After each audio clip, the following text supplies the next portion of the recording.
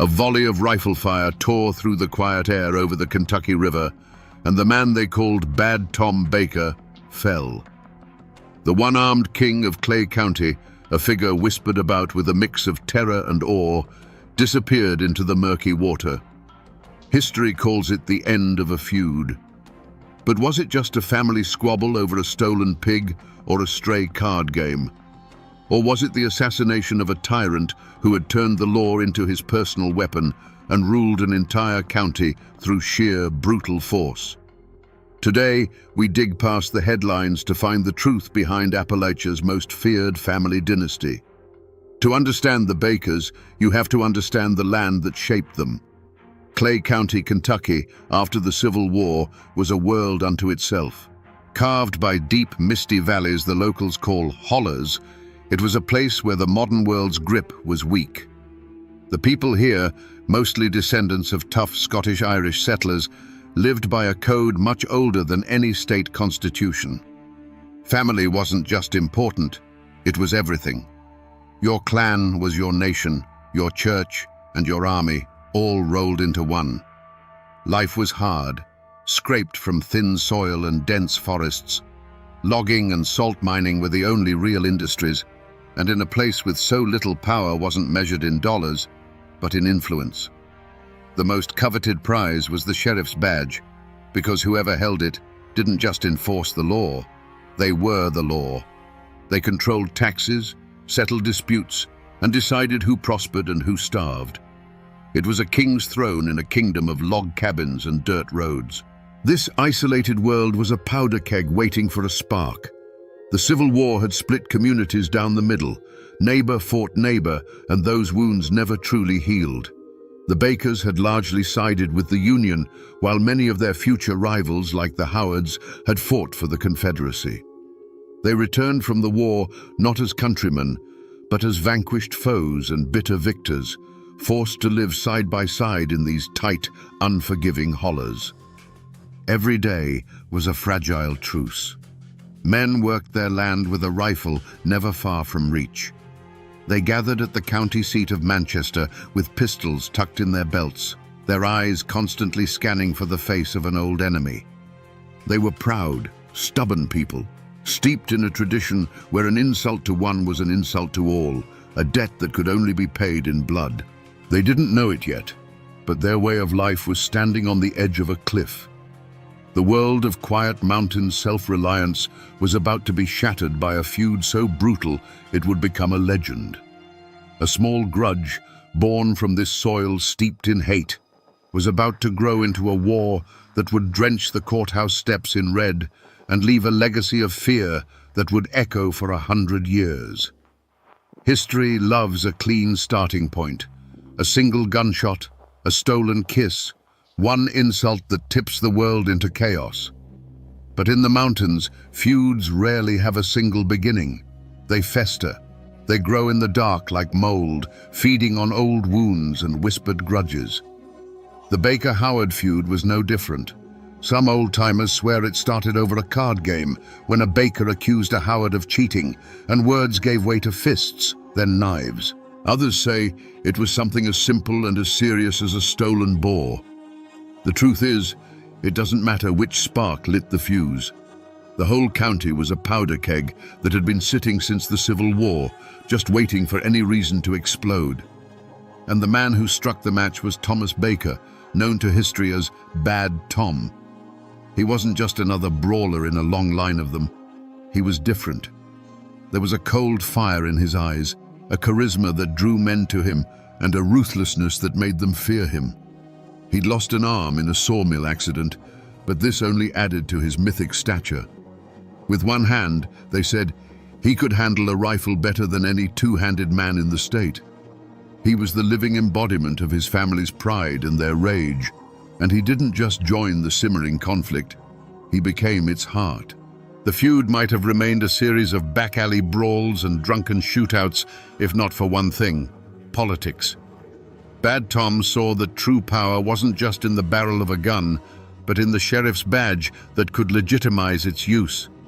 He ran for sheriff, and through a campaign of charm, intimidation, and likely a few backroom deals, he won.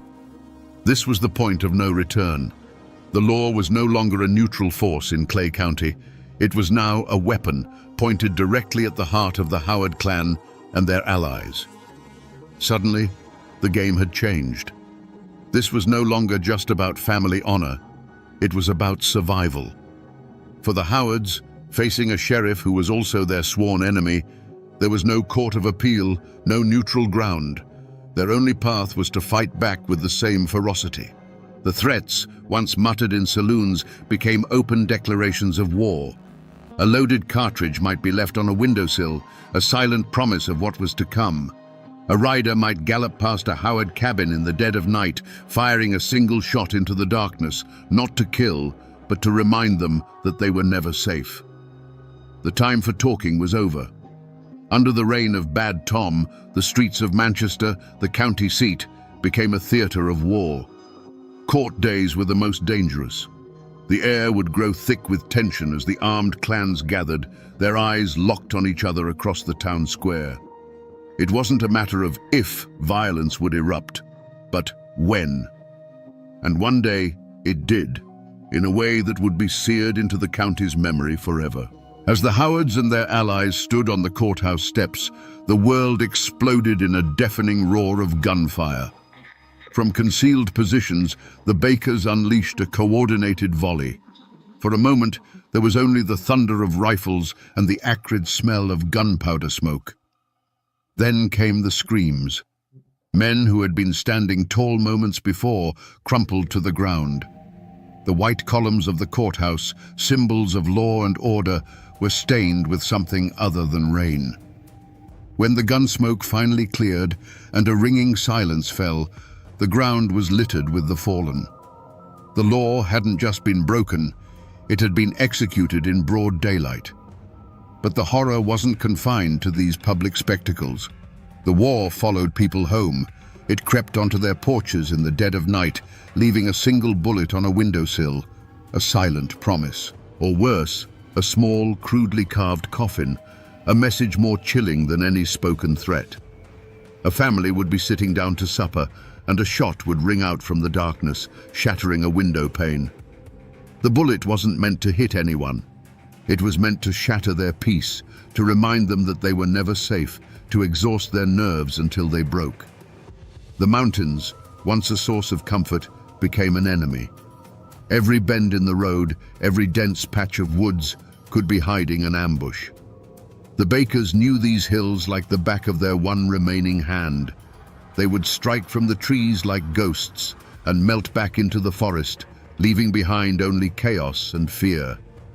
Travel between hollers became a life-or-death gamble. Perhaps the darkest tale whispered about Bad Tom was the one about his own cousin.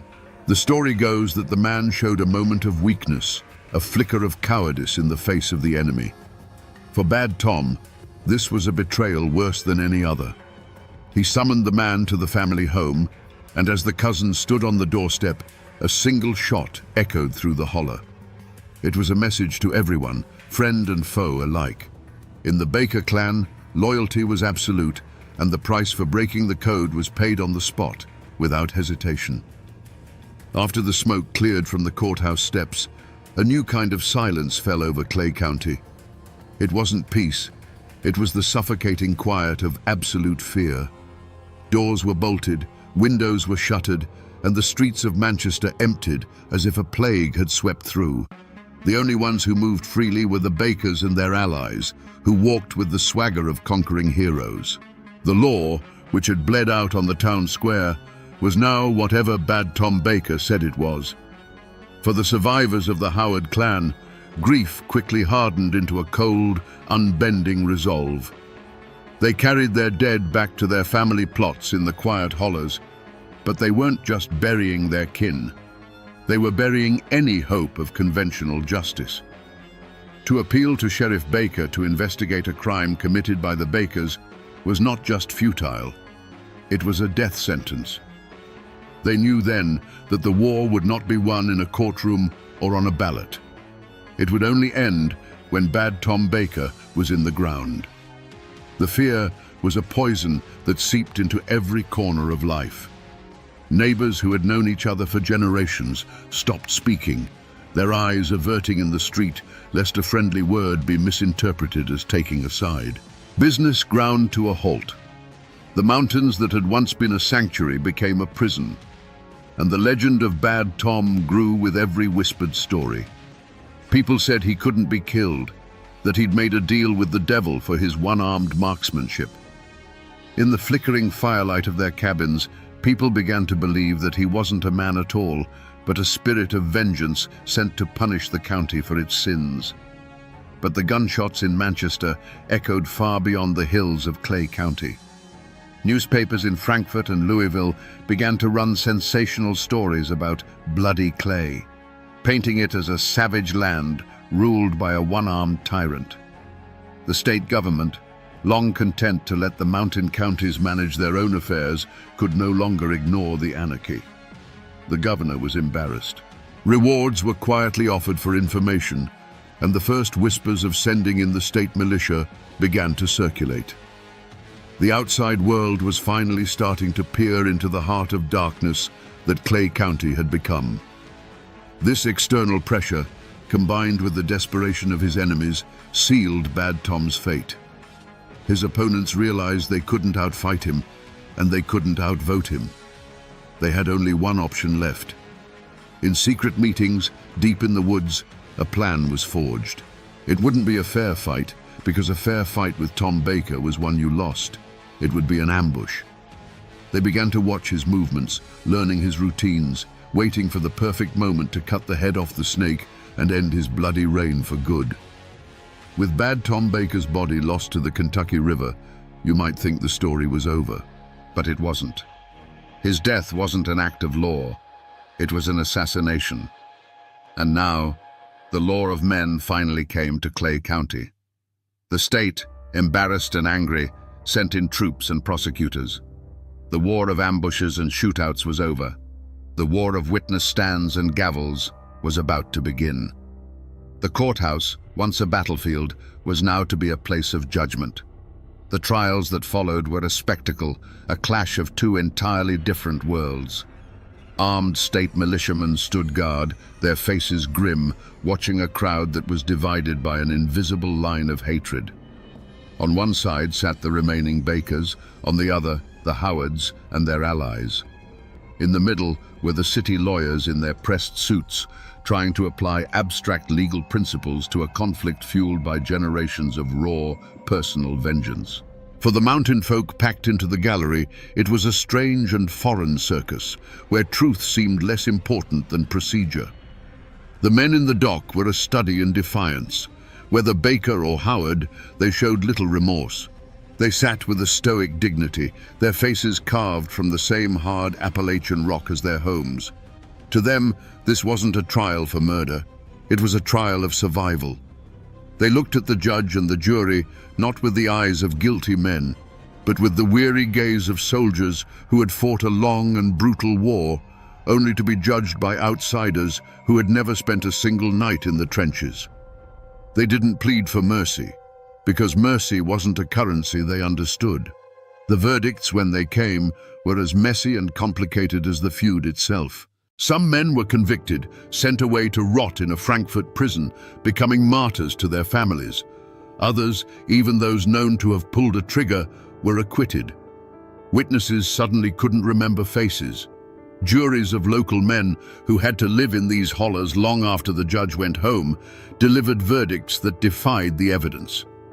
The law came to Clay County, but it found that the old codes of silence and clan loyalty were stronger than any prosecutor's argument. In the end, the state declared the feud officially over. The newspapers reported that justice had been served. But was it? For the people who lived it, the court's justice felt hollow. It didn't bring back the dead. For every man sent to prison, another known killer walked free. The trials didn't bring closure. They just forced the hatred underground, where it would simmer for another generation. The law of men had imposed a fragile peace, but the justice of the mountains, a justice of blood for blood, was left unfinished, an angry ghost that would haunt the hollers for years to come. The trials ended, the troops went home, and a quiet, exhausted peace settled over Clay County.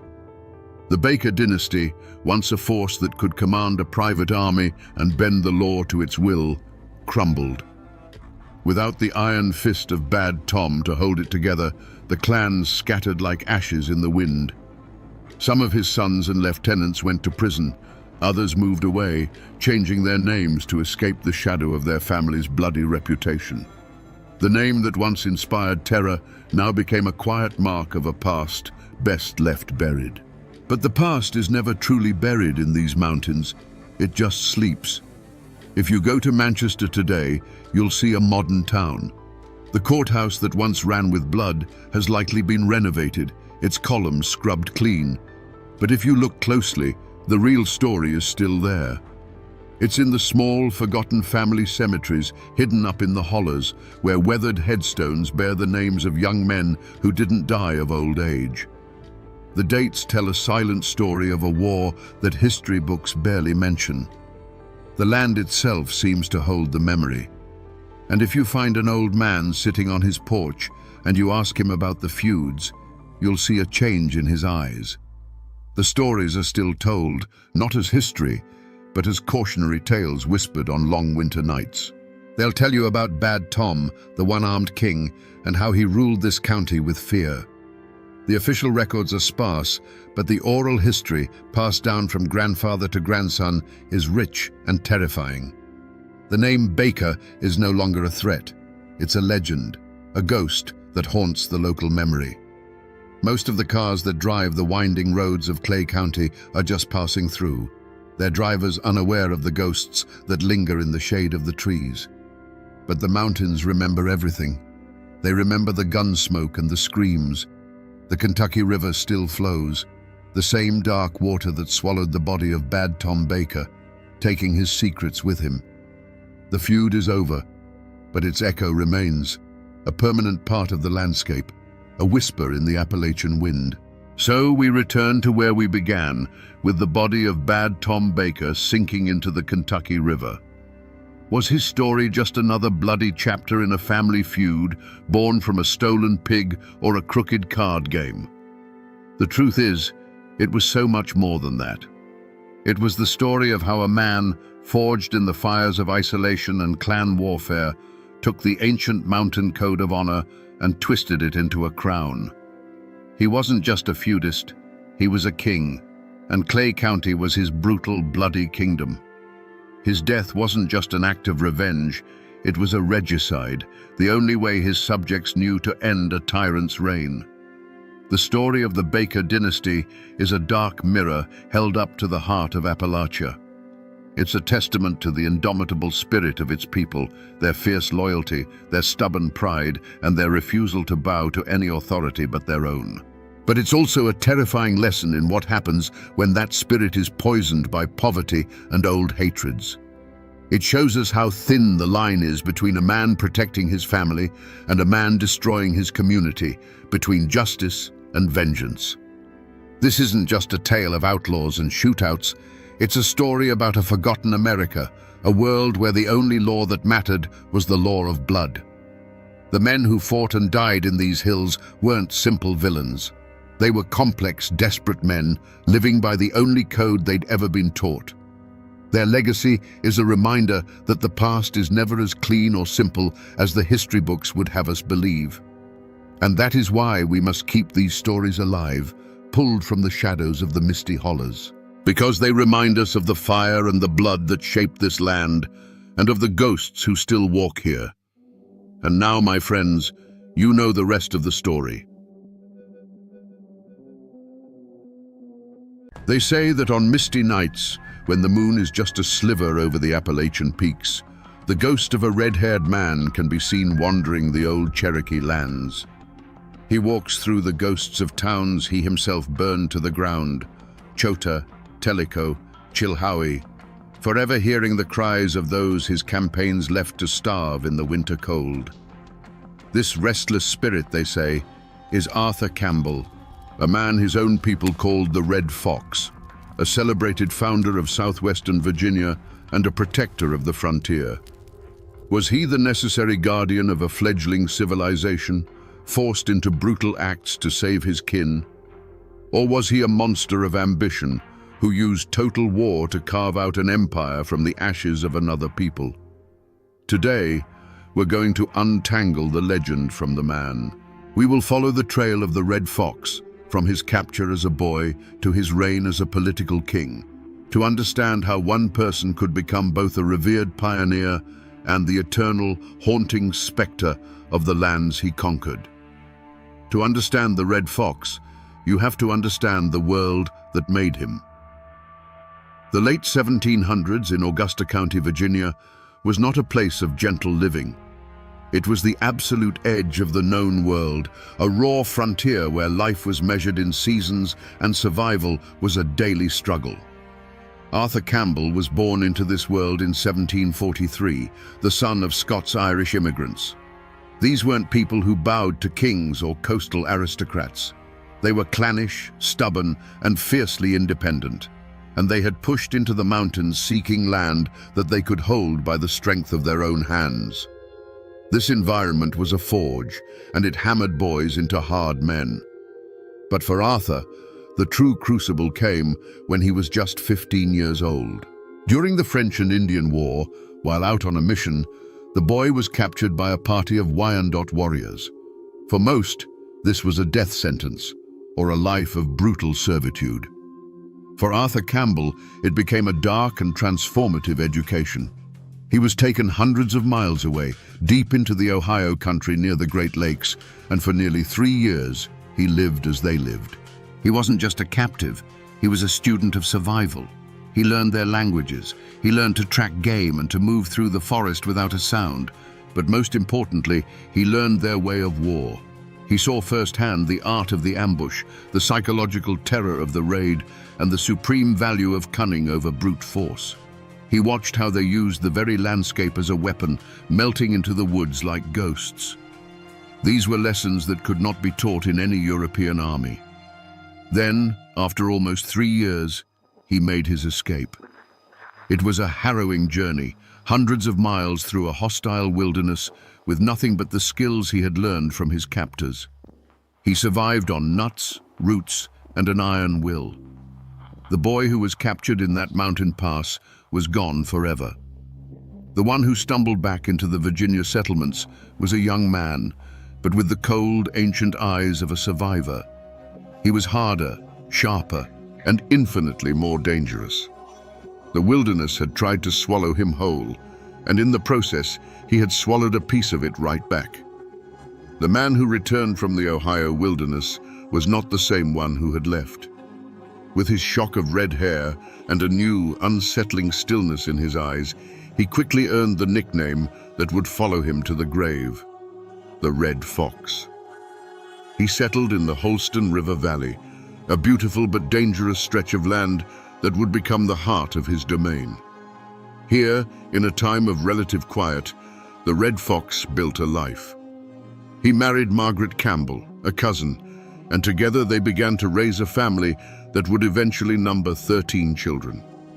In these years, before the great wars that would define his legacy, Campbell was seen as the quintessential pillar of the frontier community. He was a successful farmer, a surveyor, and a man whose counsel was sought on everything from planting corn to fortifying a cabin against attack. He became a justice of the peace and a captain in the local militia. When there was a dispute between neighbors, they brought it to Arthur Campbell. When a hunting party went missing, it was Arthur Campbell who organized the search. He was the anchor in a sea of uncertainty. His authority came from his experience. The other settlers were brave and tough, but Campbell possessed a deeper, colder knowledge. He understood the forest and the men who moved through it in a way no one else did. He taught his neighbors how to read the signs of an approaching war party, how to fight from behind trees instead of in open lines, and how to think like the enemy. He was their shield, the man who had been inside the belly of the beast and returned to tell them how to slay it. This was the world the Red Fox built and fought to protect, a fragile collection of cabins and clearings, filled with his kin and his neighbors, all clinging to a precarious existence at the edge of a continent. It was a life built on family loyalty, community dependence, and the constant simmering threat of violence. The love he had for his wife and children, and the fierce paternalistic duty he felt for the people who looked to him for safety, became the driving forces behind every decision he would ever make. Everything that came later, all the fire and the blood, was done to protect this small world he had carved out of the wilderness. But a man forged in such a fire is often left with brittle places.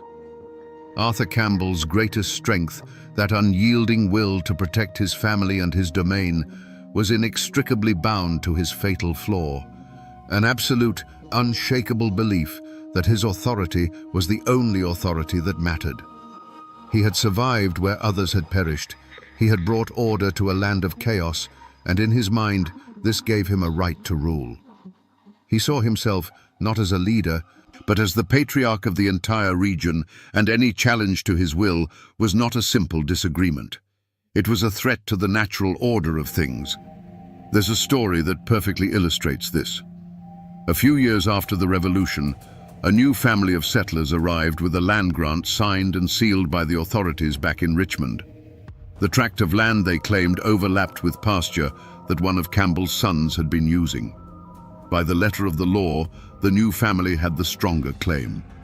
But that was a law made by men in powdered wigs hundreds of miles away. Campbell summoned the family's patriarch to his home. He didn't shout or threaten. He simply sat the man down and explained, in his quiet, cold way, that the laws of Richmond were a distant whisper in these mountains. The only law that kept families safe from famine or the tomahawk was the law of mutual respect and established order. And in the Holston Valley, he was that order. The new settler, a proud man himself, insisted on his legal rights. Campbell just nodded. Within a week, the man found no one would trade with him at the local mill. His neighbors, loyal to Campbell, suddenly became distant and cold. When one of his cattle went missing, the search party Campbell organized found no trace of it.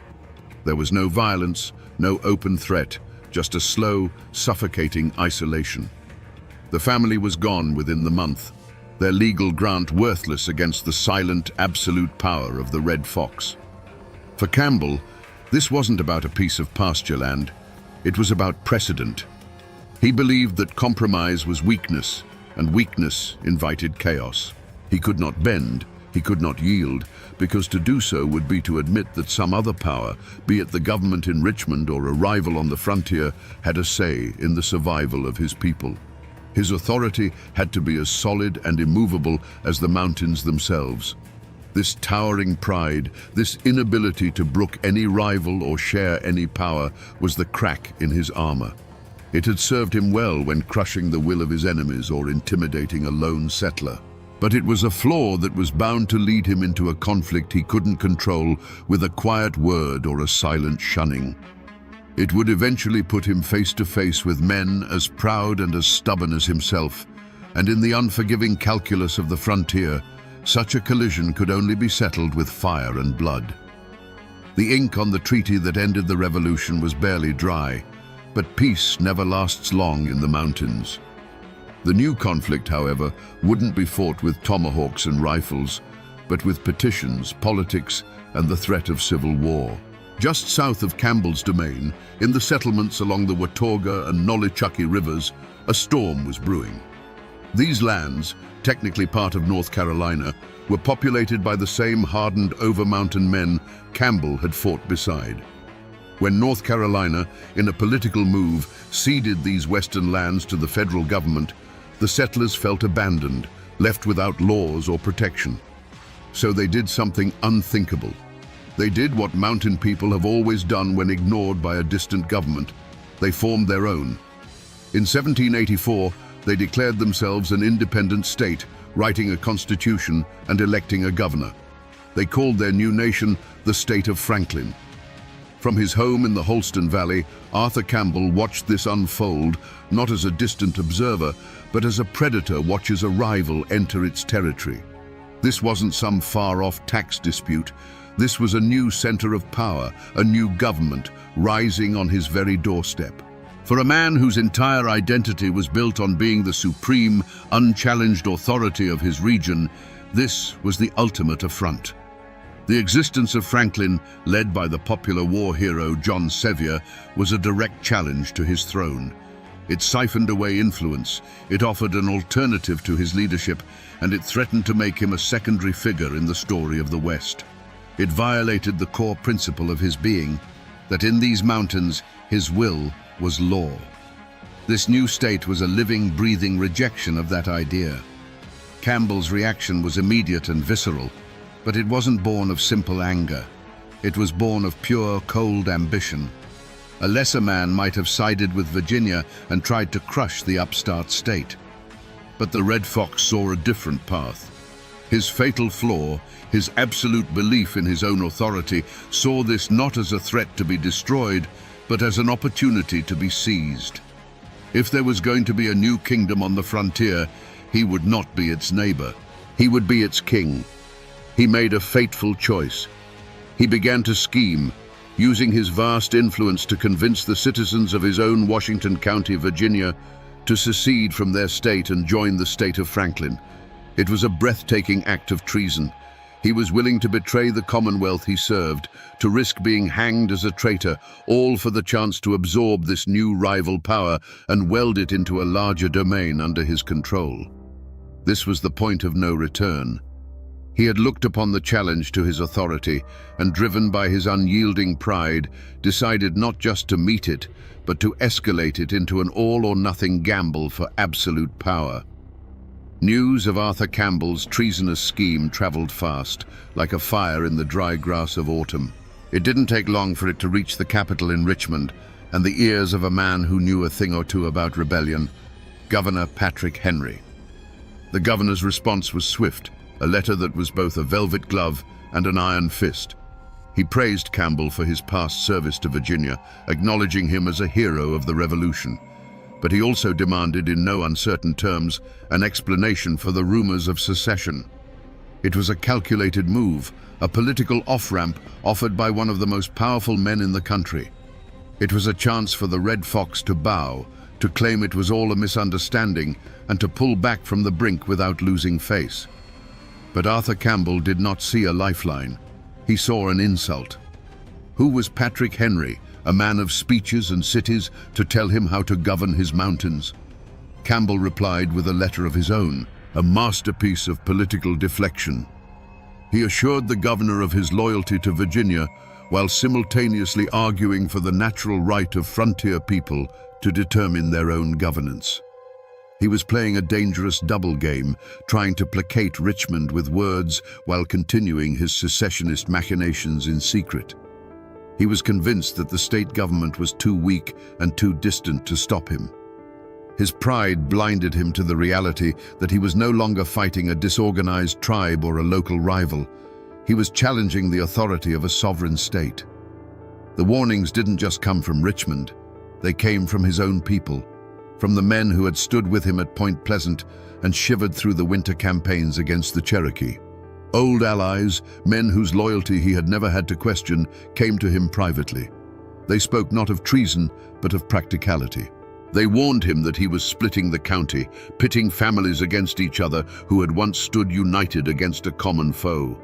They begged him to reconsider, to find a compromise, to not tear apart the very community he had built with his own hands. Campbell heard their words not as the counsel of friends, but as the whispers of cowards. He saw their caution as a betrayal of the bold, frontier spirit that had won them this land in the first place. He dismissed their concerns, sometimes with a cold stare, sometimes with a sharp reminder of who had led them through the darkest days. Each time an old friend urged him to step back, Campbell pushed them away, convinced they had lost their nerve. His circle of trusted allies began to shrink, replaced by sycophants and hotheads who shared his ambition. He was becoming a general with no army, a king with a shrinking kingdom. Meanwhile, his chief rival, William Russell, seized the opportunity.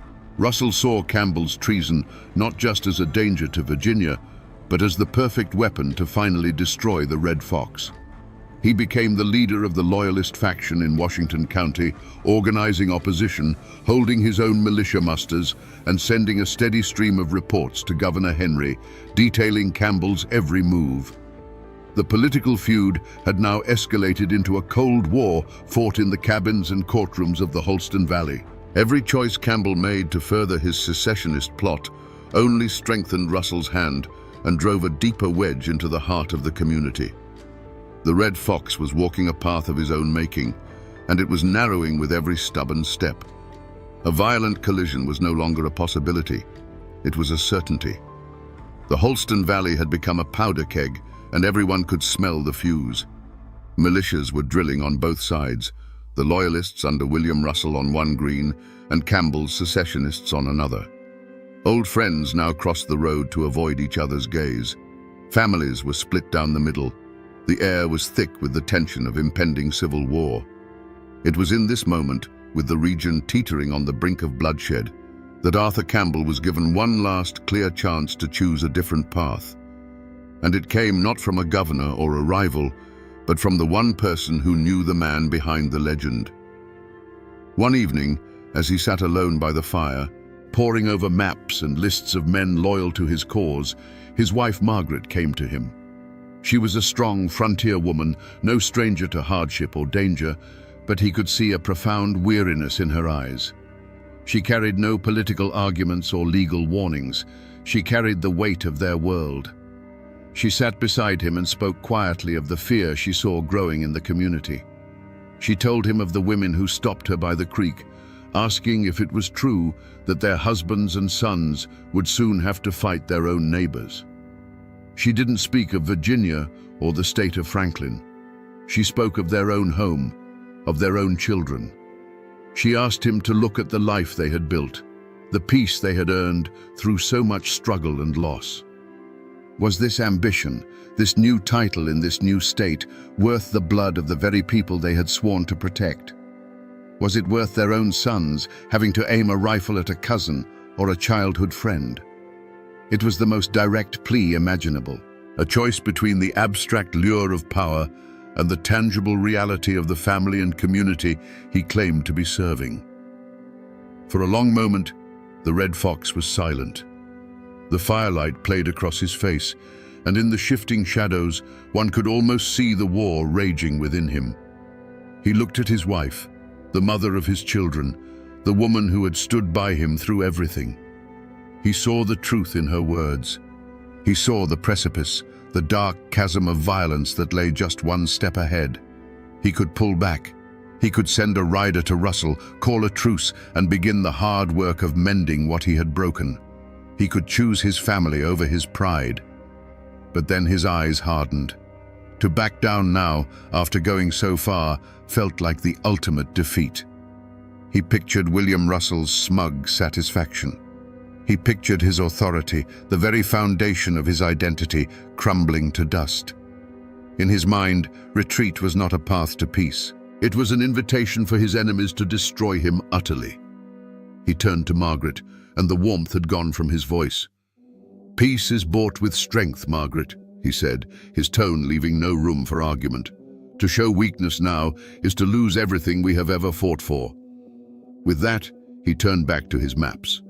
The final crossroads had been reached, and Arthur Campbell had consciously, deliberately, chosen the road to war. The day of the reckoning arrived with the cold bite of a late autumn wind. It was court day in Washington County, the one time when all factions were forced to converge on a single point. But this was no day for civil discourse. Two armed camps had formed on the green outside the small log courthouse. On one side stood William Russell and the Virginia Loyalists, a grim line of farmers and militiamen. On the other, his face as hard and unforgiving as the mountains behind him, was Arthur Campbell and his secessionists. The two groups stared at each other across 100 yards of frozen mud, a space that felt as wide and as deep as a grave. The tension was a living thing, a coiled snake in the center of the green. Men clutched their long rifles, their knuckles white. Words were exchanged, first as low mutters, then as angry shouts that were snatched away by the wind. The final spark came when William Russell, determined to assert the authority of Virginia, took a deliberate step toward the courthouse door, his hand raised. He declared Campbell's assembly illegal and ordered the men to disperse in the name of the Commonwealth. For the Red Fox, this was the ultimate challenge, a public stripping of his power, an act he could not possibly tolerate. In that instant, the world seemed to narrow for Arthur Campbell. The shouting, the wind, the faces of his own men, it all faded into a dull roar. The only thing he could see with perfect clarity was William Russell, his rival, the one man who stood between him and absolute control. The sun glinted off the barrel of a rifle somewhere to his left. He felt the familiar cold weight of the horse pistol tucked in his belt, his hand moving toward it with a will of its own, a lifetime of frontier instinct taking over. He had made his decision weeks ago, in the quiet of his own home. This was just the echo. A single sharp report cracked the cold air and the world erupted. It wasn't a battle, it was a chaotic close-quarters brawl of smoke and thunder. Flashes of orange powder burst from the two lines as a ragged volley was exchanged. Men didn't charge so much as stumble forward, the roar of muskets and pistols deafening. Through the swirling, acrid smoke, Campbell saw only one thing. Russell, his face a mask of fury, trying to bring order to his panicked men. The two leaders locked eyes across the maelstrom. For a frozen moment, the entire conflict, the struggle for the soul of the frontier, was reduced to these two men. Their hands moved in a blur of practiced motion. A final deafening shot echoed off the log walls of the courthouse, louder and more final than all the others. The argument that had torn a county in two, that had pitted neighbor against neighbor and brother against brother, was suddenly, permanently over. A chilling, unnatural silence fell over the courthouse green, broken only by the moaning of the wind and the groans of a few wounded men. The powder smoke, thick and grey like a mountain fog, began to slowly clear, revealing the terrible tableau. Men from both sides stood frozen, their weapons half lowered, staring in shock not at an enemy, but at the undeniable consequences of their own rage. Arthur Campbell stood alone in the center of it all. He slowly lowered his pistol, the barrel still smoking in the frigid air. He had won. The challenge to his authority had been met and utterly vanquished. But as he looked out at the wreckage of his community, at the faces of men he had known his entire life, now twisted in horror and grief, there was no triumph in his gaze. There was only the cold, empty silence of a king who had just burned his own kingdom to secure his throne. The sharp crack of the final shot was followed by a silence so deep it felt like the world was holding its breath. For a long moment, no one moved. The men on the courthouse green, friends and enemies alike, stood like statues of clay, their faces blank with shock. The Red Fox stood at the center of this frozen tableau, the smoking pistol still heavy in his hand. There was no look of triumph on his face, no flicker of rage or regret. There was only a cold, profound emptiness. The metallic taste of gun smoke filled his mouth. The problem of William Russell had been solved. His instincts, honed over decades of survival, took over. He did not run. He did not surrender. To do either would be to admit he had done something wrong, and in his mind, he had simply restored order. With a slow, deliberate motion that drew every eye, he began to reload his pistol. It was a terrifyingly calm gesture, an unmistakable message to every man on that green. The violence was done, but his capacity for it was not. He was still the most dangerous man in the valley. With his weapon reloaded and tucked back into his belt, he turned his back on the body of his fallen rival. He did not give it a second glance. He looked to his own men, who were staring at him with a mixture of awe and fear. His voice cut through the silence. Not a shout, but a low command that carried with its own absolute authority. "See to our wounded," he ordered. "Then disarm the rest of them. Their foolishness is at an end." He was no longer a politician or a rebel. He was a general on a battlefield of his own making, and he was taking control of the field. Without another word, he walked through the stunned crowd. Men, both his own and Russell's, parted before him, their eyes avoiding his. He moved not like a man fleeing a crime, but like a landowner inspecting his property. He reached his horse, swung himself into the saddle, and rode away from the courthouse, leaving behind a community shattered by his actions. His active role in the physical conflict was over. He had gambled everything on a single violent act, and he had won. But as he rode into the cold hills, the end of this road was simply the beginning of another, far more treacherous one. The law of the mountains had been satisfied. Now he would have to face the law of man. The echo of that final gunshot on the courthouse green did not fade. It settled into the soil of Washington County like a poison, contaminating everything it touched. The single act of violence didn't end the conflict. It transformed a political dispute into a blood feud, a wound that would never properly heal. The men who had faced off against each other went home that day, but they did not go home to peace. They carried the ghost of the confrontation with them, and it sat at their dinner tables and whispered to them in their sleep. For the family of William Russell, the world had been turned upside down. They were now a family without a patriarch, their name forever linked to a public violent death at the hands of their greatest rival. Their grief quickly hardened into a cold, simmering hatred that would be passed down like an inheritance. Every Campbell they saw, every mention of the Red Fox name, was a fresh twist of the knife. Their honor demanded a balancing of the scales, a debt that they would wait years, even generations, to collect if they had to. But the wreckage was not confined to one side. Arthur Campbell had won the field, but in doing so, he had isolated his own family. They were now the clan of the killer. Respect was replaced by fear, and friendship was replaced by a cautious, resentful distance. His wife, Margaret, now had to live the very nightmare she had foreseen, facing the accusing eyes of her neighbors, her children growing up under the shadow of their father's violent legacy. They were safe, yes, but they were surrounded by a wall of silent condemnation built by their father's own hands. The grand political dream of secession was dead, drowned in the blood on the courthouse lawn.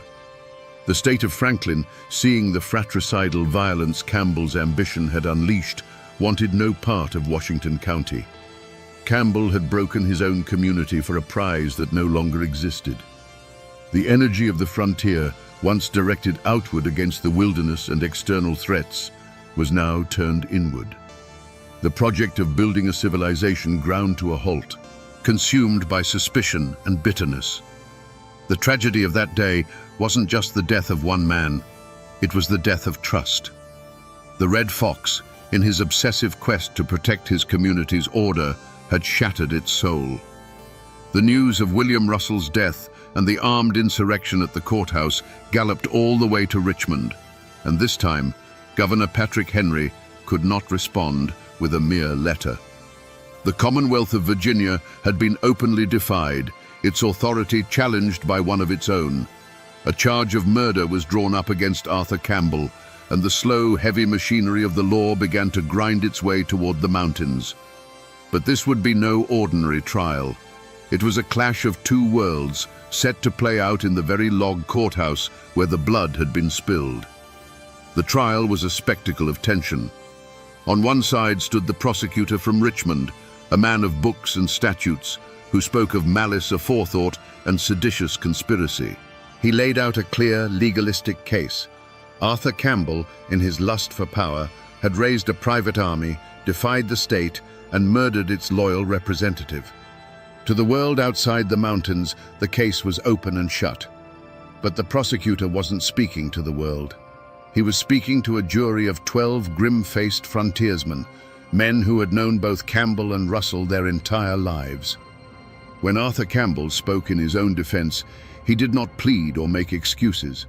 He stood before the jury not as a criminal, but as their patriarch, their war leader, explaining a difficult but necessary decision. He didn't speak the language of the law, he spoke the language of the mountains. He argued that William Russell's actions were a direct threat to the stability and survival of their entire community. He wasn't just a political opponent, he was an agent of chaos.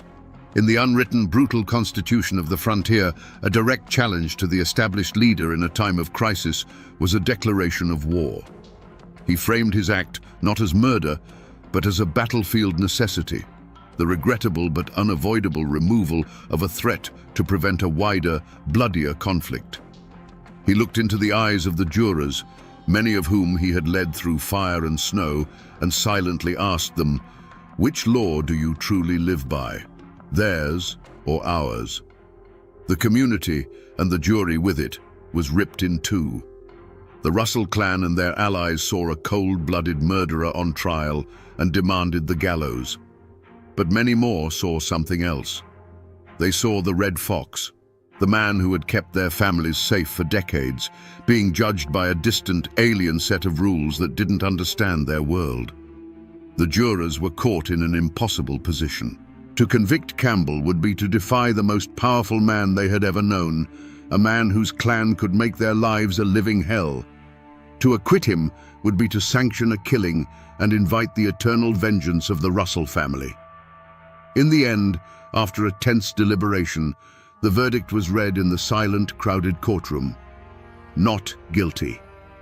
A gasp went through the room, a mixture of outrage from one side and profound, grim relief from the other. Arthur Campbell simply nodded, his expression unchanging, and walked out a free man. But was justice served? Not by any modern standard.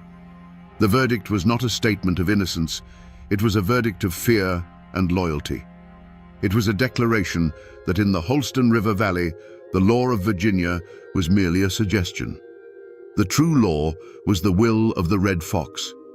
The court had washed its hands of the matter, but in doing so, it had left the blood debt unpaid, leaving it to fester in the shadows, waiting for a different kind of judgment.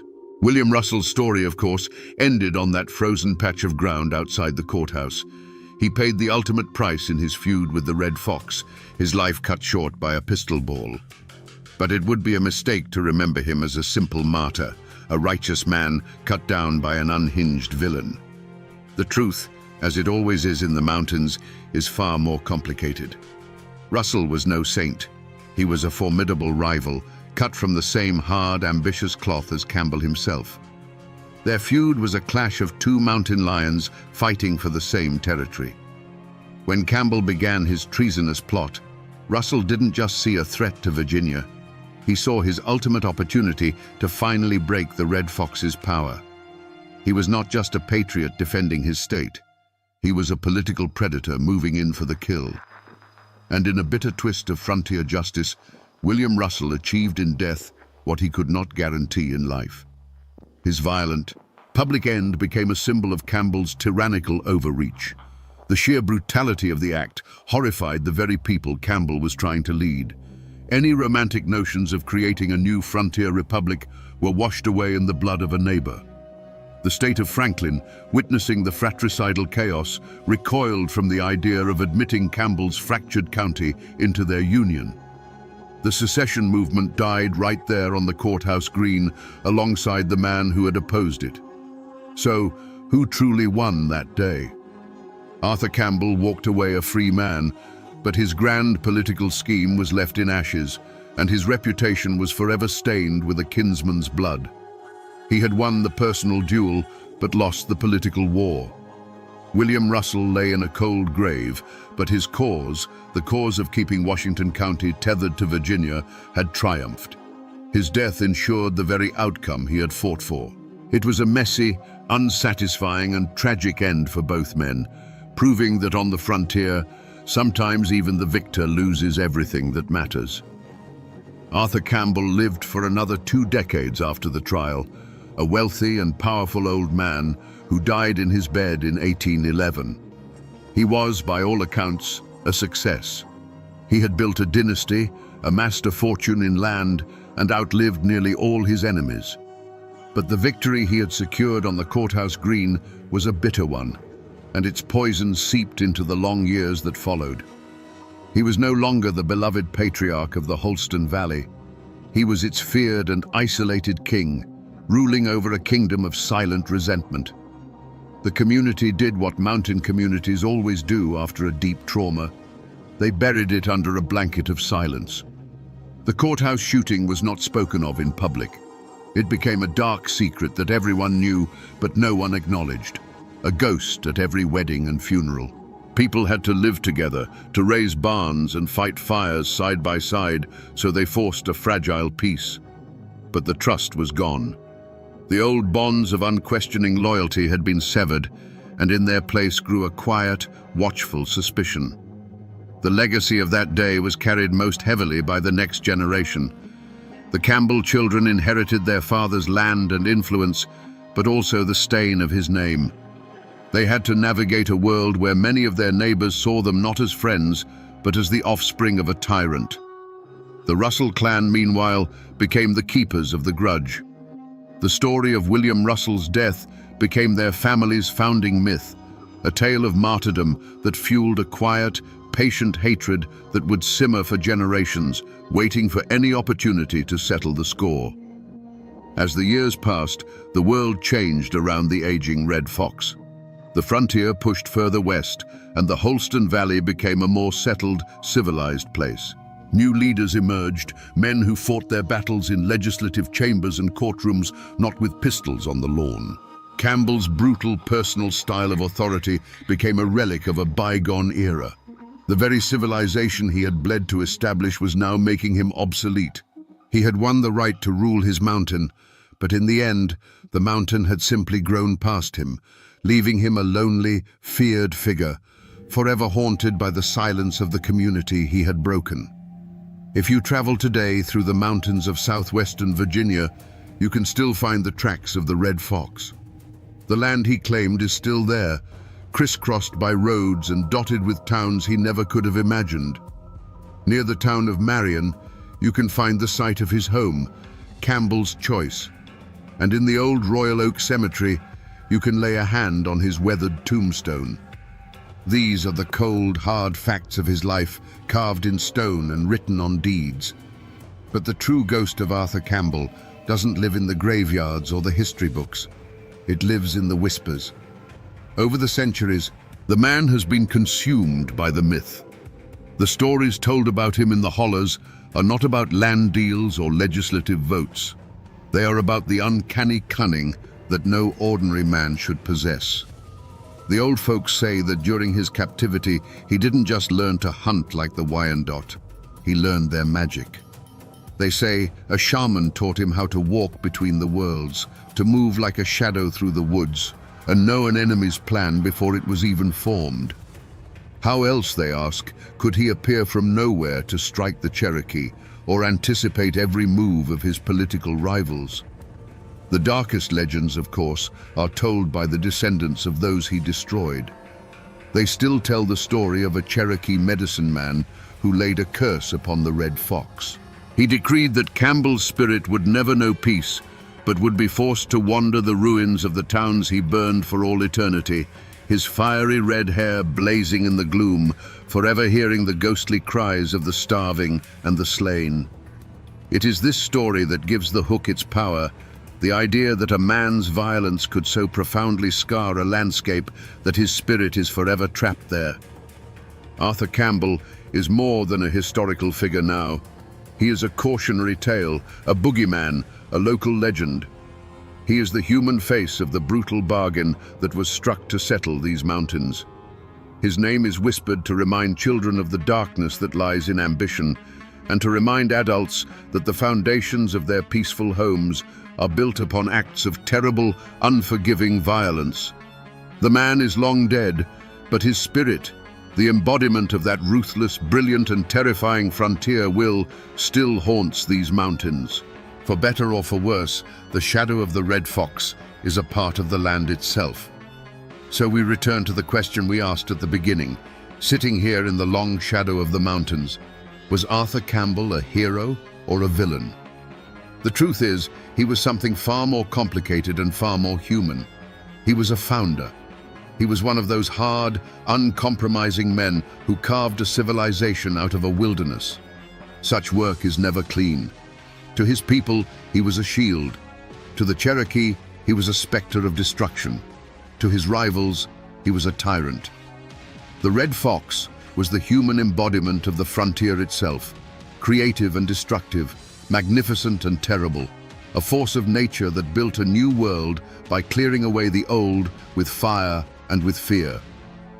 In the end, this is a story about how a man's greatest strength, his unbending iron will to protect and control his domain, can become the very thing that poisons his soul. That same quality that made him the perfect leader to survive the French and Indian War made him incapable of accepting a political rival in a time of peace. He loved his community so fiercely that when it dared to defy him, he was willing to break it in two rather than bend his own pride.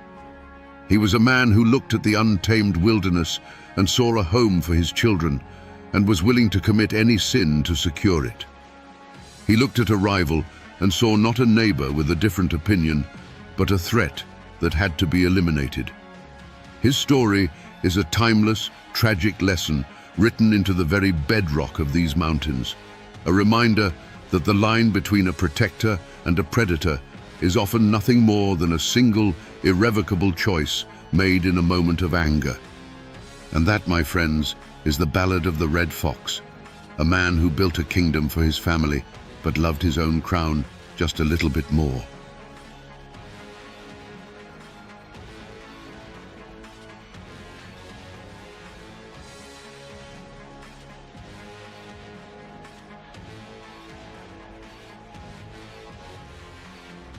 For 3 days in the summer of 1889, the town of Hazard, Kentucky, was a war zone.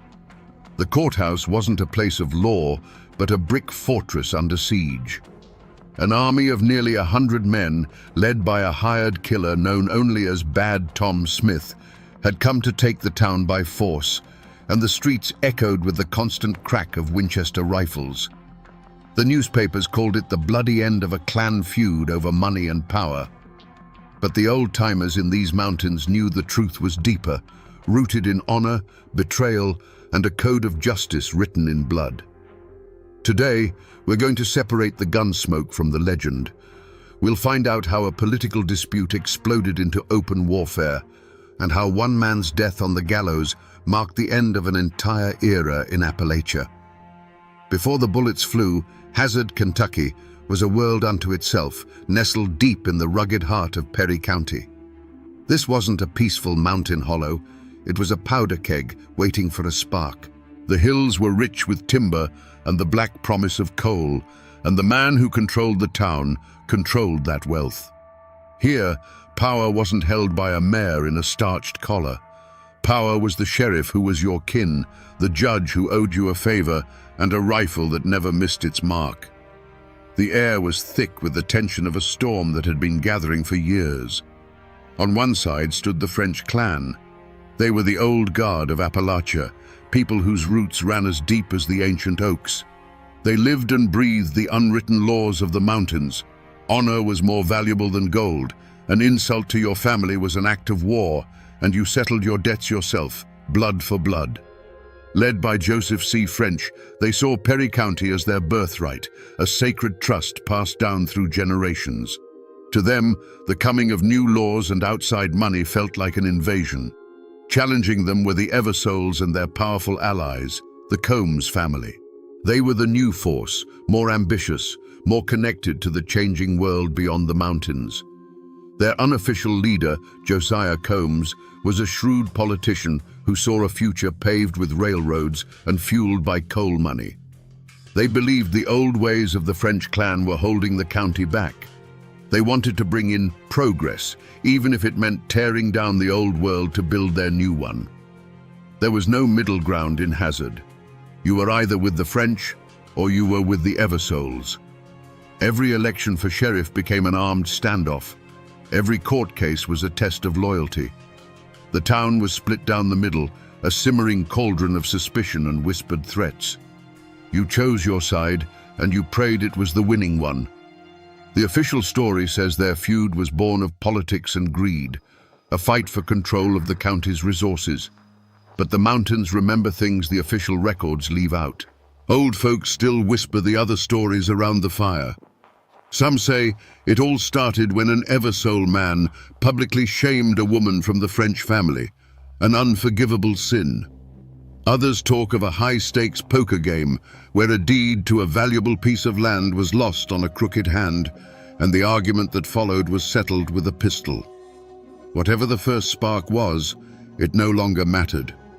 A decade of bad blood, of small ambushes on lonely roads and threats exchanged on the courthouse steps, had turned the simmer into a rolling boil. These two families, these two visions of Appalachia, were on a collision course, and they were about to drag the entire town of Hazard into a war from which no one would walk away clean. The simmering feud had reached a stalemate of blood and fear. Ambushes on lonely roads and threats in crowded saloons were getting them nowhere. The French clan, feeling the pressure, realized that the old ways of fighting weren't enough. The Eversoles, with their political connections, were chipping away at their power. To win, they needed more than just loyal kinsmen. They needed a weapon, a human weapon who knew neither fear nor pity. And so, they sent out the call. They found him in the dark corners of the mountains, a man whose name was already a legend, whispered with a shudder, Tom Smith. But no one called him Tom. He was Bad Tom Smith. He wasn't a French by blood. He was a mercenary, a regulator they called them back then, an angel of death with a Winchester rifle. They said he was tall, silent, with eyes as cold and grey as a winter river. The stories claimed he killed his first man at 16 and could shoot the eye out of a squirrel in a thunderstorm. He wasn't just a gunman, he was a force of nature. The French clan didn't just hire him, they unleashed him. With the arrival of Bad Tom Smith, the war for Hazard changed. The scattered violence stopped. In its place began a systematic campaign of terror. Smith became the marshal of the French clan, their chief enforcer, and he brought a cold, calculated brutality to the conflict.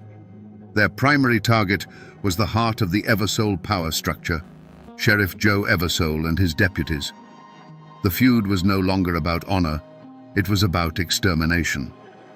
The final line was crossed on a quiet evening, a moment that would be seared into the memory of Perry County forever. Nicholas Combs, a close and powerful ally of the Eversoles, was at home with his family. There was no warning, no challenge shouted in the street, just the sudden deafening blast of a rifle from the darkness. Nicholas Combs was shot dead on his own doorstep, in front of his wife and children. This wasn't a gunfight, it was an execution. The news spread through Hazard like a plague, and the town froze in a state of collective shock. For the Eversoles and their allies, grief was quickly replaced by a cold, hard rage. They now knew this was a fight to the death. The French clan had declared that there were no more rules, no more lines that wouldn't be crossed. The time for talking and maneuvering was over. They would fortify, they would arm themselves, and they would prepare for the final battle. The summer of 1889 arrived with a suffocating heat, and with it, the final storm. The French clan decided the time for waiting was over. They were coming for Hazard. They didn't sneak in under the cover of darkness. Led by the cold-eyed Tom Smith, nearly 100 men marched into town in broad daylight. Their boots kicked up the dust of Main Street, the sun glinting off the barrels of the Winchesters resting on their shoulders. This wasn't an attack, it was an invasion. Warned of their approach, the Eversoles and their men had turned the brick courthouse into a fortress. The windows were no longer glass. They were dark, jagged mouths, framed with sandbags and rifle muzzles. Snipers lay waiting on the roof, their eyes scanning the streets below. The town held its breath, the silence stretched thin and tight, and then a single shot cracked the air. The world dissolved into a storm of lead. For the people of Hazard, not aligned with either clan, the world became a cage.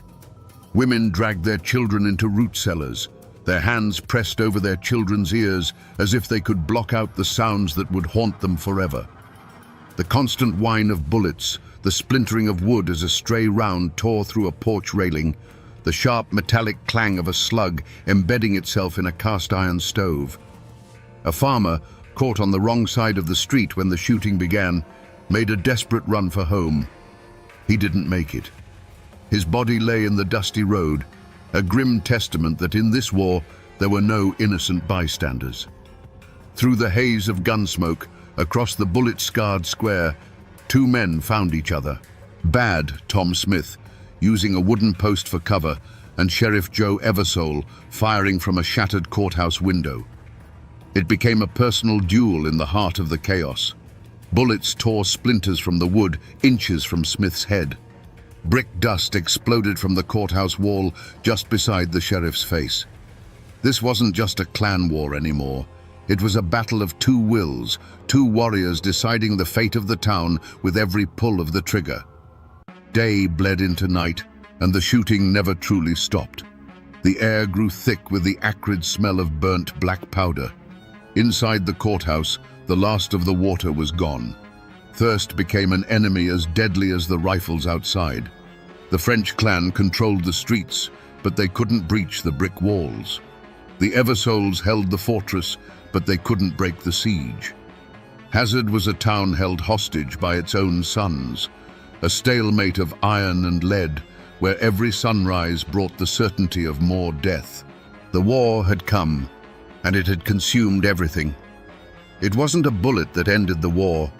It was a sound that didn't belong in the mountains of Perry County, the steady, rhythmic tramp of disciplined boots on a dusty road. Word of the siege had finally reached the governor, and he had sent in the state militia. They marched into Hazard not as peacemakers, but as an occupying army, their blue uniforms and gleaming bayonets a shocking sight against the backdrop of the battered town. This was a force that answered to no clan, a law that could not be bought or intimidated. The crack of rifles faltered, then died out completely. A stunned silence fell over the streets. From the rooftops and shattered windows, the fighters of the French clan stared in disbelief. They were prepared to die fighting the Eversoles, but they had no plan for this. This was a power they couldn't comprehend. With their siege broken and a new, unstoppable enemy in their midst, they did the only thing they could. They melted back into the hills and hollows from which they came, vanishing like ghosts into the forest. Slowly, the doors of the courthouse creaked open.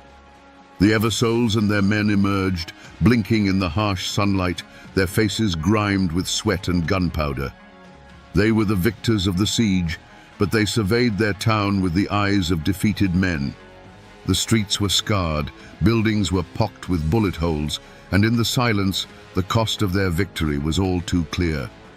The war was over, but Hazard was a wound that would take generations to heal.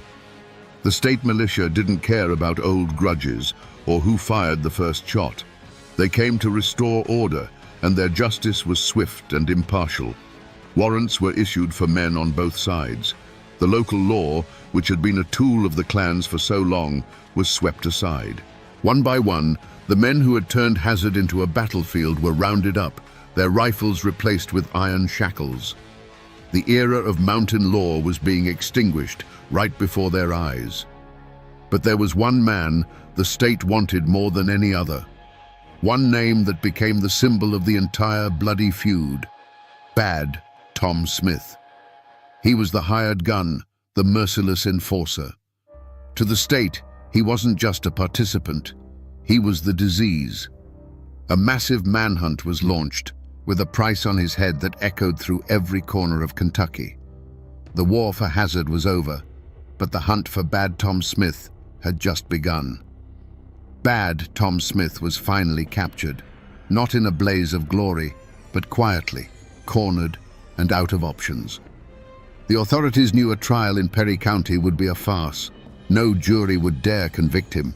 They'd be too afraid of the French clan's retribution. So they took him away, far from the mountains that had been his hunting ground, to a place where the name Bad Tom Smith was just a headline in a newspaper, not a boogeyman in the night. His fate would be decided by the law of men, not the code of the mountains. The trial was a sensation, the greatest legal spectacle Kentucky had seen in years. The courtroom was packed every day, Farmers, lawyers, and ladies in fine hats all crowded onto the wooden benches, craning their necks to get a look at the legendary killer.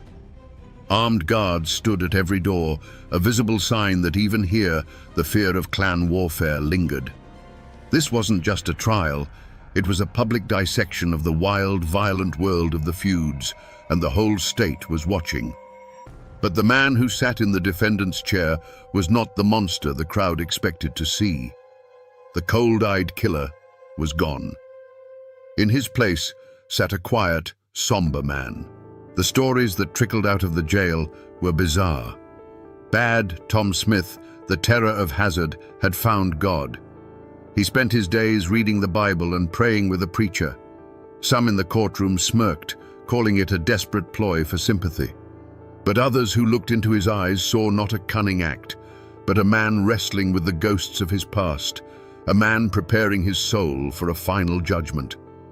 The prosecution painted him as the devil himself, a cold-blooded murderer for hire who brought a new level of savagery to an old feud. They paraded witnesses who spoke of his reign of terror, their voices shaking as they recalled the murder of Nicholas Combs. His defense lawyers tried to argue that he was merely a soldier in a war he didn't start, that in the mountains of Perry County, killing was just another tool of politics. But it was no use. The state didn't just want a conviction, it needed a symbol. The jury was out for less than 2 hours. When they filed back into the silent courtroom, their faces were stone. The foreman stood, unfolded a piece of paper, and in a clear voice that seemed to echo off the high ceilings, he pronounced the word, "Guilty." A wave of murmurs swept through the crowd. The judge banged his gavel, and when silence was restored, he passed the sentence. Bad. Tom Smith was to be taken from this place and hanged by the neck until dead. Was it justice? Perhaps. But as Bad Tom was led away in chains, a question hung in the air. The powerful men who had hired his gun, the clan leaders who had profited from the chaos and fanned the flames of hatred for years, they would face lesser charges or walk free altogether. The state needed to make an example, to prove that the age of the feudists was over. They needed a sacrifice on the altar of law and order, and they had found it in the one man whose reputation was black enough to carry the sins of all the others. With the death of Bad Tom Smith, the war for Hazard was truly over. The iron fist of the state had crushed the feud. The French and Eversole clans, bled dry by the conflict and their leaders either imprisoned or disgraced, saw their power shatter. The future that the Eversoles had fought for, one of industry and outside investment, did come to pass, but it wasn't their victory. The coal companies and the railroads moved in, a force far more powerful than any mountain clan. They bought the land, built their towns, and established a new order that had no room for the old codes of honor and blood. The era of the clans was over. Today, Hazard is a modern town. The old brick courthouse, the fortress at the heart of the siege, is long gone, replaced by a newer building. People walk the square where the battle raged, conducting business, running errands, most of them completely unaware that they are treading on ground once soaked in blood and black powder. The bullet scars have been plastered over, the ghosts paved into the asphalt. The town moved on, as towns do, burying its violent past beneath a foundation of progress. But the mountains don't forget so easily. If you know where to look, the echoes remain. Drive about an hour north to the town of Jackson, where the hanging took place, and you can find a quiet cemetery. There, under the shade of an old tree, is a simple, weathered stone marker. It marks the final resting place of Bad Tom Smith. The most feared man in eastern Kentucky lies in a peaceful grave, a stark, silent contrast to the violent storm that was his life. It's a physical link, a tangible piece of the story you can still touch. The names French, Eversole, and Combs are still woven into the fabric of Perry County. You'll see them on mailboxes down quiet country roads and in the phone book. The descendants of these warring families are now neighbors, Their children play in the same schoolyards, and the great feud has faded into the realm of family legend. It's a story told by grandparents, a dark piece of folklore about a wilder time. The town may have forgotten the war, but in the hills and hollows, the mountains remember everything. So we come back to the question that hung in the air like gun smoke on that summer day in 1889. What was the Hazard War really about? Was it a fight for political office, a dispute over timber rights, or was it something deeper, something born from insulted honor or a crooked card game? In the end, the answer is that it was all of those things, and none of them. The first spark, whatever it was, had long since been consumed by a firestorm of pride and revenge. This wasn't just a feud between two families. It was the last bloody battle of a dying world against the one that was coming to replace it. This is a story etched into the very soul of Appalachia. It's a story about the fierce, indomitable spirit of the mountain people, a spirit that values loyalty and honor above all else, but one that could also curdle into a cycle of brutal, self-destructive violence. The hanging of Bad Tom Smith was more than just the execution of a single man. It was a public and deliberate message from the state of Kentucky. The unwritten laws of the mountains were finished. The age of the clan, the feud, and the regulator was being buried, and from its grave would rise a new order of coal companies, railroads, and contracts. On the day of his execution, as he stood on the gallows, Bad Tom Smith looked out at the crowd that had gathered to see him die. He was calm. He had made his peace. Before the black hood was pulled over his head, he spoke his final words, a phrase that would become an Appalachian legend, capturing the tragedy and the strange redemption of his entire life. He said, "Bad Tom Smith is dead. Good Tom Smith is going to heaven. Don't cry for me." In 1835, one of the most famous men in America stood before the voters who had just ended his career and gave them a farewell that would echo for centuries. "You may all go to hell, and I will go to Texas." This wasn't just the sour parting shot of a defeated politician. This was a living legend, the bear-hunting congressman from Tennessee, turning his back on everything he knew. It was a self-imposed exile that would lead him, just a few months later, to his death in a dusty Texas mission. The question that chills the bone isn't how he died at the Alamo, but why he went there in the first place. How does a man at the absolute peak of his fame find himself so utterly alone, cast out by his own party, his own president, and his own people? The answer lies not in a battle with rifles, but in a brutal war of conscience fought on the floor of the US Congress, an act of political suicide that sealed his fate long before he ever crossed the Sabine River. Today, we will answer that question. We will find the real Davy Crockett. To understand the man who would defy a president, you have to understand the world that forged him. David Crockett was born in 1786 on the banks of the Nolichucky River in what is now East Tennessee. This was not yet America as we know it. It was a raw, unforgiving frontier, a world of misty mountains, deep forests, and a people as tough and unyielding as the landscape itself. Appalachia was a crucible, and it burned away everything that was not essential, leaving behind only grit, self-reliance, and a fierce independence. The people who settled these hills, largely Scots-Irish immigrants, brought with them a deep cultural memory. They remembered kings and landlords from across the sea, and they carried a profound distrust for any distant, centralized authority. Their laws were simpler, etched into their hearts rather than written in books. A man's word was his bond. Your loyalty was to your family, your clan, and your neighbor. Justice was swift and personal. This was the code Crockett grew up with, a worldview that saw the world in stark, clear terms of right and wrong, honor and shame. Crockett was the living embodiment of this spirit. He had almost no formal schooling, learning his letters, as he said, from the trees. His real education came from the wilderness. He wasn't just a hunter, He was a provider, a protector. His almost mythical reputation for hunting bears wasn't just a story for entertainment, it was a resume. Killing over 100 bears in a single season meant providing security and sustenance for the entire community. In a world where survival was a daily struggle, a man with those skills was a natural-born leader. His charisma was just as wild and untamed. He didn't speak in the polished tones of the Virginia aristocracy. He spoke the language of the common man, full of homespun humor, sharp wit, and captivating stories of his adventures. He could hold a crowd spellbound with a tale of tracking a bear through a blizzard or facing down a panther in the dark. He was one of them, a man who understood their struggles because he lived them every single day.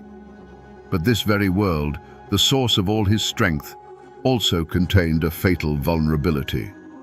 Crockett's character was like Appalachian oak, strong, solid, and completely inflexible.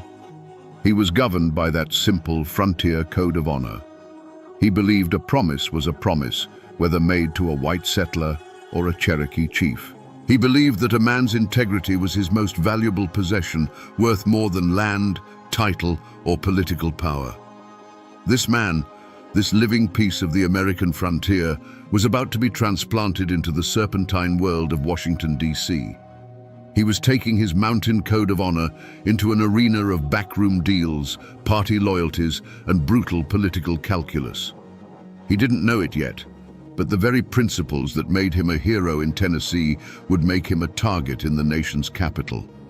His own unshakable sense of right and wrong was the shadow that was beginning to gather, unseen and unspoken, over his entire future. When Davy Crockett arrived in Washington, D.C., he entered a wilderness far more dangerous than any he had known in Tennessee. This was a political swamp, thick with ambition, veiled threats, and hidden allegiances. And at the center of this swamp, a storm was gathering around one single, explosive piece of legislation: President Andrew Jackson's Indian Removal Act of 1830. On paper, it was a proposal to relocate the 5 civilized tribes, the Cherokee, Creek, Choctaw, Chickasaw, and Seminole, from their ancestral lands in the southeast to new territory west of the Mississippi. The scene itself was charged with a heavy, ominous energy. The first and most powerful clue was the president himself. Andrew Jackson was not a man to be trifled with. His will was iron, and his temper was legendary. This bill was not just policy to him. It was a personal crusade, the culmination of a lifetime spent fighting Native American tribes. His entire political machine, the most powerful in the nation, was mobilized behind it. To the casual observer, the outcome was a foregone conclusion. But as investigators of the past, we must look closer at the clues.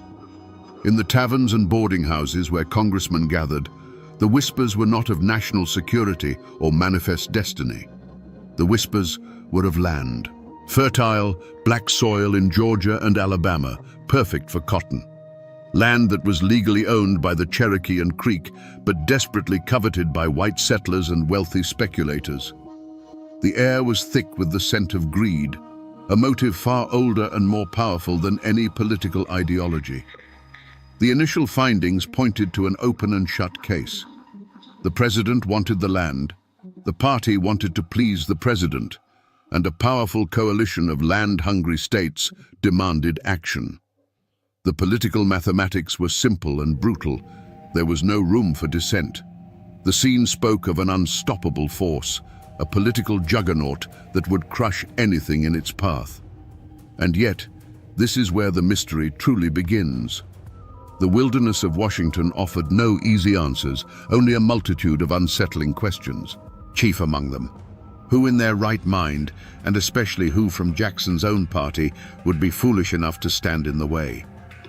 As the battle lines were drawn over the Indian Removal Act, all eyes in Washington turned to the most obvious source of opposition: the president's sworn political enemies. This was the anti-Jackson coalition, a formidable group of political titans like Henry Clay of Kentucky and Daniel Webster of Massachusetts. They were the established Eastern elite, men who viewed Andrew Jackson not as a hero of the common man, but as a dangerous backwoods tyrant trampling on the Constitution. Their motive for opposing the bill was clear, public, and deeply personal. The feud between Jackson and men like Clay was the central drama of the age. It was a vicious political war fought over the national bank, tariffs, and the very soul of the American Republic. For them, the Indian Removal Act was just another battlefield. Opposing it was not just a matter of policy. It was a chance to land another blow against a president they despised. Everyone in Washington knew about the bad blood between these men. It was a political feud that had burned hot for years and showed no signs of cooling. The initial evidence seemed to confirm their role as the sole antagonists. The first powerful speeches against the bill thundered from their corner of the Senate. The most eloquent constitutional arguments, the most dire warnings of national dishonor, were crafted by them.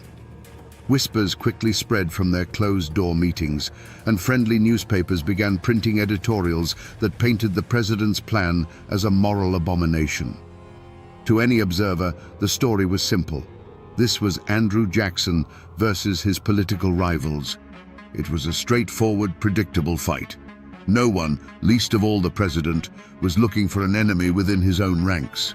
While President Jackson focused his fury on his political rivals, the real threat to his agenda was not in the Senate chambers of Henry Clay, but in the rough-hewn form of one of his own men. The most dangerous dissent, the kind that can break a cause from the inside out, came from a completely unexpected source.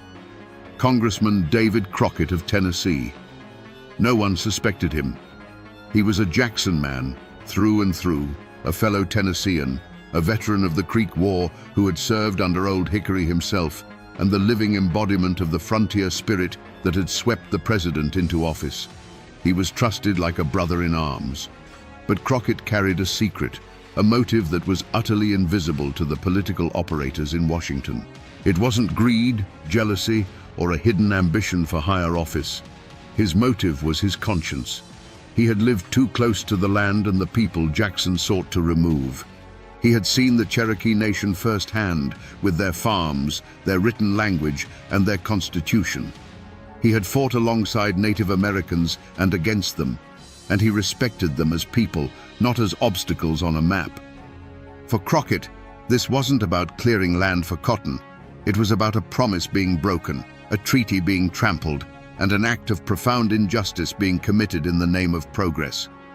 Looking back, his party colleagues would have seen the signs. As the debate raged, Crockett grew quiet.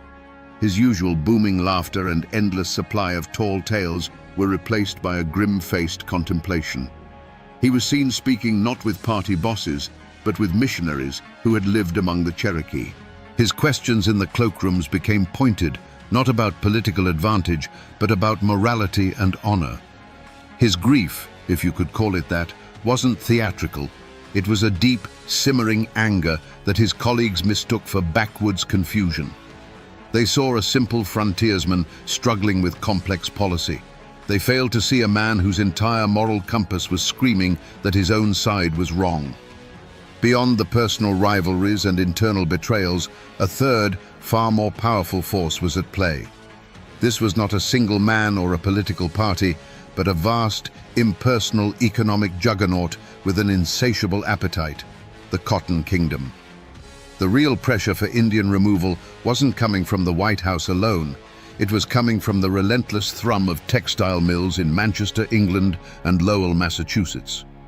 A global revolution in industry had created an unprecedented demand for cotton, and the American South was its primary supplier. The motive was as simple and potent as profit itself.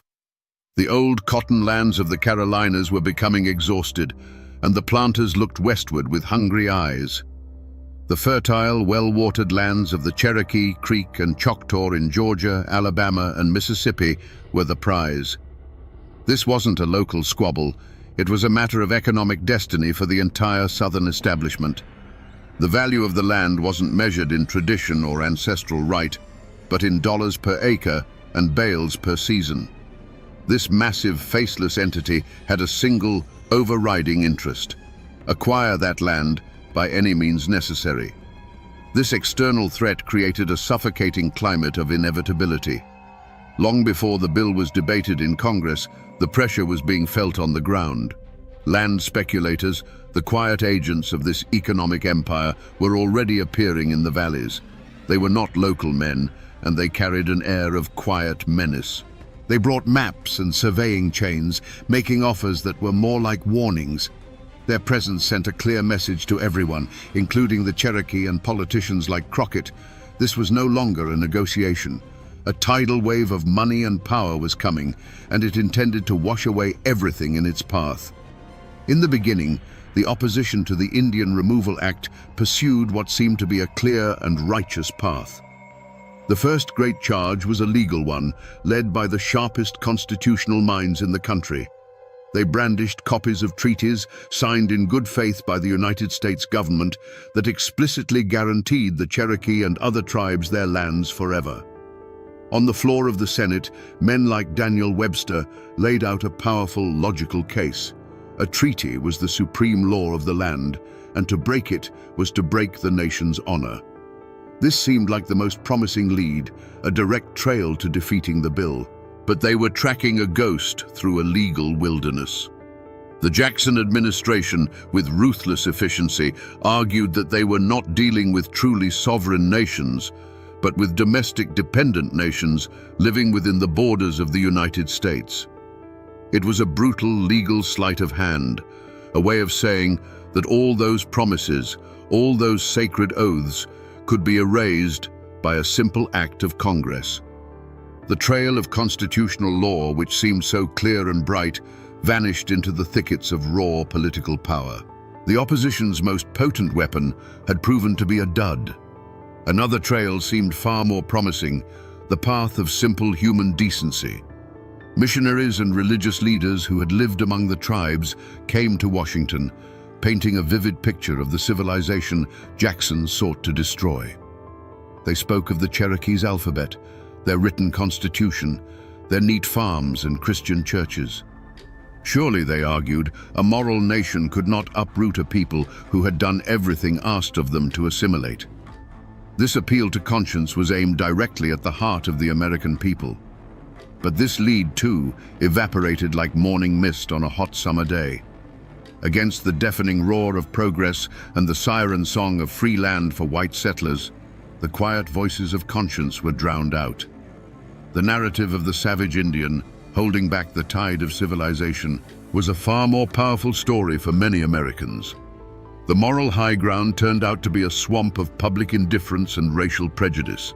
With every failed argument and every evaporating lead, a deep frustration set in among the bill's opponents. For a man like Crockett, watching his own party orchestrate this assault on reason and honor, the feeling must have been one of growing desperation. They were firing paper bullets at a stone wall. The fear in the Cherokee Nation grew into outright terror as they watched their powerful allies in Washington fail one by one. The air in the capital grew heavy and cold. The investigation was going nowhere, and the monster was getting closer. As the vote on the Indian Removal Act drew near, a suffocating silence fell over President Jackson's Democratic Party. This wasn't the quiet of contemplation. It was the chilling silence of a political omerta. Within the party ranks, a brutal and unspoken code was enforced. You were either with the president or you were against him. There was no middle ground, no room for debate, no space for a troubled conscience. Congressmen who had private doubts saw nothing wrong with the bill. Those who questioned its morality heard nothing of injustice, and those who knew it was a betrayal knew nothing but the importance of party loyalty. The primary reason for this silence was fear, pure and simple. The fear of one man, Andrew Jackson. His reputation for political vengeance was as legendary as his military victories. To cross Old Hickory was to be marked for destruction. It was said that upon hearing of Crockett's wavering, the president flew into a white-hot rage, vowing to see the Tennessean politically buried in a graveyard of his own making. This was no idle threat. The Jackson machine was a weapon, and it was aimed directly at anyone who broke ranks. Party leaders, acting as enforcers, would quietly remind a wavering congressman of the patronage jobs, the committee appointments, and the campaign funds that could vanish overnight. But it wasn't just fear.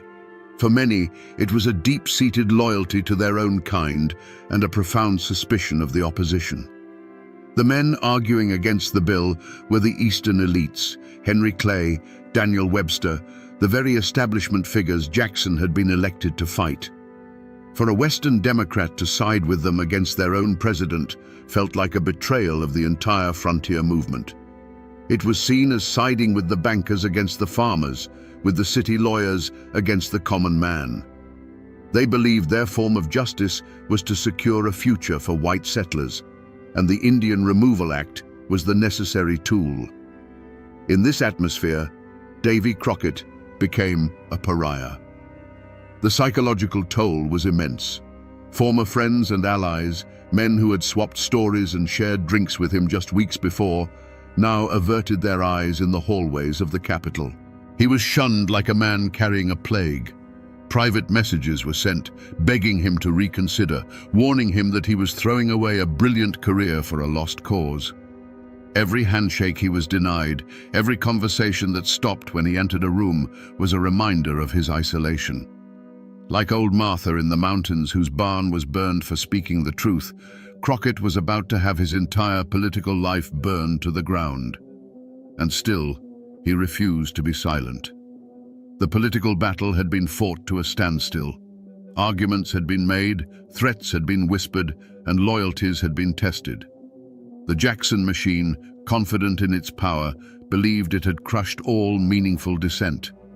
They assumed that in the final moment, party discipline would prevail. They had overlooked the most critical clue of all, a detail hidden in plain sight: Davy Crockett's unbending Appalachian character. It wasn't a piece of paper or a hidden object. It was the man's soul, and it was about to be laid bare for the entire nation to see. The turning point came not in a secret meeting, but in the full public glare of the House of Representatives. As the final debate on the Indian Removal Act took place, Crockett rose to speak. The chamber fell into a hush. This was the moment of truth. He wasn't supposed to speak. He was supposed to fall in line, to cast his vote with the party and save his career. Instead, he unleashed the one piece of evidence that would change everything, a verbal confession not of a crime, but of a conviction. He looked directly at his fellow congressmen, men who had shunned him and pressured him, and he spoke not of politics, but of honor. "I have been charged with not representing my constituents," he declared, his frontier drawl cutting through the tense silence. "I did not come here to represent my constituents alone. I am a servant of the American people. Justice and honor are my guides." In that single moment, the forgotten clue of his personal code was slammed down on the table. He was stating, unequivocally, that his conscience was a higher authority than his party, his president, or even the people who elected him. The effect was electric.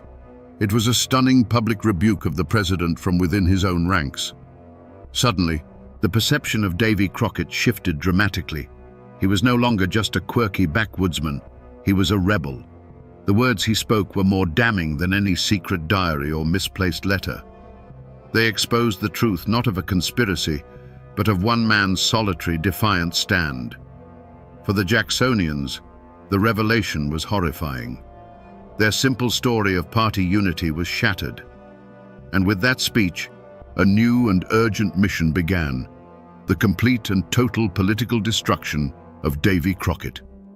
The air in the House of Representatives was thick enough to cut with a knife. The final vote on the Indian Removal Act had arrived. This was the moment where whispers ended and legacies were forged in iron.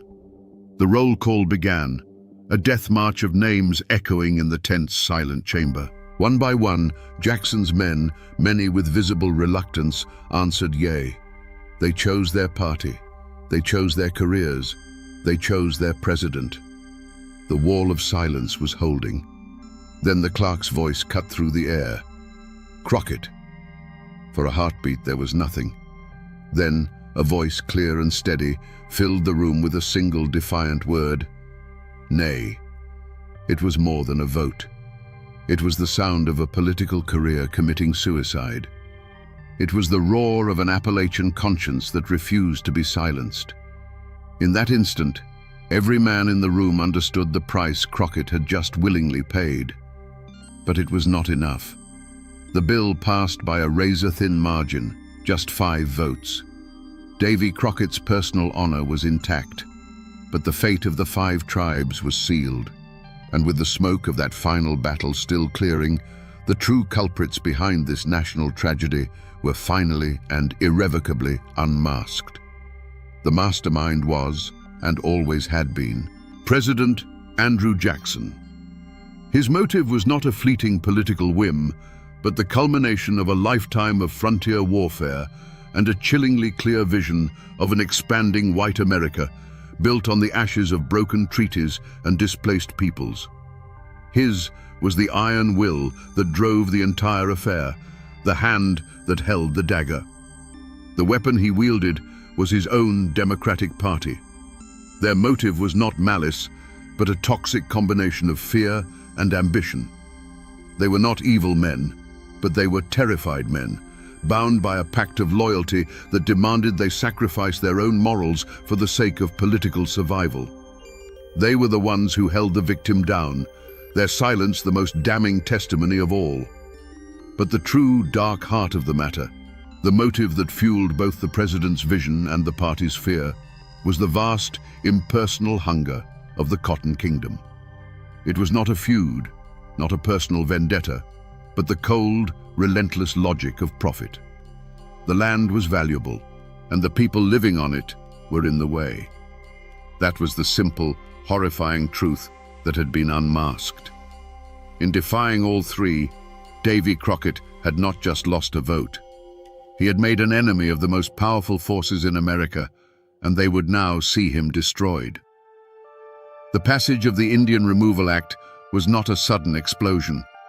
It was the slow, deliberate turning of a key in a lock, sealing tens of thousands of people inside a tomb. The ink on the law was barely dry when its poison began to seep into the red clay soil of Georgia, Alabama, and Tennessee. The America that Davy Crockett had fought for, a land he believed was founded on honor, was about to commit a crime in slow motion, a crime whose consequences would stain the pages of history forever. To understand what was lost, you must first see what was there. The Cherokee Nation was not a collection of primitive huts in a dark wilderness. A traveler passing through their lands in 1830 would have seen a nation mirroring the one that was about to destroy it. They would have seen neat, prosperous farms with squared log cabins and smoke curling from stone chimneys. They would have seen fields of corn and cotton with plows that cut straight, proud furrows in the earth. They had their own schools, their own churches, a written alphabet, and a constitution modeled on that of the United States. This was the world that was declared illegal. Then the soldiers came. They came not as liberators, but as jailers. The first sign was not a gunshot, but the unnatural sound of marching boots on a quiet country road, the jingle of military harnesses where there should have been the lowing of cattle. A dread, cold and heavy, settled over the valleys. The world of the Cherokee began to shrink, compressed into small, guarded stockades, a prelude to the long journey ahead. The roundup itself was a scene of quiet, systematic heartbreak. Imagine a family sitting down to dinner, the smell of cornbread in the air. Then, the sound of a heavy boot on the porch, a door kicked open without a word. There was no battle, only the chilling finality of an order given. The family would be forced to stand up and walk away, leaving the food to grow cold on the table, leaving a Bible open on a mantelpiece, leaving a child's doll lying forgotten in a corner. The children, frozen in terror, saw only the grim faces of the soldiers and the tears in their mothers' eyes. They covered their ears, but it didn't help. The world had turned into a hell of sudden orders, followed by a ringing, ghostly silence as home after home was emptied. Then came the march. History calls it the Trail of Tears, but it was a river of sorrow flowing west. It began with the shuffling of thousands of feet, the creak of overloaded wagons, and the crying of children that never seemed to stop. The biting wind of the winter cut through their thin blankets. The freezing rain turned the trail into a thick, sucking mud that pulled at their moccasins and stole the strength from their legs. The old and the sick, unable to keep up, would simply lie down by the side of the trail, their passing marked only by a shallow, hastily dug grave. Davy Crockett was not there to witness this.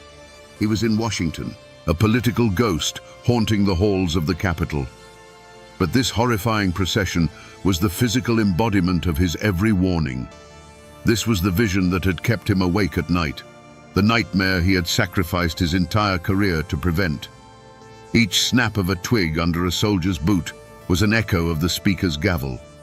Every shallow grave dug in the frozen earth was a testament to the votes cast against him. This was the national dishonor he had screamed about, now written not in ink, but in the frozen tears of a people betrayed. Davy Crockett's trial did not take place in a courthouse of brick and mortar. His courtroom was the dusty town squares and stump-speaking platforms of West Tennessee during the election of 1835. The charge, laid out in venomous ink by every Jackson-friendly newspaper, was political treason. The prosecution was the full, terrifying weight of the president's political machine, which had sent money, organizers, and a hand-picked candidate, Adam Huntsman, to see Crockett destroyed. The jury was the very people he had once called his friends and neighbors. The atmosphere was electric with tension. This wasn't a campaign, it was a political blood feud playing out in public. The prosecution's case was simple and brutal.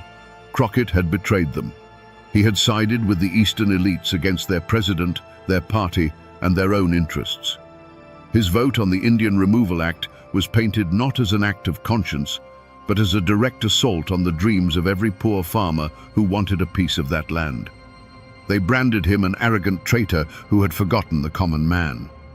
Crockett's reaction to these charges was not one of remorse or quiet defense. He showed nothing but defiant, thunderous contempt. He didn't plead his case, he prosecuted his accusers. He climbed onto the stump and spat his defiance at the Jackson machine, mocking the president as King Andrew I and daring the voters to cast their ballots for a man who would be a mere puppet. He didn't run from his vote on the Indian Removal Act, he owned it. He held it up as a badge of honor, a symbol of his integrity, and he challenged the jury of his peers to show that they valued honor as much as he did. On election day, the verdict came in. David Crockett was found guilty. He lost the election to Huntsman by a narrow margin. The Jackson machine had succeeded. The bear-hunting congressman had been politically executed, cast out into the wilderness by his own people. But this was not justice. It was a political assassination. The verdict was a product of a trial utterly corrupted by outside influence, a result bought with a flood of presidential power and money. It was a verdict that would spark arguments in those hills for generations to come, a bitter debate over whether a representative's first duty is to his own conscience or to the immediate desires of the people who elect him. In the end, Davy Crockett did not accept the verdict quietly. He stood before the people who had condemned him and delivered his own final judgment, the legendary farewell that would become his epitaph. "You may all go to hell, and I will go to Texas." He had lost the trial, but he walked away a free man, finally unshackled from the system that had tried to break him. For David Crockett, the verdict of the 1835 election was not just a political defeat, it was a spiritual severing. It cut the taproot that connected him to the people and the land that had defined his entire existence. He was a man without a tribe, a legend who had been voted into irrelevance. This rejection haunted him far more than any bear or political rival ever could. His journey to Texas was not merely a search for new adventure, it was a desperate flight from a world that no longer had a place for his code of honor. He went west, looking for a new frontier where a man's word still meant something, a place where he could fight for a cause he believed in without being branded a traitor. His political death in Tennessee was the direct cause of his physical death at the Alamo just a few months later. One fate was inextricably tied to the other. The victors, President Andrew Jackson and his party, also found their destinies forever altered. They had won. The Indian Removal Act was law, and the lands of the Southeast were open to white settlement, cementing Jackson's legacy as a powerful and decisive leader. But it was a poisoned victory. The horrific reality of the Trail of Tears, the deaths of thousands on that forced march, became an indelible stain on his presidency. History would forever bind his name not just to the victory at New Orleans, but to this act of calculated cruelty. His life was changed from that of a simple American hero to a figure of immense and troubling complexity. For the Cherokee, Choctaw, and other tribes, their lives were shattered beyond recognition. They survived, but as a shadow of their former nations, scattered in a strange new territory far from the sacred ground of their ancestors.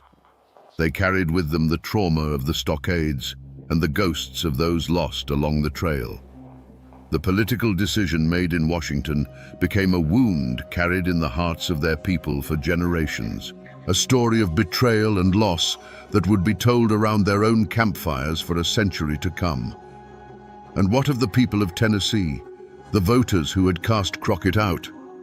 They got what they wanted. The land was opened and a new wave of settlement and prosperity followed. But their lives, too, were changed. They had traded a man of unbending principle for a man of party loyalty. In local law, some say a quiet shame settled over those hills, a lingering memory of the great man they had rejected. They had silenced the one voice who dared to tell them a hard truth, and in doing so, they became complicit in the tragedy that followed. No one, from the president in the White House to the smallest farmer in a Tennessee holler, escaped the consequences of that fateful vote. Even now, nearly 200 years later, the echoes of this story are not hard to find. The name Davy Crockett is carved into the American landscape. You can walk through his replica birthsite cabin in East Tennessee, a humble structure of rough-hewn logs that feels charged with the energy of his spirit. Statues in his likeness stand in town squares, often depicting the mythical hero, rifle in hand. But the most powerful and most tragic, tangible remnant of this era is the land itself. The Trail of Tears is now a national historic trail, a scar of memory that stretches for more than 2,000 miles.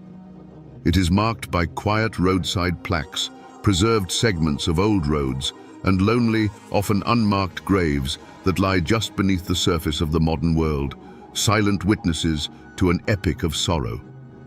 Culturally, the story has been told in two vastly different ways. One is the roaring campfire legend of Davy Crockett, king of the wild frontier.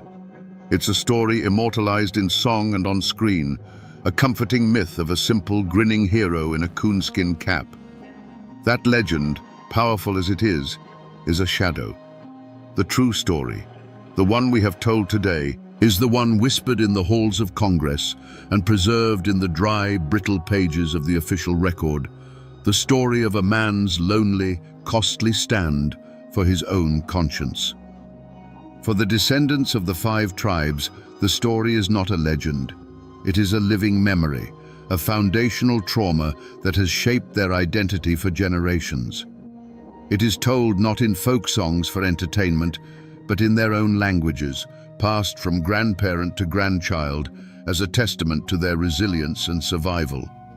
It is the story of who they are, where they came from, and what they overcame. It is a fire that has never gone out. The world might remember the cartoon, but the Appalachian mountains themselves hold the memory of the man. His story is etched into the very character of the place, a permanent reminder that deep within these hills, a code of honor can sometimes grow that is stronger than politics, more unyielding than a president's will, and more enduring than a man's own life. The mountains remember the man who stood alone, and they do not forget. So we return to the question that started it all. Why did one of the most famous men in America turn his back on his country and march toward his own death in Texas? The answer, we now know, is far more complex than a simple thirst for adventure. Davy Crockett didn't just go to Texas. He was driven from a United States that had broken his heart. He went because his government had chosen greed over honor. His party had chosen loyalty over justice, and his own people had chosen land over the man who tried to tell them the truth. The Alamo was not his destination. It was simply the last stop on a desperate journey to find a piece of the world that still lived by the code he understood. This is a story not just of a crime against a people, but of the brutal, soul-crushing cost of conscience. It serves as a chilling lesson in how the machinery of power can isolate, demonize, and ultimately destroy a person who dares to stand in its way. Davy Crockett's stand teaches us that the most profound acts of bravery don't always happen on the battlefield with a rifle in hand. Sometimes they happen in a quiet chamber with a single lonely vote in a cause you know is already lost. It is a testament to the idea that true integrity is measured not by the victories you win, but by the principles you refuse to surrender, even in total defeat. The world may have forgotten the real David Crockett, preferring the simple cartoon in a coonskin cap. But his true story is the one America needs to remember. It is the story of a flawed, stubborn man from the mountains who, at a moment of supreme moral crisis, chose to be an honest man rather than a successful politician. He lost his career, his home, and ultimately his life, but he never lost his honor. And now, my friends, you know the rest of the story, or at least as much of it as the mountains are willing to give up.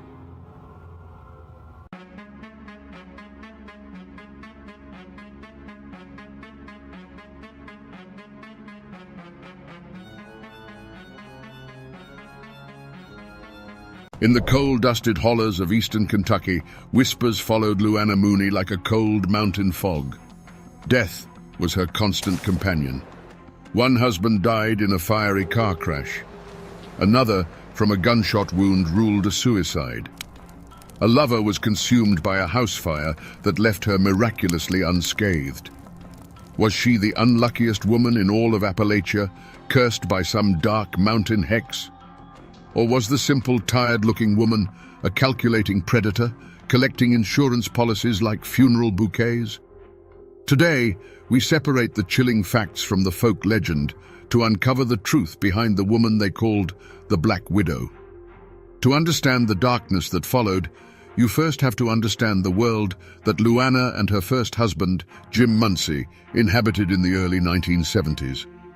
Pike County, Kentucky, was a land of stark contrasts.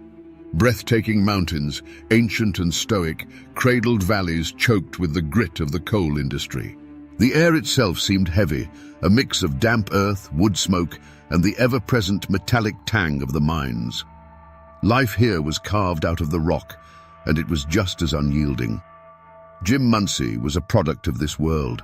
An ordinary man, which in Pike County meant he was extraordinarily tough. He likely spent his days deep in the earth, his face permanently smudged with coal dust, his hands calloused and strong. He was the kind of man who worked without complaint, because complaining didn't pay the bills or put food on the table. His dreams were probably simple: a steady paycheck, a warm house, and seeing his children grow up with a little more opportunity than he had. He was the backbone of Appalachia, the silent, hard-working man upon which everything was built. In this life, Luana was the quintessential miner's wife. From the outside, she fit the mold perfectly. She kept a home, raised a family, and bore the quiet anxieties that came with loving a man who worked in one of the most dangerous professions on earth. Neighbors saw a plain, unassuming woman, her face etched with the same weary resignation as so many others in the holler. She was part of the community, another soul bound to the rhythm of the mine whistle and the slow turning of the seasons. But the hollers are more than just collections of houses. They are intricate webs of observation. Nothing goes unseen. Every family's struggle, every hushed argument, every small joy is noted and filed away in the collective memory of the community. People survived by leaning on each other, but that closeness meant there were no secrets. The community was a safety net, but it could also be a cage where everyone knew your past and watched your future. And beneath the surface of this hardscrabble existence, a dangerous current flowed. In a world where a man's life was a daily gamble against collapsing rock and failing equipment, death was never a stranger. It was a practical matter. Life insurance wasn't an abstract financial tool. It was often the only legacy a man could leave his family, the one final payday earned with his very life. And for a mind that saw the world not as it was, but as a series of problems to be solved, this grim reality held a terrible, hidden logic. Little did anyone know, Luana Mooney wasn't just living in this world, she was studying it. After Jim Muncey's car plunged into that ravine, the initial reaction in the hollow was exactly what you'd expect, a wave of genuine, heartfelt sympathy. Casseroles appeared on Luana's doorstep.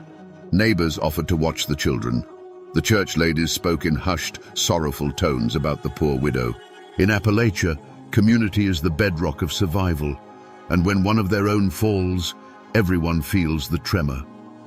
Luana played the part of the grieving widow well, her face a mask of quiet devastation. But memories in the mountains are as long as a winter's night, and observation is a finely honed skill.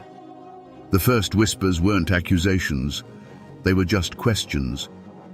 A few of the older men who'd known Jim his whole life scratched their beards and wondered aloud how a man who knew those treacherous roads like the back of his hand could have made such a fatal mistake.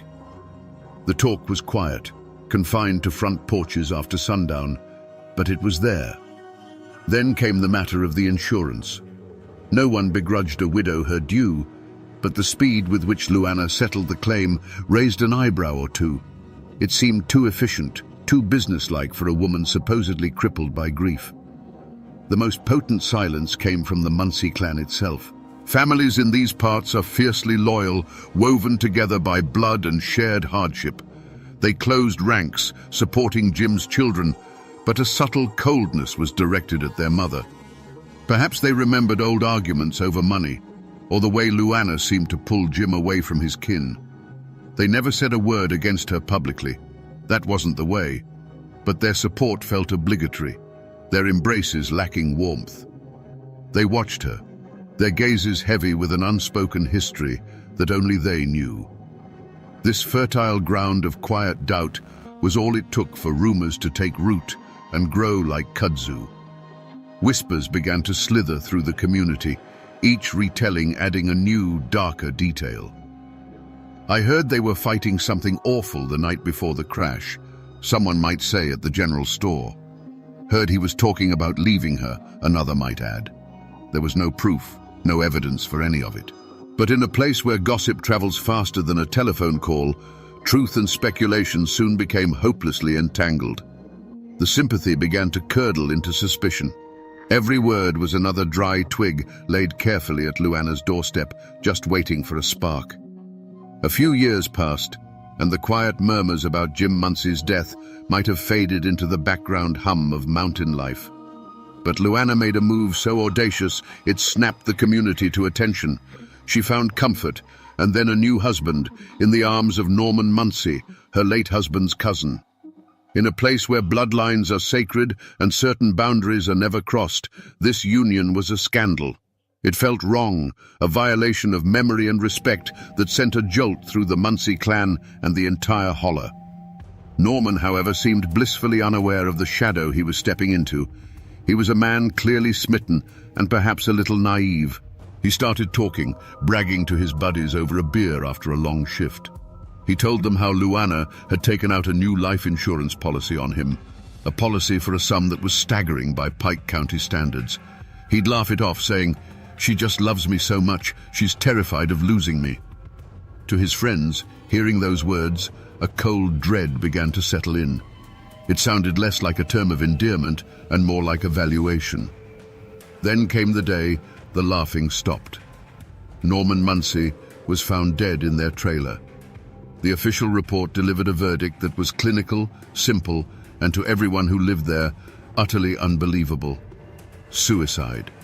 A single gunshot wound. But the official story crumbled the second it hit the grapevine. The rumor, spreading like wildfire from the first person who saw the body to the last person in the county, was that the wound wasn't where a man could put it himself. The old-timers in Pikeville shook their heads, their faces grim.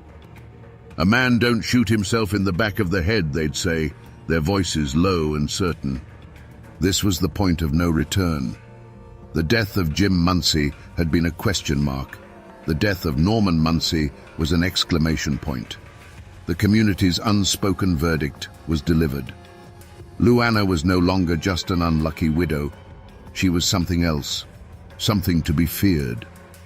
The whispers about a curse were replaced by a chilling certainty of something far more human and far more sinister. The law might have closed the case, but in the court of mountain opinion, the first drops of blood had stained Luana Mooney's hands, and the stain was never going to wash out.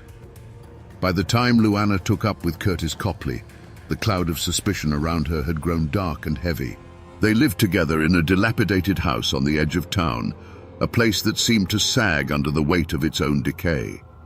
It was the kind of house that old-timers would say had a misery about it, where the floorboards groaned with untold stories and the windows looked out like vacant eyes.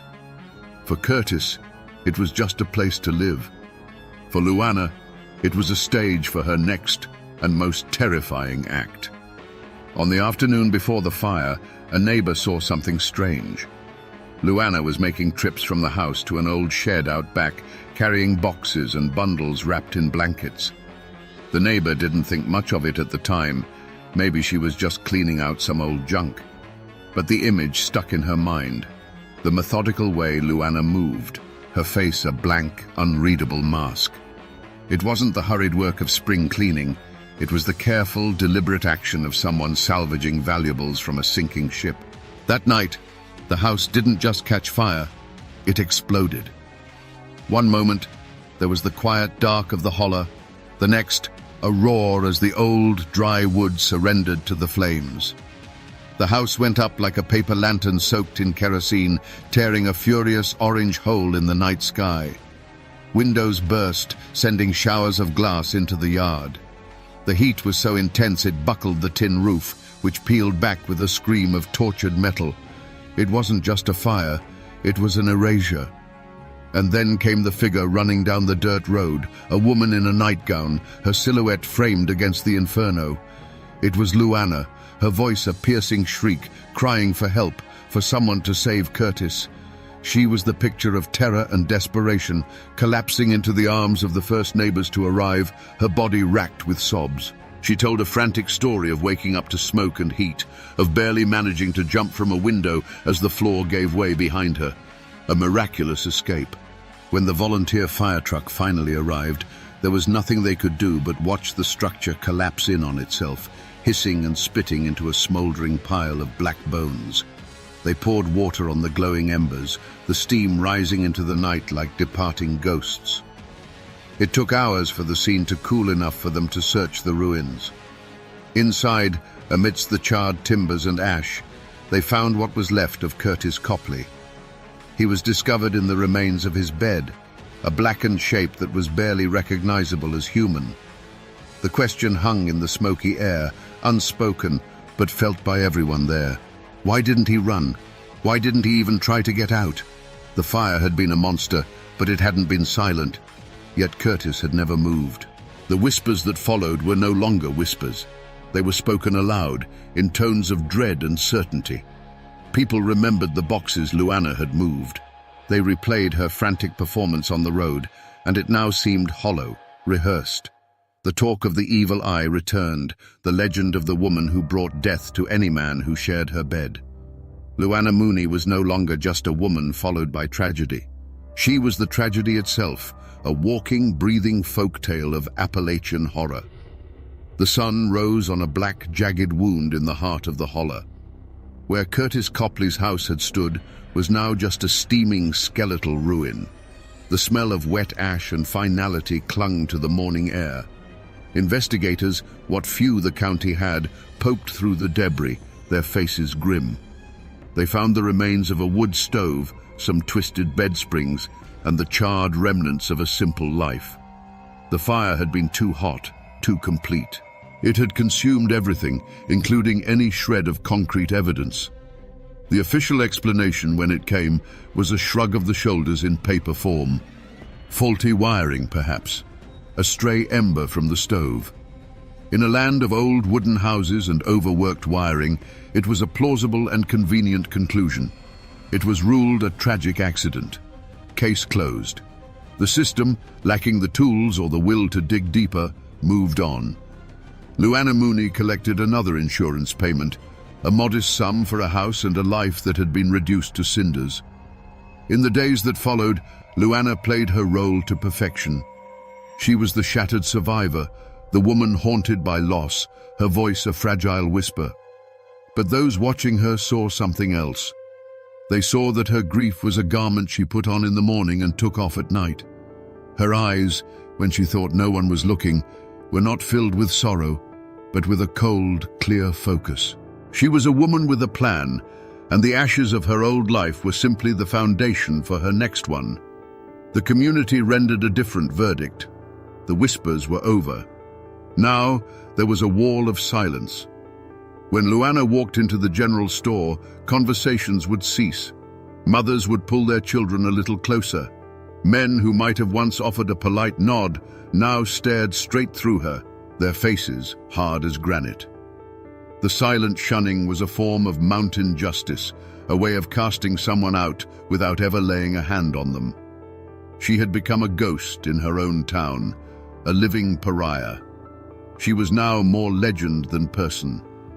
The Black Widow of Pikeville was a name spoken in hushed tones, a story told to frighten restless children and warn young men. She was the embodiment of the darkness that could hide behind a plain face, a boogeyman born from their own community. The fear was palpable. Who would be next? What man would be foolish enough to get tangled in her web? It seemed impossible, and yet, in the desperate poverty of Appalachia, there was always someone willing to take a gamble, someone who believed they could outsmart the devil herself. Michael Adkins didn't die. Wounded and bleeding, fueled by a primal will to live, he stumbled through the dark woods, every rustle of leaves sounding like his executioner returning. He finally collapsed on the doorstep of a remote house, his plea for help a ragged gasp. That desperate cry for help was the shot that finally broke the silence, the one that the law could not ignore. It reached the ears of Pike County Sheriff Charles Fuzzy Kesey, a man who had been carrying the weight of Luana's story for years. For Kesey, the rumors were more than just holler gossip. They were a series of ghosts he couldn't lay to rest. Michael Adkins, alive and talking, was the proof he had been waiting for. The hunt began immediately, but it wasn't for Luana. Kesey was smarter than that. He knew Luana was a fortress, her walls built of lies and feigned innocence. The weak point, the unlocked gate, was the hired help, Danny Lee Ross. Deputies found him easily. He wasn't a hardened criminal hiding in some mountain cave. He was a scared young man, haunted by what he had done, and he folded the moment the law cornered him. There was no fight left in him, only the sickening weight of his conscience. They brought Ross back to the sheriff's office, the air thick with the smell of stale coffee and impending justice. Under the harsh fluorescent lights, away from Luana's influence, the dam of his fear finally burst. The story came pouring out in a torrent of guilt and terror. He told them everything. He described the cold, methodical way Luana had laid out the plan, her voice calm as she discussed the best way to kill her husband. He talked about the promise of money, a sum that must have seemed like a fortune to a young man with no prospects. He recounted the botched ambush, the look in Michael Adkins's eyes, and his own panicked flight. With every word Ross spoke, the web of rumor and myth that had protected Luana for a decade was being systematically dismantled and replaced by a cold, hard chain of evidence. Sheriff Kesey now had a confession, a motive, and a living victim. The ghosts of Norman Muncie and Curtis Copley and Jim Muncie now had a voice. The posse had been formed, not of men with rifles, but of sworn statements and legal warrants. The hunt for the Black Widow was finally on. The arrest itself was eerily quiet. There were no sirens, no dramatic showdown, The deputies pulled up to her small house, the place where she must have felt untouchable. They found her there, the picture of simple domesticity. But when she saw Sheriff Kesey at her door for the first time, a flicker of something other than grief or innocence crossed her face. It was the cold, flat look of a predator that knows it has been trapped. There was no struggle, no denial, no tears. She listened impassively as they read the charges, her hands held out for the cuffs as if she were merely accepting a package. As the cold steel clicked shut around her wrists, a silence fell over the holler. The hunt was over. The Black Widow was in a cage. The trial of Luana Mooney wasn't just a legal proceeding, it was an Appalachian spectacle. The old Pikeville courthouse, a building that had seen its share of feuds and moonshine cases, became the epicenter of the county's universe. Every day, the courtroom was packed to the rafters with people from every surrounding holler. They came not just to see justice done, but to get a look at the woman who had haunted their imaginations for over a decade. Armed deputies lined the walls, their presence a testament to the tension that crackled in the thick, un-air-conditioned room. This was more than a trial. It was a reckoning. The prosecution, led by a lawyer who understood the mountain psyche, methodically built their case, brick by damning brick. They laid out the timeline of death and profit. First Jim Muncie, then the insurance check, then Norman Muncie and a larger check, then Curtis Copley and another payout. Finally, the attempt on Michael Adkins. They painted a portrait of a ruthless predator who used men not for love or companionship, but as disposable assets in a long-term financial plan. With Danny Lee Ross's trembling confession and Michael Adkins's harrowing testimony from the stand, the prosecution locked the cage door. The defense attorneys had an impossible task. They couldn't deny the Adkins plot, so they tried to shift the blame, portraying Luana as a simple, uneducated woman who was the victim of a cruel fate and the manipulations of others. They attacked Ross's character, painting him as a liar, trying to save his own skin by implicating a poor, unfortunate widow. They tried to create a fog of reasonable doubt, but it was like trying to stop a flood with a handful of sand. Throughout it all, Luana Mooney sat at the defense table, a small, still figure at the center of the storm. She showed no fear, no remorse, no emotion at all. While witnesses described her cold-blooded plans and men recounted their near-death experiences, she just watched, her face a placid mask. Her silence was more chilling than any confession. It was the unnerving calm of someone who believed she was above the judgment of ordinary men. She was not a cornered animal. She was a queen observing a tedious, predictable ceremony. After the closing arguments, the jury filed out, and a heavy silence descended on the courtroom. The wait wasn't long. When they returned, the foreman, a stern-faced coal miner, wouldn't look at Luana. He handed the paper to the clerk, whose voice cut through the tension. On the charge of conspiracy to murder Michael Adkins, guilty. On the charge of murdering Norman Muncie, guilty. A collective breath was released in the room, not a cheer, but a deep, shuddering sigh of relief and finality. Luana Mooney was sentenced to life in prison, the law of men finally catching up to her. But was it truly justice? The court had spoken on two of her victims. The ghosts of Jim Muncie and Curtis Copley, however, remained in the legal shadows, their deaths officially ruled accidents. The law had delivered its precise, limited verdict. But the people of the mountains, who had watched and whispered for years, knew the full, terrible score. The Black Widow was caged, but the question would always linger in the hollers. Had the system truly delivered justice, or had it just closed the book on the final bloody chapter? Luana Mooney's story didn't end with the sound of a gavel. She was transferred to the Kentucky Correctional Institute for Women, where she lived out the rest of her days in the sterile silence of a prison cell. For over 2 decades, she remained a cipher. She never confessed, never offered an apology, never gave any insight into the darkness that had driven her. She died in 2005, a quiet, anonymous end for a woman who had caused so much chaos. She took her secrets with her to a prison grave, leaving behind only a legacy of death and unanswered questions. The echoes of her life, however, still ripple through Pike County. Michael Adkins, the man who survived, became a reluctant legend. He was forever known as the one who got away, a living testament to Luana's evil and the one loose thread that unraveled her entire murderous tapestry. Her own children were also victims, forever branded by their mother's sins. Her son Danny, a pawn in her final failed plot, paid for his loyalty with a prison sentence of his own, his life irrevocably broken by the woman who should have protected him.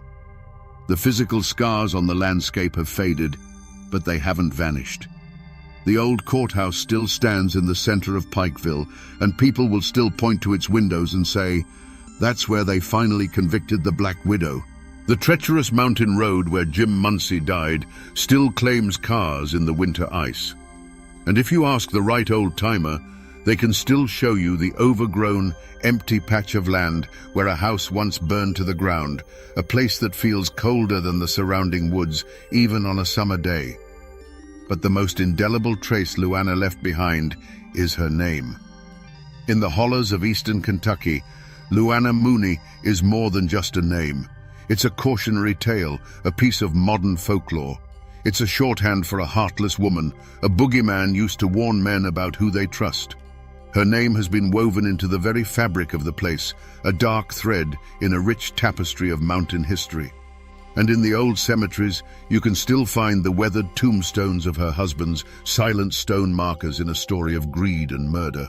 They stand as quiet, irrefutable proof that even though most of the world has forgotten, the mountains remember everything. So we come back to the question that hung in the air at the very beginning. Was Luana Mooney a woman cursed by fate, or was she a cold-blooded predator hiding in plain sight? The evidence leaves no room for doubt. There was no mountain hex, no evil eye. The curse was her own calculated greed, a chilling emptiness where a human heart should have been. But the more unsettling question is the one that has no easy answer. Was she born a monster, or was she forged in the crushing poverty of the coal fields? In a world where a man's life was often valued at little more than his next paycheck, perhaps she simply saw her husband's as another dark seam to be mined for profit. The story of the Black Widow of Pikeville is more than just a chilling true crime tale. It is a profoundly Appalachian story about the darkness that can fester behind a quiet, unassuming facade. It's a testament to the fact that for a full decade, the only justice her victims received was in the whispers of the community. The holler knew. The law needed a confession and a survivor, but the people, with their long memories and watchful eyes, had passed their verdict years earlier. It serves as a stark reminder that the most terrifying monsters don't lurk in the shadows of the deep woods. They sit on the front porch, they shop at the same store, and they know your name.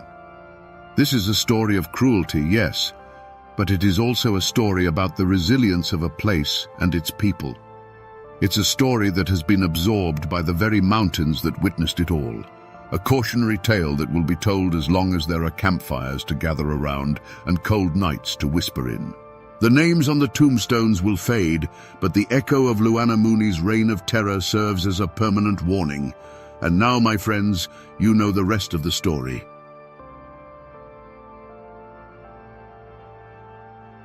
In the misty mountains of Appalachia, they say a word can be sharper than any blade, and a woman's pride can be a poison more potent than any rattlesnake's venom. They tell a story of a young man lying on his deathbed, not from fever or from battle, but from love. And they whisper the name of the woman who put him there with a single cruel sentence. Her name was Barbara Allen. Most folks have heard the song, a sad little tune about a hard-hearted girl. But here, in the isolated hollows, that song became more than music. It became a legend of a heart so cold it could freeze a man's soul. It raises a question that still echoes in these hills. Can a person truly be killed by a word? Today, we separate the ballad from the chilling folklore it spawned, to look into the icy heart of Barbara Allen and ask the one question the mountains have been asking for centuries. Was she a monster, or the most tragic victim of them all? You have to understand what life was like back then, in those hidden pockets of the Appalachians. It was a world carved out of the wilderness by sheer grit and stubbornness. Life wasn't measured in the turning of pages on a calendar, but in the rhythm of the seasons, the spring thaw that swelled the creeks, the long, hot summers of planting and tending, the autumn harvest that decided who would eat well and who would go hungry through the biting winter. The mountains weren't just a backdrop. They were a living entity, providing everything you needed, but also capable of taking it all away in a heartbeat with a flash flood or a sudden blizzard. In the heart of one such settlement lived a young man they called Sweet William. The name wasn't just a convenience, it was a description. He was the kind of man who was first to help a neighbor raise a barn and the last to leave a campfire. He had a strength that came from working the hard soil and a laugh that could cut through the thickest mountain fog. He was the future, the promise of another generation surviving and thriving in this unforgiving land. Everyone loved him because he was the best of them, a reflection of the warmth and community that was the only real shield against the cold and the dark. And then there was Barbara Allen. If William was the warm hearth of the community, she was the frost on the window pane. She possessed a beauty that was almost painful to look at, sharp and perfect, like a shard of ice. But it was a remote beauty.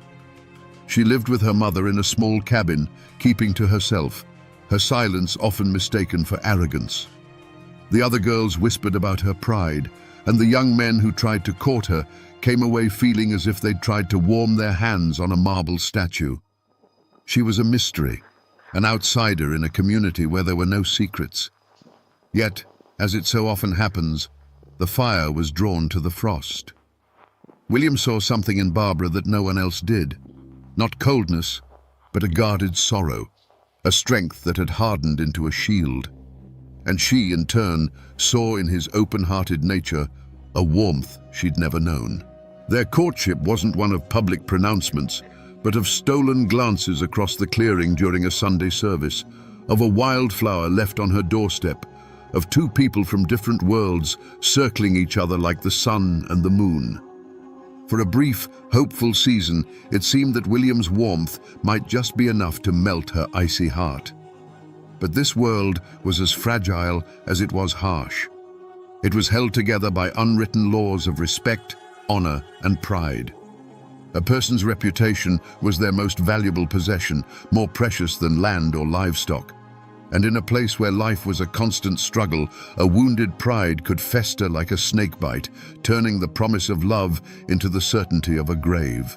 The community, watching the two lovers, held its breath, sensing that this was a story that could only end in one of two ways: with a wedding or with a tragedy that would be whispered around their fireplaces for 100 years to come. The turning point, the moment the future split into what could have been and what was, didn't happen in a dark forest or with the flash of a knife. It happened in a place of celebration. The harvest had been good, and the community gathered in the largest clearing, the air thick with the smell of roasting meat, wood smoke, and the sweet, sharp scent of homemade apple cider. Fiddles were playing, people were laughing, and for a little while, the harshness of mountain life was forgotten. At the center of it all, of course, was Sweet William.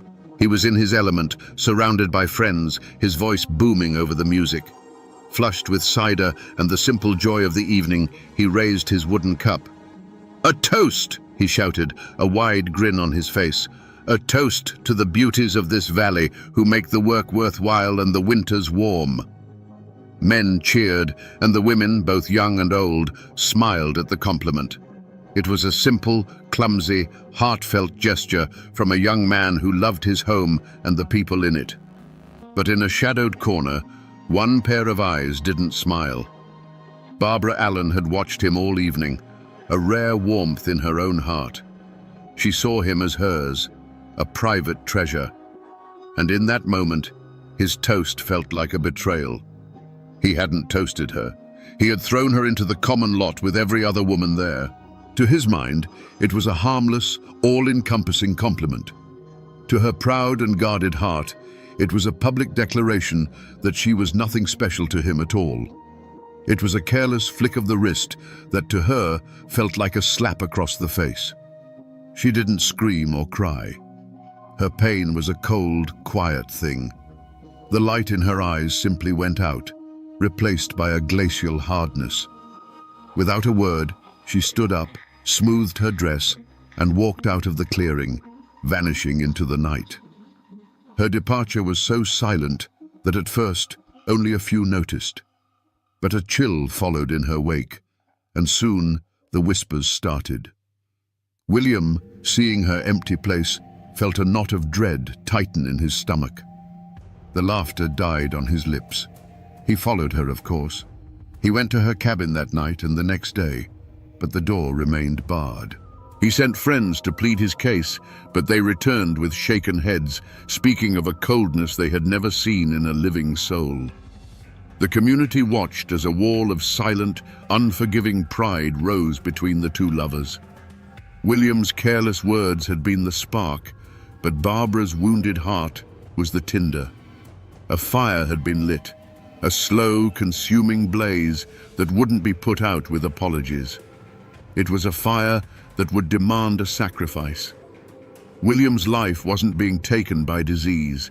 It was draining away from a wound no doctor could see, a sickness of the soul.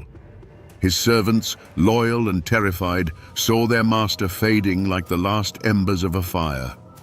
In desperation, they went to the one person who held the cure or the final poison. They found Barbara Allen at her cabin, and their message was a raw plea. "Our Lord is dying, and he is calling for the one named Barbara Allen." There was no command in their voice, only a prayer. She rose slowly, so slowly you'd think time itself was wading through molasses.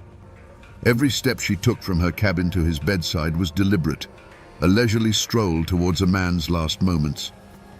When she finally entered his room, the servant standing helplessly by the door felt a sudden chill, a damp cold that had nothing to do with the weather. It was as if she had brought the dead of winter into that small, suffocating space with her. William, pale as a death shroud, his voice a dry whisper, turned his face from the pillow. He looked at her, his eyes pleading for a single drop of mercy. "I am sick, and very, very low," he rasped. "And it's all for the love of you, Barbara Allen." It was his last gamble, his entire being laid bare, hoping to find a flicker of the woman he loved beneath the ice. But the woman who stood over him was not a lover. She was a judge. Her face was a mask of cold indifference. She looked down at the dying man, not with pity, but with a chilling clarity. Her voice, when it came, was not loud, but it cut through the silence like a razor. "I remember," she said, each word a perfectly formed drop of venom. "There, in the tavern of the city, when the wine was pouring like a river, you drank to the health of all the beauties, and you neglected me, Barbara Allen." Those words weren't a memory. They were a sentence. They were the final killing blow. The servants watched as the last spark of hope in William's eyes was extinguished. It wasn't a flicker. It was a snuffing out, as sudden and complete as a candle plunged into water. No weapon was raised, no blood was shed, but everyone in that room knew they had just witnessed an execution. William said nothing more. He simply took a shallow breath, and with the last of his strength, he turned his face to the cold, unforgiving wall. It was an act of final surrender. He was turning his back not just on her, but on the world itself, a world where the woman he loved had chosen her pride over his life. A moment later, a profound stillness fell upon the room, a silence deeper and more terrible than any scream. Sweet William was gone. Barbara Allen turned and walked out of that room without a backward glance. She left behind a profound silence, a dead man, and the shattered servants who had just witnessed a soul being extinguished by sheer cruelty. She stepped out into the crisp mountain air, her head held high, the victor in a war only she had been fighting. Her pride was satisfied, her grievance was avenged. She had won. For the first few hundred yards, that cold satisfaction was a shield, protecting her from the truth of what she had done. But she had not gone a mile, just as the path began to wind back towards her own lonely cabin, when a new sound reached her. It was a sound that cut through the rustling leaves and the sighing of the wind. A single, mournful toll of a funeral bell, echoing from the small church in the valley. Dong. It was a sound of finality, a sound of fact. Sweet William was dead. The bell was telling the mountains the news, and that sound pierced her icy armor. The second toll followed the first, and with each resonant peal, a crack appeared in the frozen wall around her heart. It was no longer the sound of her victory, it was the sound of her damnation. The ballad says that the bell seemed to cry out her own name on the wind, a mournful accusation. Hard-hearted Barbara Allen. The pride, the anger, the memory of that silly toast in the tavern, it all evaporated, leaving behind a horrifying, empty void. The realization struck her with the physical force of a blow. The man she loved was in the ground because of her. She had traded his life for a moment of bitter triumph, and the bargain was a fool's one. Her heart, which could not be melted by his love, was now shattered by the sound of his death knell. The community would hear that bell too. The servant's story would spread from cabin to cabin, whispered over cook fires and spinning wheels. There would be no trial, no judge or jury. Her verdict was already being delivered by the hushed, horrified voices of her neighbors. She was no longer just the proud girl, she was the cruel woman, the one who had killed Sweet William with nothing but a handful of cold, unforgiving words. There was no trial held in a courthouse for Barbara Allen. There was no judge in a black robe, no jury of 12 good men and true. What law had she broken? There is no statute against having a heart of stone, no crime on the books for killing a man with a memory and 5 cruel words. The law of men, with its ink and paper, was silent. It had no language to describe what had happened in that death room. But in the mountains, there is another kind of justice, an older and more immediate law. And Barbara Allen's trial had already begun.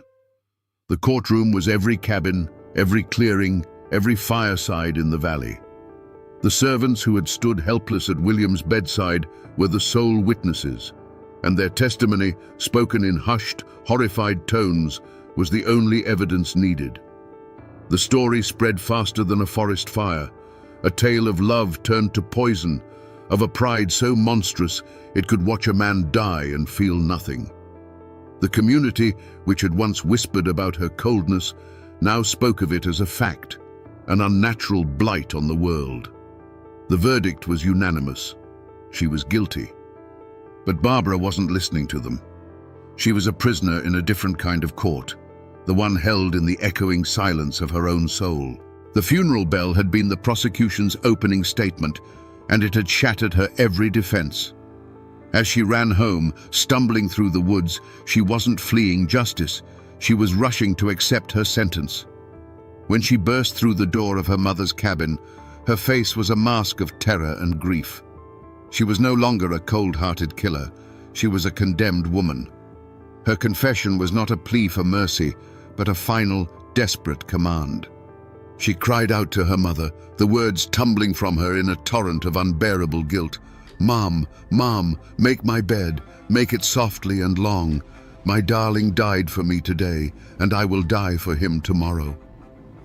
In that moment, she was both the accused and the executioner. She understood the ancient law of the mountains, a heart for a heart, a life for a life. Her own pride had demanded William's life as payment, and now her conscience, awakened too late, demanded hers in return. And so the final verdict was delivered, not by the community, who would soon change their condemnation to a sad, shaking pity, but by Barbara Allen herself. She died the next day, not of fever or sickness, but of a broken heart, the very ailment she had inflicted upon her lover. Was it justice? Perhaps it was something more profound. It was a perfect, terrible symmetry. The law of men could never have balanced the scales so precisely.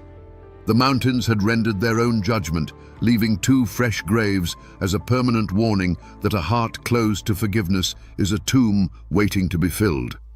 And so they buried them in the old churchyard, side by side. He, the victim of a love too strong, and she, the victim of a pride that had turned to poison. In any other story, that would be the end. 2 graves on a lonely hillside, slowly being reclaimed by the wild grass and the passage of time. But in Appalachia, some stories refuse to stay buried in the ground. They grow. Out of Sweet William's grave, the old-timers say, there grew a rose. It wasn't just any rose, but one with petals so deep and red they looked like drops of blood, a symbol of the true and passionate love he'd held in his heart. And from Barbara Allen's grave, there grew a briar, its vines thorny and grasping, a testament to the sharp, tangled pride that had protected and ultimately destroyed her. They grew, reaching up towards the Appalachian sun as if pulled by some unseen force. The rose climbed the old stone wall of the churchyard, and the briar followed. Higher and higher they went, until at the very peak of the wall they met. And there, under the watchful eyes of the mountains, the soft red rose and the thorny green briar intertwined. They wove themselves together into what the ballad calls a true lover's knot, a symbol of forgiveness, a sign that the love that was denied in life had finally found its union in death. Now, you can't go to a specific place in Kentucky or North Carolina and find a headstone that reads Barbara Allen. Her grave is not a place on a map. The real marker isn't made of stone, it's made of music. The ballad itself is the echo. It survived the long ocean voyage from Scotland, and in the isolated hollows of Appalachia, it found its true home. It was passed down like an heirloom, from a grandmother's cracked voice to a child listening on a porch swing, a lesson and a lullaby all in one. The story became a part of the people, and that is what remains today. The traces are not in archives or history books, but in the culture itself. It's in the melancholy bend of a fiddle string, in the lyrics sung by 1,000 different voices over hundreds of years. The mountains do remember, and though most people have forgotten the fine details, the legend of the rose and the briar still hangs in the air of every old, overgrown cemetery, a ghostly reminder that love and pride are 2 powerful vines that, once tangled, can never truly be separated. So we come back to the question that has haunted this story from the start, a question that the wind still whispers in the high mountain passes. Was Barbara Allen a monster, or was she a victim? The truth, like most truths in these mountains, is not a simple thing. In that death room, standing over the man who loved her, she was a monster. She wielded her wounded pride like a weapon and dealt a killing blow. But in the moments that followed, when the sound of a funeral bell shattered her soul, she became the story's final, most tragic victim, a prisoner of a pride she could no longer live with. This is the eternal lesson encoded in the ballad of Barbara Allen, the reason it has survived for centuries while grander tales have turned to dust. It's a story that warns us that a heart shielded by pride is the most fragile heart of all. It teaches us that forgiveness is not a gift we give to others, but a key to our own freedom. The rose and the briar are not just a fanciful ending, they are the story's true moral.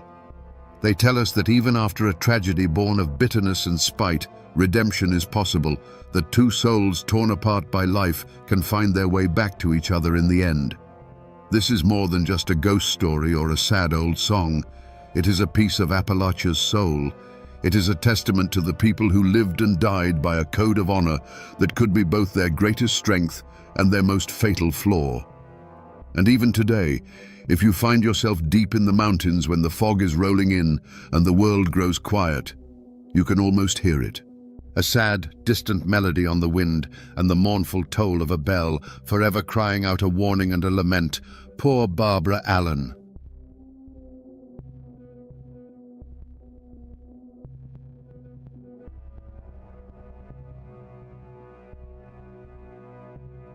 Standing on the bank of Wallen's Creek, here in the rugged heart of Virginia. Today, the only sounds are the water moving over stones and the whisper of wind through the sycamores. It's a peaceful place, the kind of place you might come to forget the world for a while. But this ground doesn't forget. If you stand here long enough, the peace begins to feel thin, like a blanket laid over something terrible. This is a place of echoes. This quiet creek is where the legend of Daniel Boone ends and the story of the man begins. Not the folk hero in the coonskin cap, but a father whose life was shattered right here on this spot. The story we think we know is a comfortable lie.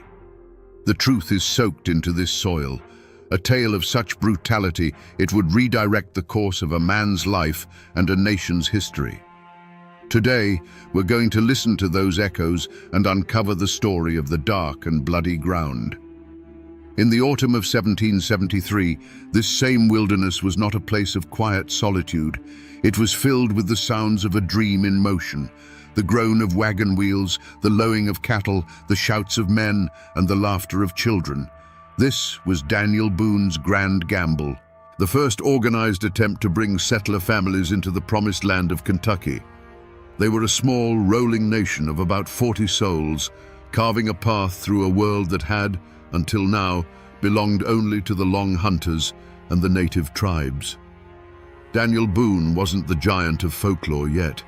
He was a 38-year-old father and husband, his face already lined by the sun and hardship, but his eyes were fixed on a future he could almost taste. He saw Kentucky not as a contested battleground, but as an untouched Eden, a place where a man could build a life from the ground up, beholden to no one. He was a guide, a protector, a patriarch leading his flock into a new world. At his side was his eldest son, James. At 16, he was on the cusp of manhood, strong and capable, already possessing a quiet confidence learned from his father in the deep woods. He was Daniel's shadow and his legacy, the boy who would help him tame this new land. For James, this journey wasn't just about following his father. It was the great adventure of his young life, a chance to prove himself and to be part of the founding of a new society. The air in those early days of October must have felt electric with possibility. Every mile they pushed westward through the Cumberland Gap, the world grew wilder, more beautiful, and more their own. They were leaving behind the crowded lands and the rigid rules of the colonies. Out here, the only law was the law of survival, and the only king was the vast, empty sky. They were tough, self-reliant people, but they were not warriors looking for a fight. They were farmers, husbands and wives, carrying their most precious possessions, iron pots, family Bibles, and the seeds for next year's crop. They believed in the promise of the land, a promise whispered to them by men like Boone. They had no idea they were seen not as pioneers, but as an invasion, and that the land itself and its ancient guardians were preparing to demand a terrible price for their trespass. The whispers from this creek are powerful, but to give them a voice, you have to turn to the written record. The story isn't just in the soil, it's locked away in archives, in letters written by hands that trembled with grief and shock. I'm holding a copy of one such document. It's a letter from Captain William Russell to Colonel William Preston, dated October 12, 1773. The paper is a copy, but the original is as brittle as a dry leaf, the ink faded to the color of rust. This isn't just an old piece of correspondence, it is a dispatch from the edge of a nightmare. William Russell was another leader of the expedition, and his own son Henry was with James Boone that night. This is a letter from one father to the world, trying to make sense of the unthinkable. He writes of the search party and of the discovery. He describes the scene with the stark, horrified clarity of a man who can't unsee what he's witnessed. He calls the perpetrators inhuman and details how the boys were tortured in the most barbarous manner. This document is the key. It's the first official confirmation of the event, transforming local horror into historical fact. It verifies the location, the date, and the sheer savagery of the attack. It is a cold, hard piece of the past that proves the echoes here are real. But this letter, for all its terrible detail, raises a more profound question. It tells us what happened, but it doesn't tell us why. This wasn't just a raid for supplies or a swift, violent skirmish. The level of brutality described here was intentional.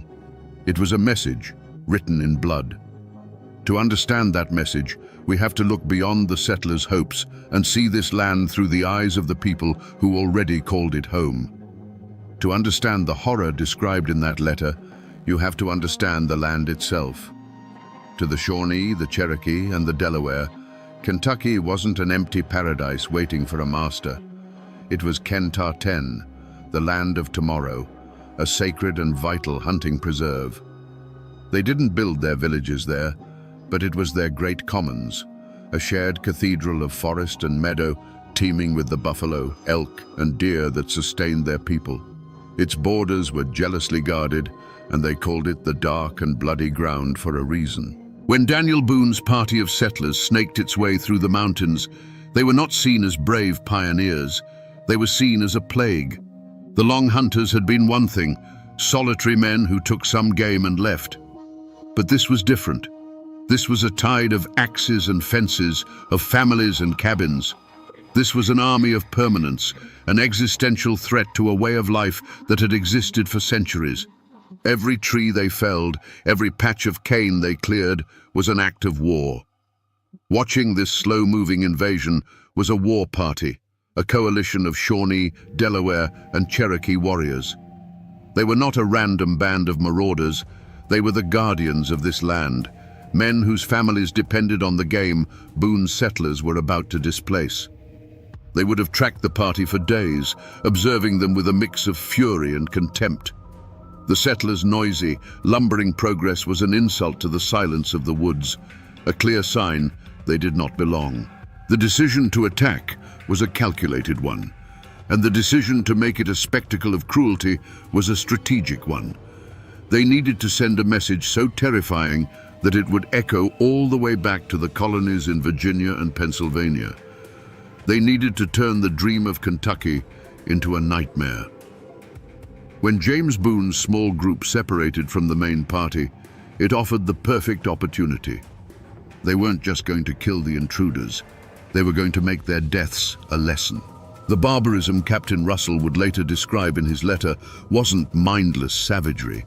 It was a deliberate act of psychological warfare designed to break the will of the invaders and burn the memory of this failure into Daniel Boone's soul forever. To understand a story this old, the paper trail can only take you so far. You have to find the people who have kept the story alive, not in books, but in memory. In a small town nestled in the Cumberland Gap, I found a local historian named Silas Blackwood. He's not an academic. He's a man whose family has lived in the shadow of these mountains since before Kentucky was a state. His knowledge comes from stories told on front porches, passed down from one generation to the next like a well-worn rifle. He looked over my copy of the Russell letter, his brow furrowed. "This is the white man's truth," he said, his voice raspy like dry leaves. "It tells you a storm came through and tore the roof off the barn. It doesn't tell you why the lightning chose to strike right there, right then." He explained that for 200 years, another version of the story has been whispered in these hills, a version that provides a motive far more terrifying than a simple land dispute. According to the tale passed down in his family, the war party wasn't just a random collection of warriors. It was led by a Shawnee warrior who was already carrying a deep and personal wound. The previous spring, his own son, a boy not much older than James Boone, had been killed during a skirmish with a party of white Long Hunters. For this man, The sight of Boone's settlers, an unstoppable wave of the very people who had taken his child, was not just a political threat. It was a personal desecration. This detail, passed down outside the official record, changes everything. The unspeakable acts committed on the bank of Wallen's Creek were not just a strategic message of terror. They were a targeted, ritualistic act of revenge, a horrific mirror image of the warrior's own grief. It was meant to be a dark sacrament of an eye for an eye. It was designed specifically to make Daniel Boone, the great leader, feel the exact same hollowing loss that had destroyed his own life. The lightning wasn't random. It was aimed directly at a father's heart. On the night of October 9th, 1773, the air in the mountains grew cold. For the main body of settlers, it was a normal evening. Fires lit, guards posted, the familiar sounds of a camp settling in for the night. But miles away, a smaller group, including James Boone and Henry Russell, had separated from the others to chase down a stray horse and gather supplies. It was a routine task, the kind of thing these frontier boys had done 100 times before. They were capable, unafraid, and utterly oblivious that they were being watched. The war party had shadowed them for days, moving like ghosts through the forest. At its head, if the old stories are true, was a man whose heart was already a cold, dead stone. He was not just a warrior defending his land, he was a grieving father. And as he watched James Boone, the strong, promising son of the man leading this invasion, he saw not an enemy to be killed, but a debt to be collected. This was the moment he had been waiting for, a chance to make the world balance again in the only way he had left, through pain. The boys made camp by Wallen's Creek, building a small fire against the chill. They were young men full of talk about the future, about the land they would clear and the homes they would build. They were confident in their skills, secure in their small bubble of firelight, believing the deep, dark woods around them were empty. You can almost hear their last conversation, the easy banter of youth on the edge of a great adventure. They fell asleep under a canopy of ancient trees, dreaming of a Kentucky that would never exist for them. The attack was not a battle, it was an execution. It came in that disorienting pre-dawn gray, a sudden explosion of violence that ripped the sleeping camp apart. There was no time to fight back, only to be overwhelmed by a wave of silent, purposeful fury. Several in the small party were cut down in their bedrolls, their lives extinguished before they were even fully awake. But James Boone and Henry Russell were not killed. They were seized, dragged from their blankets, their arms bound tight.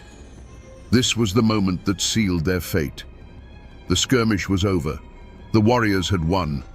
They could have vanished back into the woods, leaving the bodies as a stark warning. But the leader's eyes fixed on the captured boys.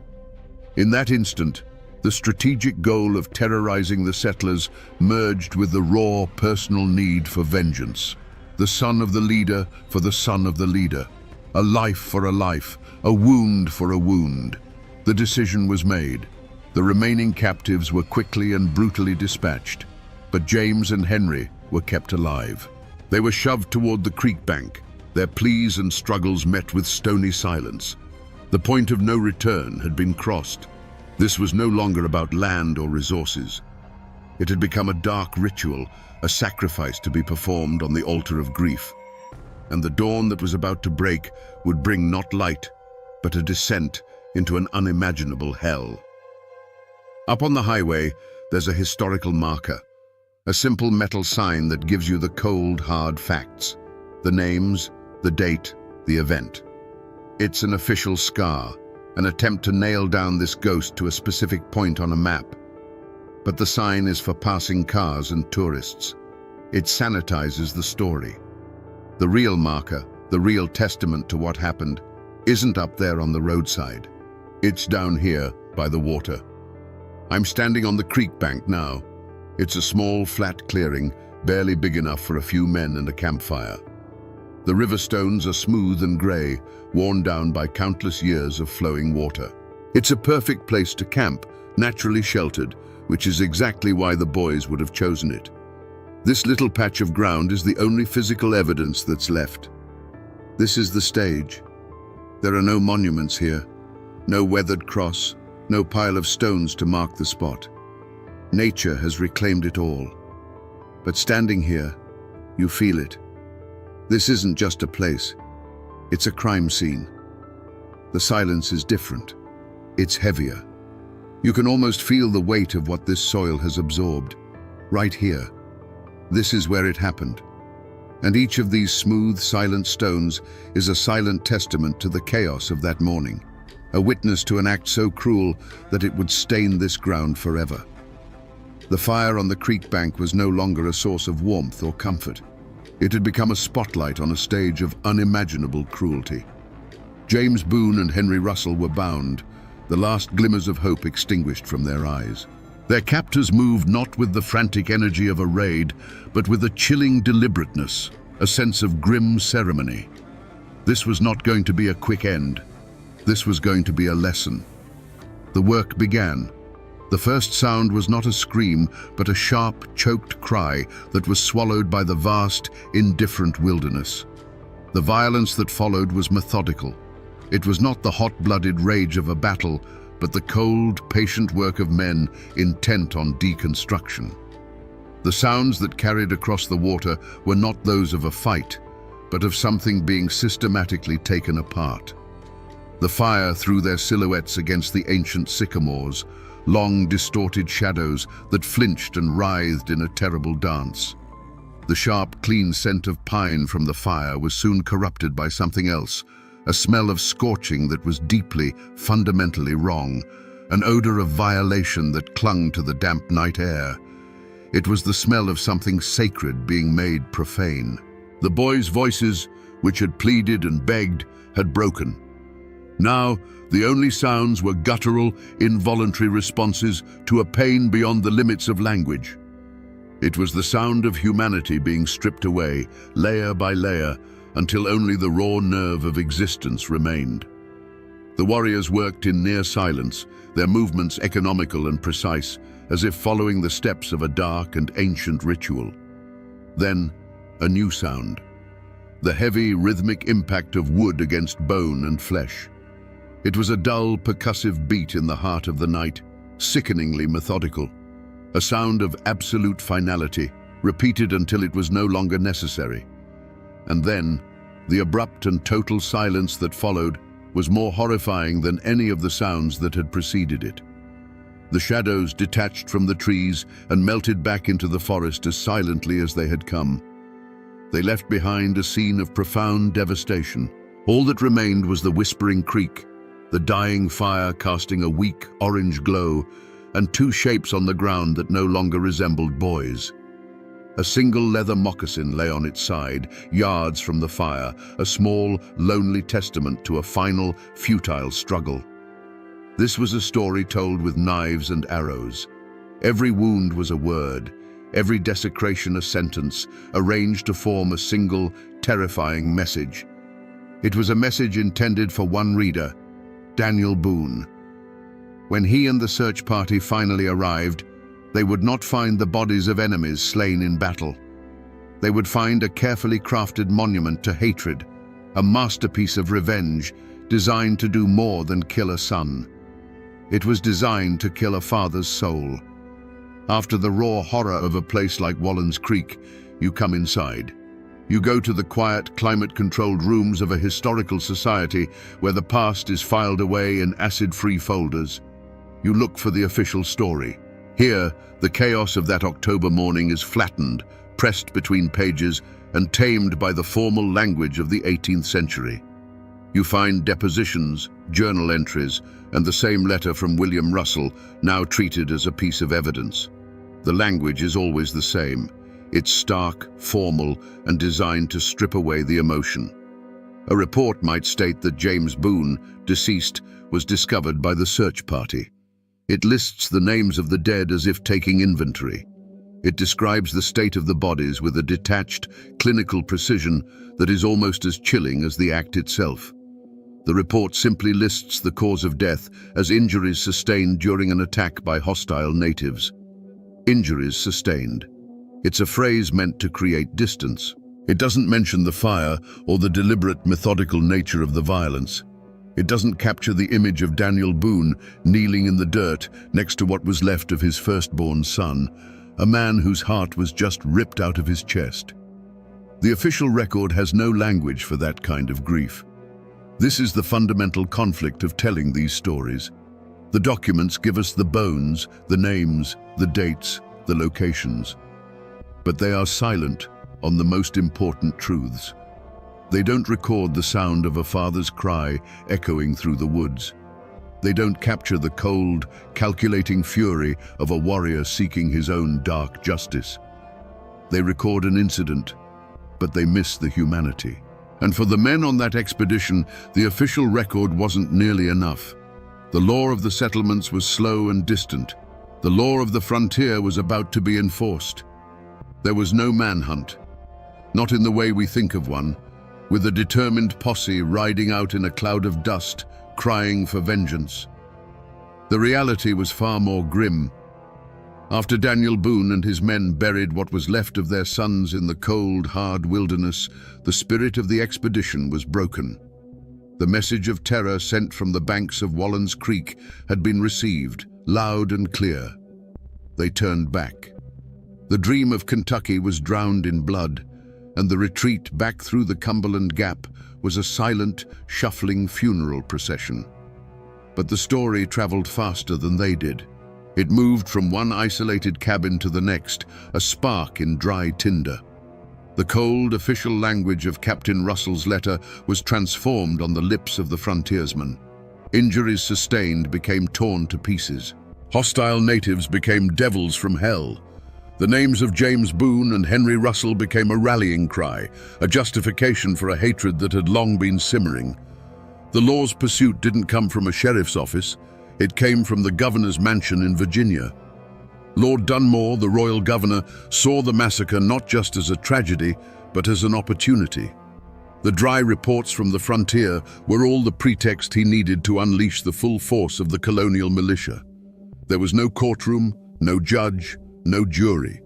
The courtroom was the War Council, and the verdict had been decided long before the trial. The hunt wasn't for a handful of warriors.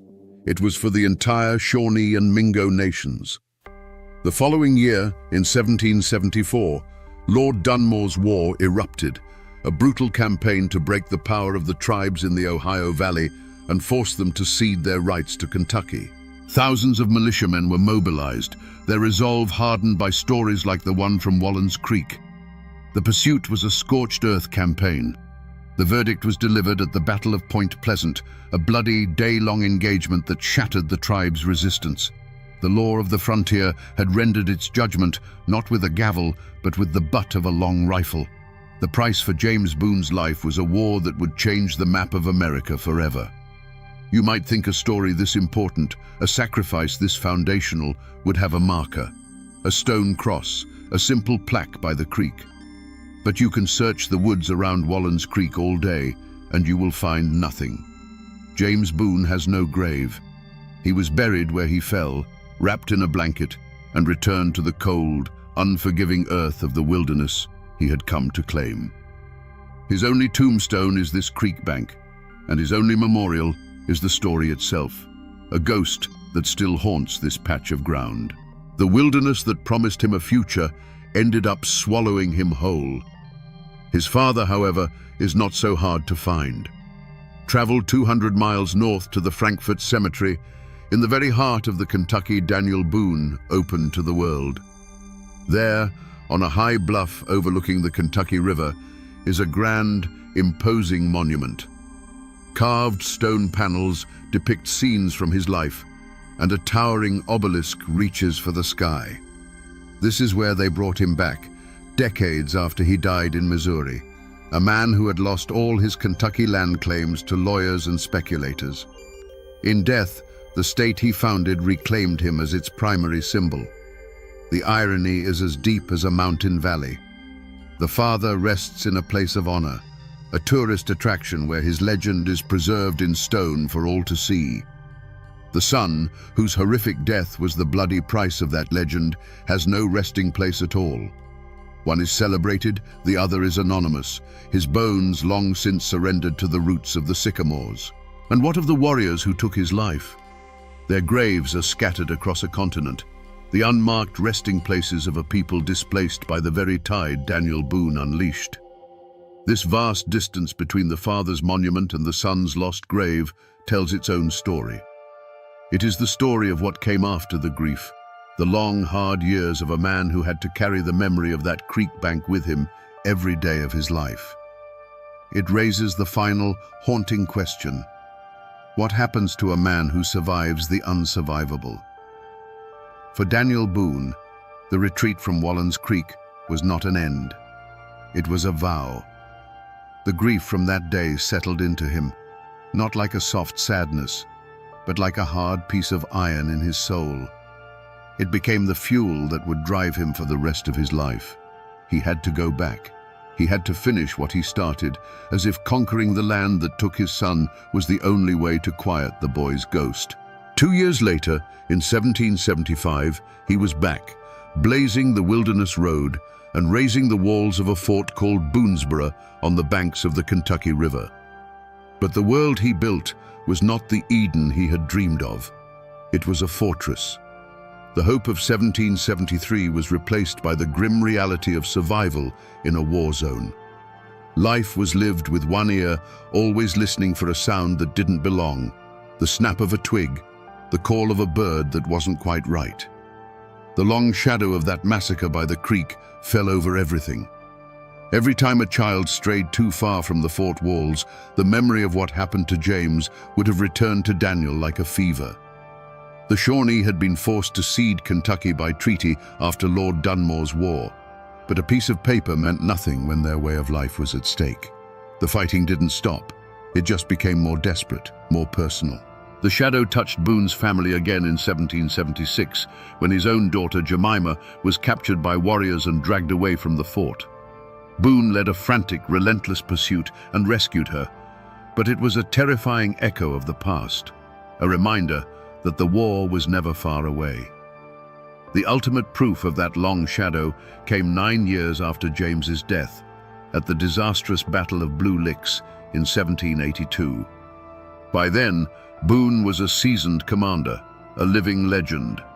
But on that day, against his better judgment, he was goaded into a reckless charge against a combined force of British and native warriors.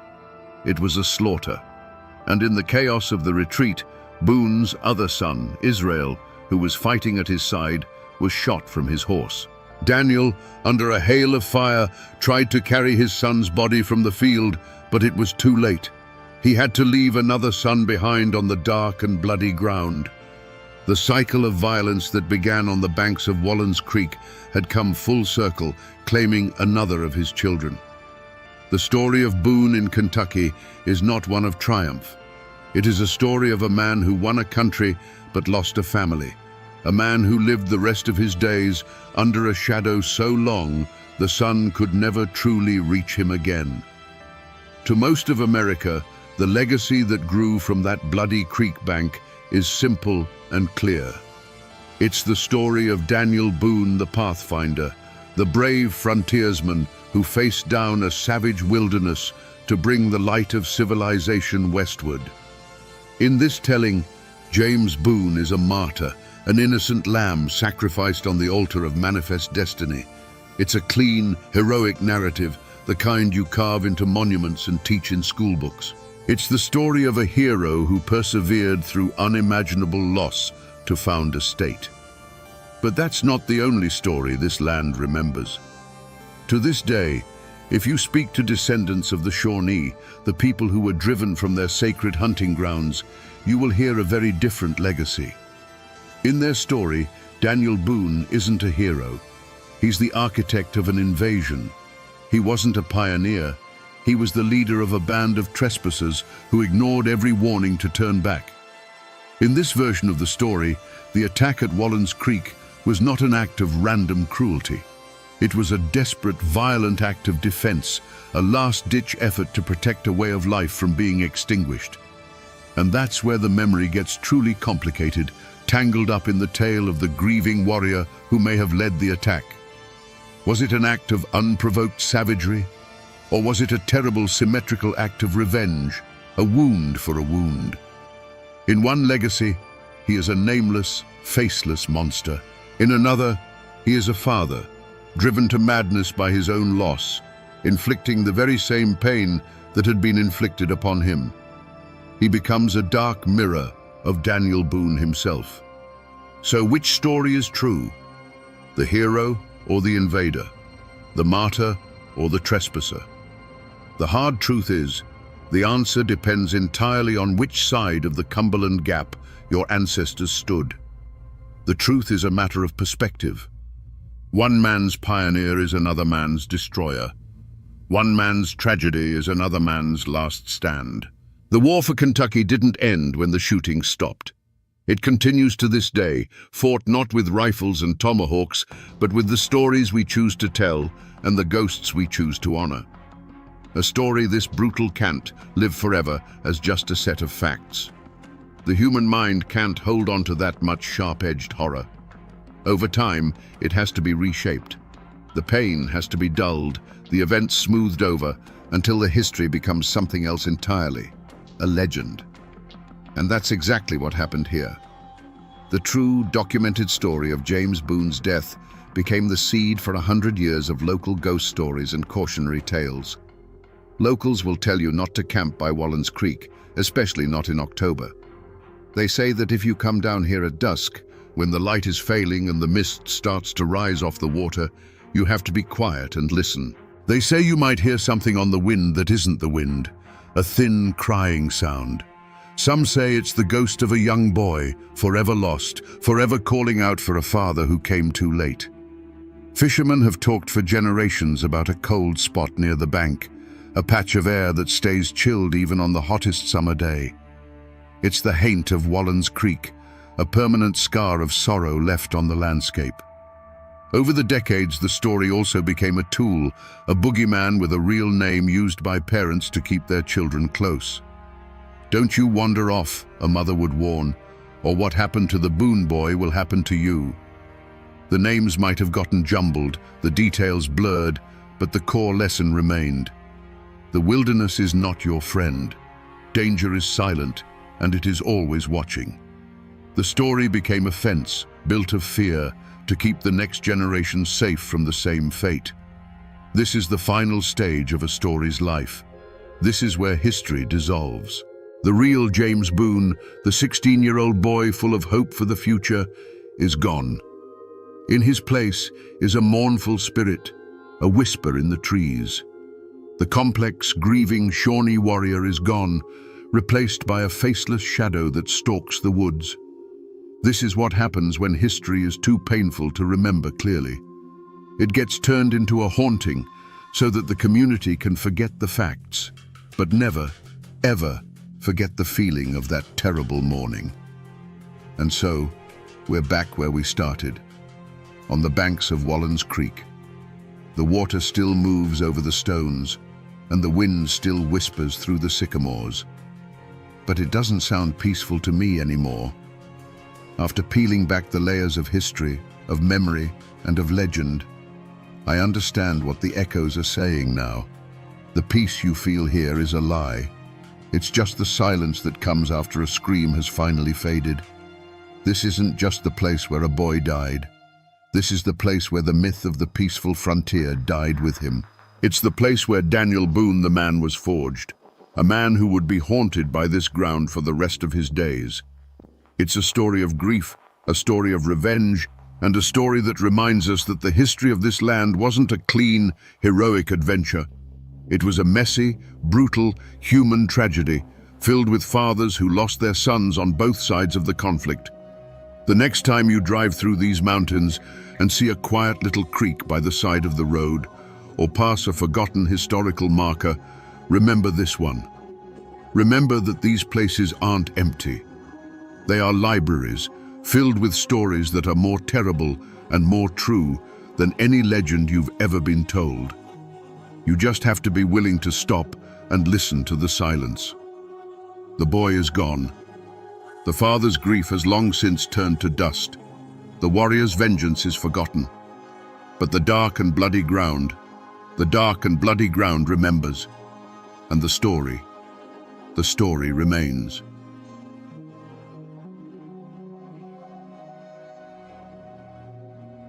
They say that on the day of her trial, the air in the Russellville courthouse was thick with hate.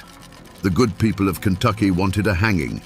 They saw Sally Rice Harper not as a woman, but as a demon's consort, the bride of a monster whose bloody deeds had terrorized the frontier.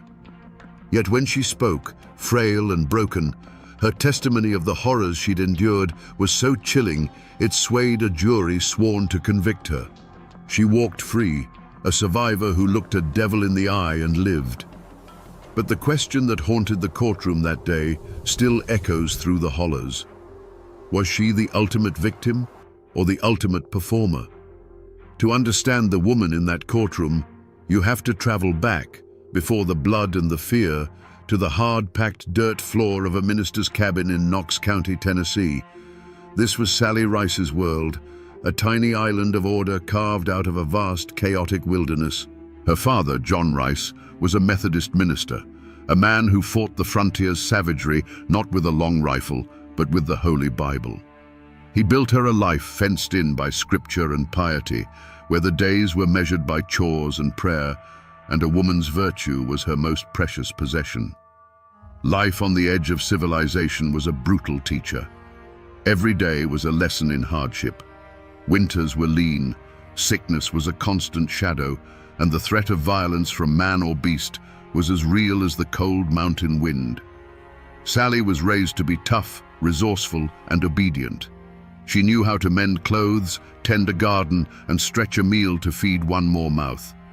But more than anything, she was taught the rigid morality of her father's faith, that the world was a clear battle between good and evil, and a righteous path was the only shield against damnation. But a fence, no matter how strong, can't stop the sounds from the world outside.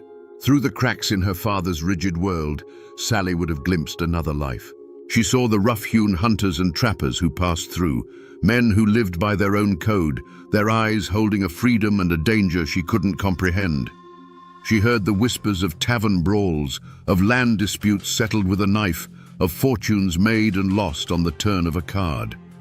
These were glimpses of a world that didn't fit neatly into her father's sermons, a world painted in shades of grey. The code her father preached was one of forgiveness, community, and the rule of law. But the mountains had an older, harsher code. It was a code of absolute self-reliance, where an insult to your honor was a debt that could only be paid in blood. It was a code where family was paramount and survival was the only true law. Sally stood with a foot in both worlds.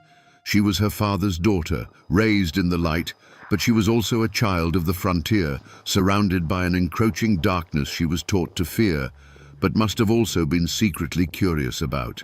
We don't have a record of one single event that defined her youth, but you can imagine a moment that planted a seed of restlessness in her soul. Perhaps it was a traveling merchant, his saddlebags full of colorful cloth and even more colorful stories of cities like Charleston or New Orleans. As he spoke, he might have painted a picture of a world so vast and vibrant that her father's small congregation seemed like a cage. In that moment, the righteous path might have started to feel less like a shield and more like a tether. And so, Sally Rice was a paradox long before the Harps ever laid eyes on her. She was a woman of God, taught to be meek and obedient, yet possessed the quiet resilience that only the frontier can forge. She was steeped in a morality of black and white, but lived on the border of a lawless land where the only color that mattered was the deep red of blood. This internal conflict was the fault line running through her soul, and when the Harper brothers arrived, they were the earthquake that would finally tear her world apart. History doesn't give us a diary from Sally Rice, no collection of letters detailing her hopes and dreams. but we can piece together the life she must have lived, the world that was stolen from her. In the years before the storm, she wasn't a legend or a ghost. She was simply a daughter, a neighbor, and a cornerstone of her father's small, devout community.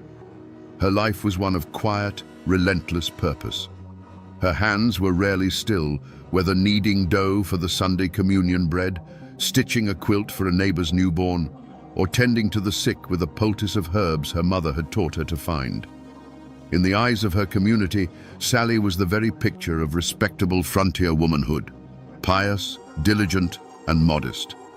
Young men, clearing their own patches of land and dreaming of starting a family, would have looked upon her with a deep and sober respect. She was the kind of woman you could build a life with, one who would stand by you through harsh winters and uncertain harvests.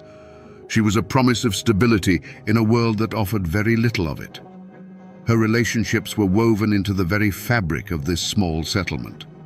There was the deep, if perhaps demanding, love for her father, a man whose approval was her guiding star. There was the easy camaraderie with the other women, a bond forged over shared labors at the washing creek and whispered conversations by the hearth. This wasn't just a place she lived, it was an identity.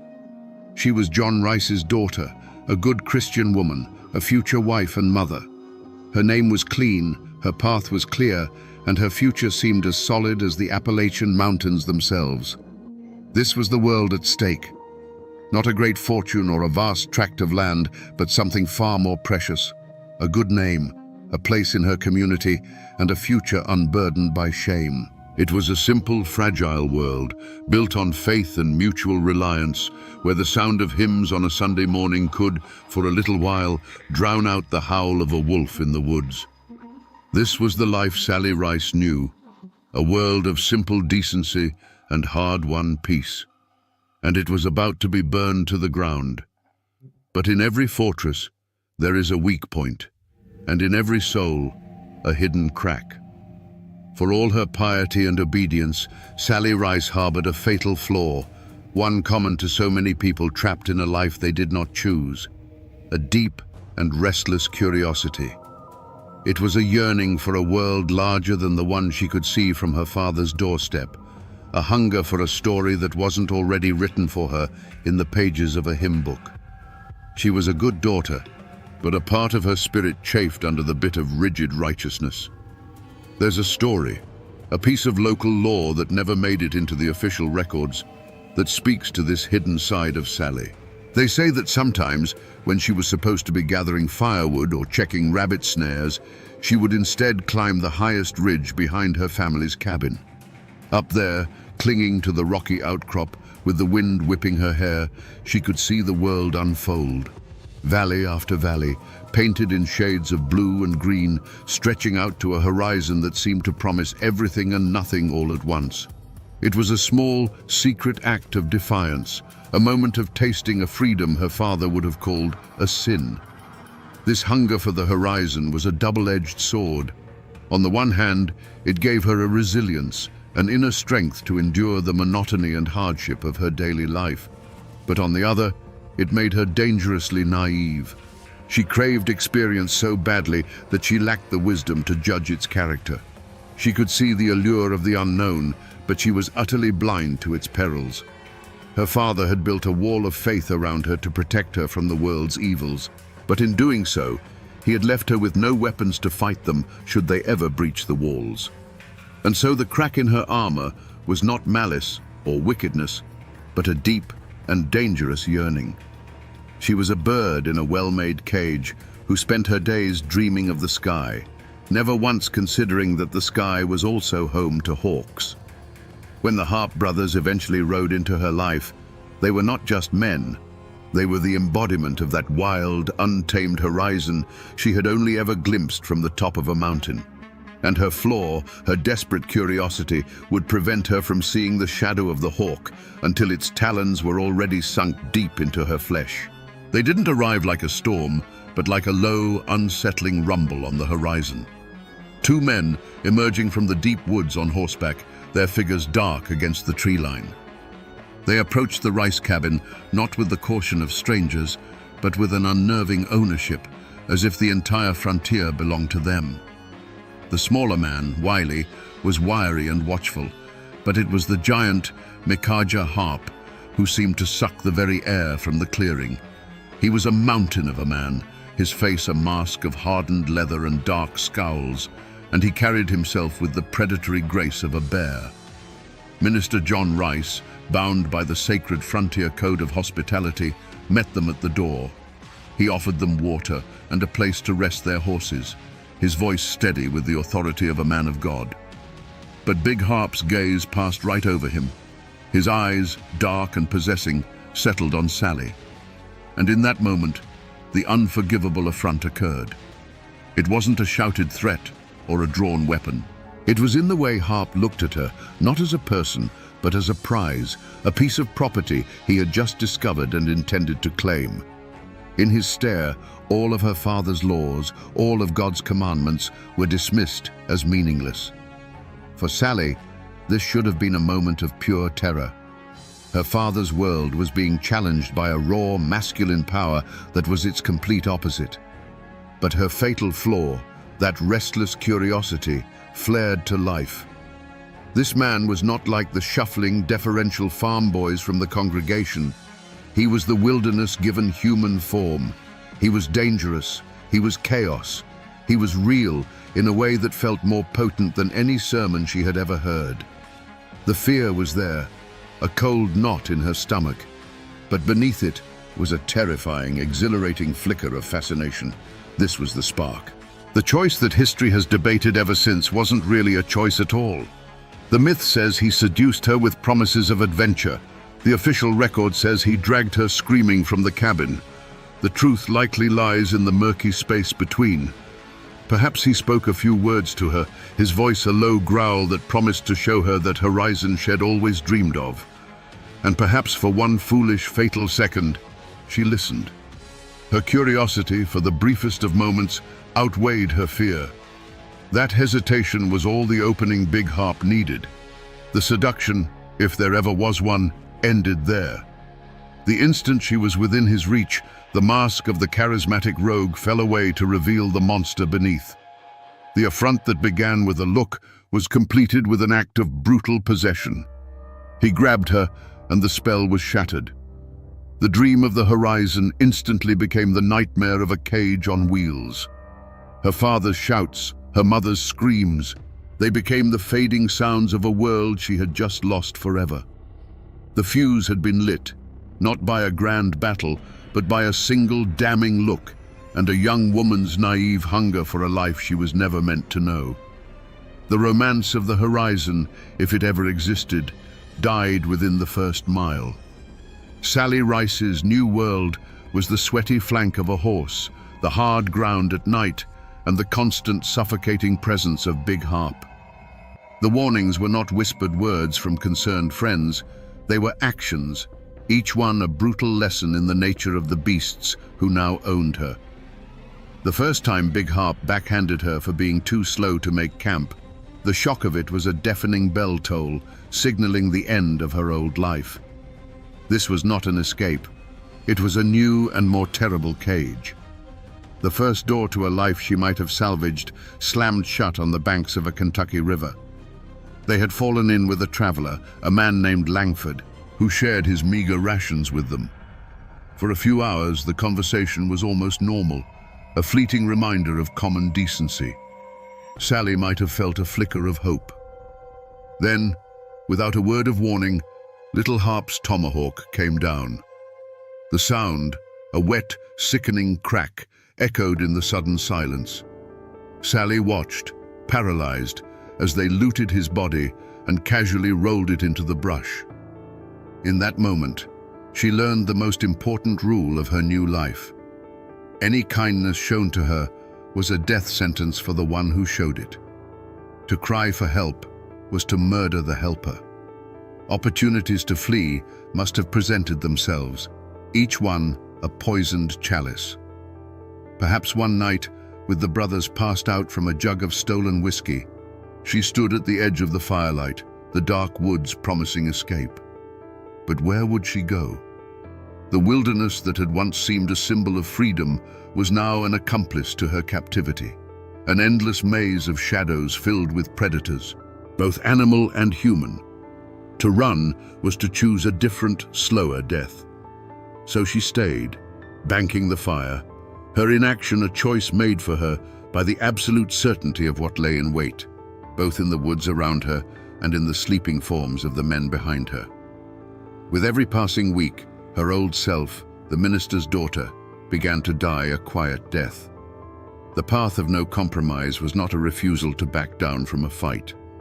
It was a total submission to the logic of survival.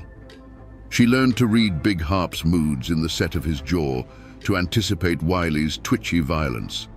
She learned to make herself small, to be useful, to become a piece of the scenery. Her prayers at night, if she still dared to offer them, must have changed. She no longer prayed for rescue, but for the strength to endure another sunrise. She was not alone in her misery, but the presence of the other women, Susan and Betsy, offered no comfort. They were not sisters in arms, planning a rebellion. They were three separate souls trapped in the same hell, each one a rival for the sliver of tolerance that might spare them a beating. Their shared glances were not of solidarity, but of mutual, desolate understanding. They were a tribe of the damned, and their silence was a pact of survival that isolated each of them completely. The warnings had all been ignored because they were impossible to heed. Each murder she witnessed, each body filled with stones and sunk in a cold river, was another chain binding her to the gang. She was no longer just an innocent captive in her own mind. The blood had spattered too close. The path back to her father's world was turning to ash behind her.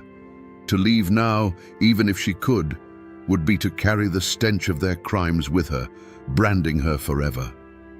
Her only path forward was the one the Harps carved through the frontier, a trail of blood leading deeper and deeper into a darkness from which there was no return.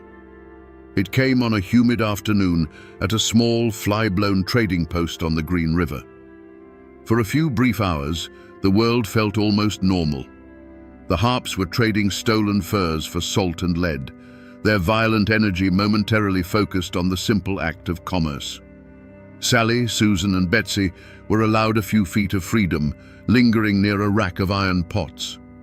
It was here that a ghost from her past appeared, a kindly, whiskered man named Gable, who had once supplied her father's community with tools and news from the outside world. He saw her, and his face, weathered and friendly, froze in disbelief. He approached cautiously, his eyes filled with a mixture of pity and alarm. "Sally," he whispered, his voice barely a breath. "Sally Rice. Child, is that you?" For a heartbeat, the sound of her own name, spoken with kindness, was a physical blow. It was the name of a girl who was dead, a ghost she had long since buried. Hope, a feeling so dangerous she'd forgotten what it felt like, flickered in her chest. Mr. Gable saw the flicker. He leaned closer, his words a desperate, urgent plea. "Your father has been sick with worry. Everyone thinks you're dead. My wagon is just behind the storehouse. I'm leaving at first light, heading east. I can hide you under the canvas. I can take you home, Sally. We can get you home." It was the off-ramp, a clear, well-lit path leading directly out of hell. All she had to do was take his hand, and in that moment, she saw it all play out. She would run. The Harps would notice. Their good mood would curdle into volcanic rage. They would catch the wagon before it cleared the next ridge. They wouldn't just take her back. They would take Mr. Gable, this good and decent man, and they would make him pay for his kindness in ways she couldn't bear to imagine. His blood would be on her hands, another victim of her tainted existence. She looked from his hopeful, pleading face to the hulking form of Big Harp, who was now laughing with the trader, a sound more menacing than any threat. The flicker of hope in her chest was deliberately, painfully extinguished. She had been a prisoner for so long that she now understood its cruelest logic. To save the innocent, you must remain among the damned. She straightened her back, and when she met Mr. Gable's eyes again, They were as cold and empty as a winter sky. "You are mistaken, sir," she said, her voice flat and devoid of emotion. "My name is not Sally." She turned her back on him, on her name, on the last chance she would ever have for salvation, and walked calmly back to the monsters she now called her own. The crossroads had been presented, and she had chosen her path. The reckoning came not in a hail of gunfire or a clash of knives, but in a miserable, rain-soaked camp on a cold night. The world had shrunk to the size of a weak, sputtering fire, casting dancing shadows that looked like grasping claws. The only sound, other than the miserable drizzle, was the thin, relentless wail of a newborn. It was Susan Wood's infant daughter, a child born into a life of flight and fear, and her crying was like a needle, stitching itself directly into the frayed nerves of Big Harp. He sat staring into the flames, his massive shoulders hunched. He wasn't enraged, not in the way a normal man would be. It was something colder, a deep and profound irritation, the annoyance of a god swatting at a fly. Susan, her face pale and gaunt in the firelight, rocked the child, whispering useless reassurances, her every movement radiating a desperate animal terror. She knew, and they all knew, that in this world, any sound of weakness was an invitation to violence. Then he rose.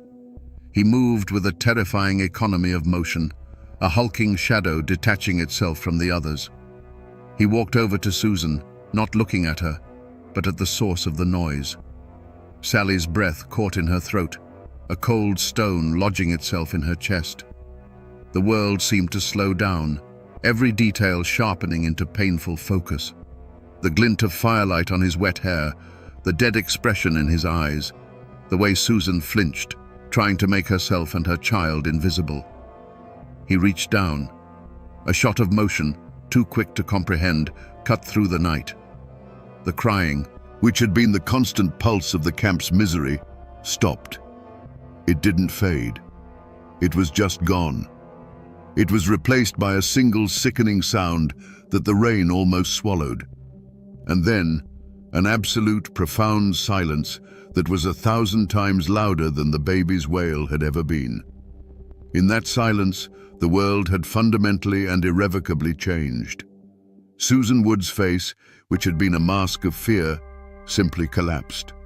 Her mouth opened in a perfect silent O of horror, but no scream came out. She had seen an act so far beyond the boundaries of human cruelty that her own body couldn't even process the sound it demanded. The tiny bundle she had been desperately trying to quiet was no longer in her arms.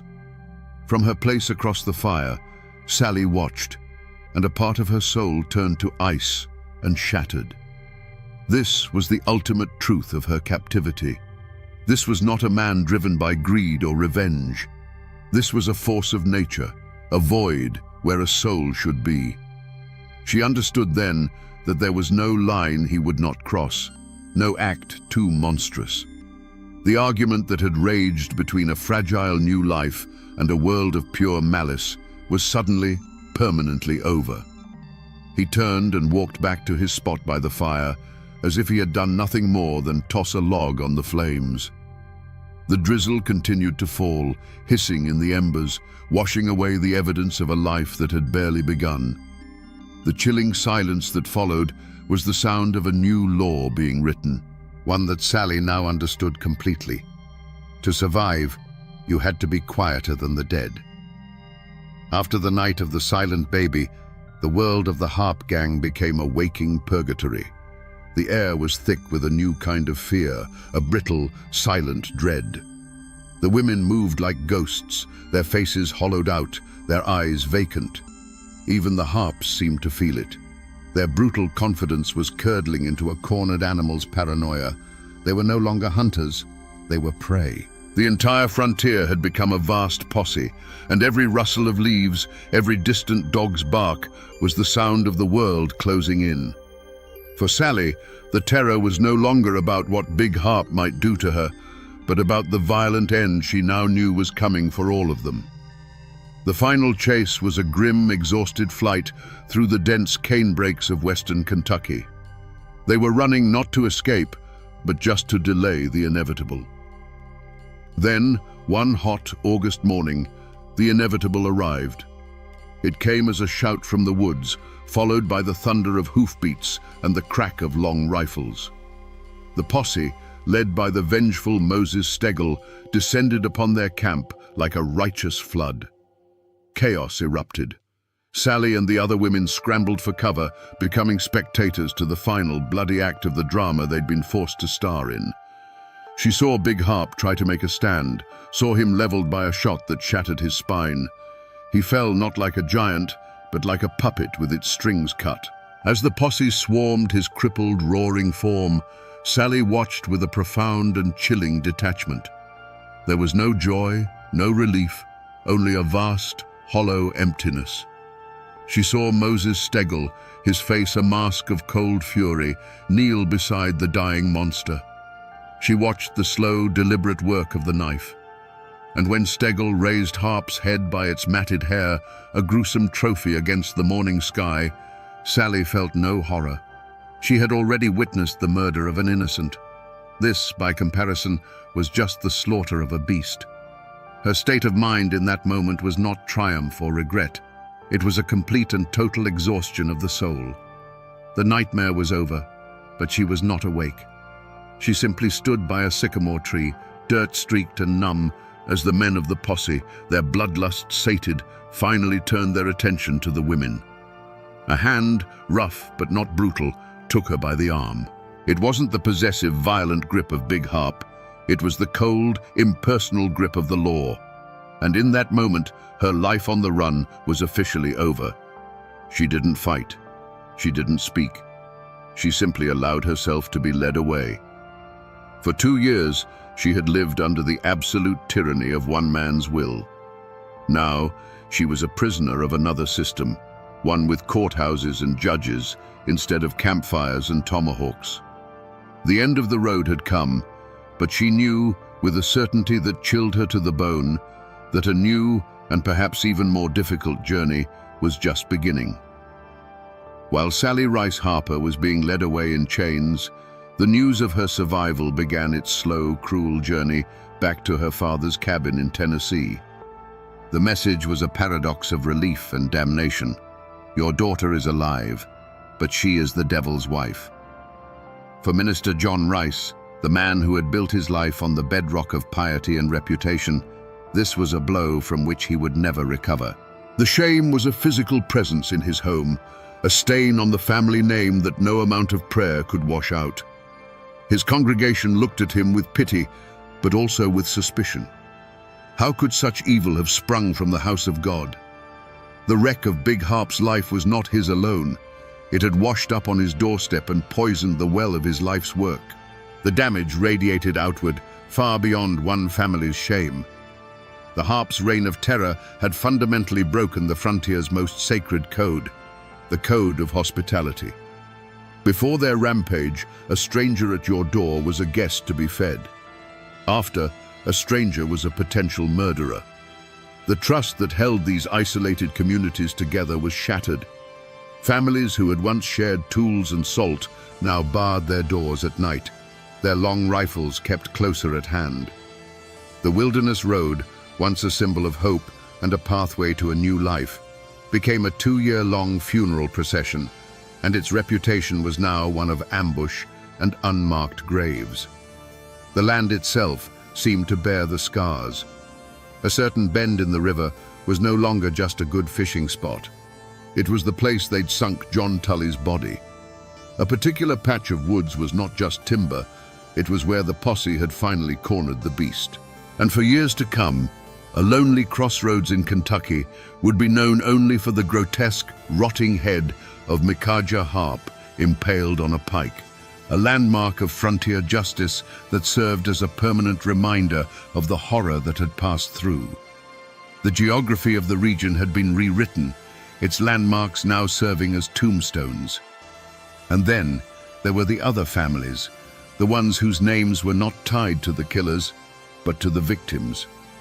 For the wives, children, and parents of men like Thomas Langford and John Graves, the death of Big Harp brought no closure.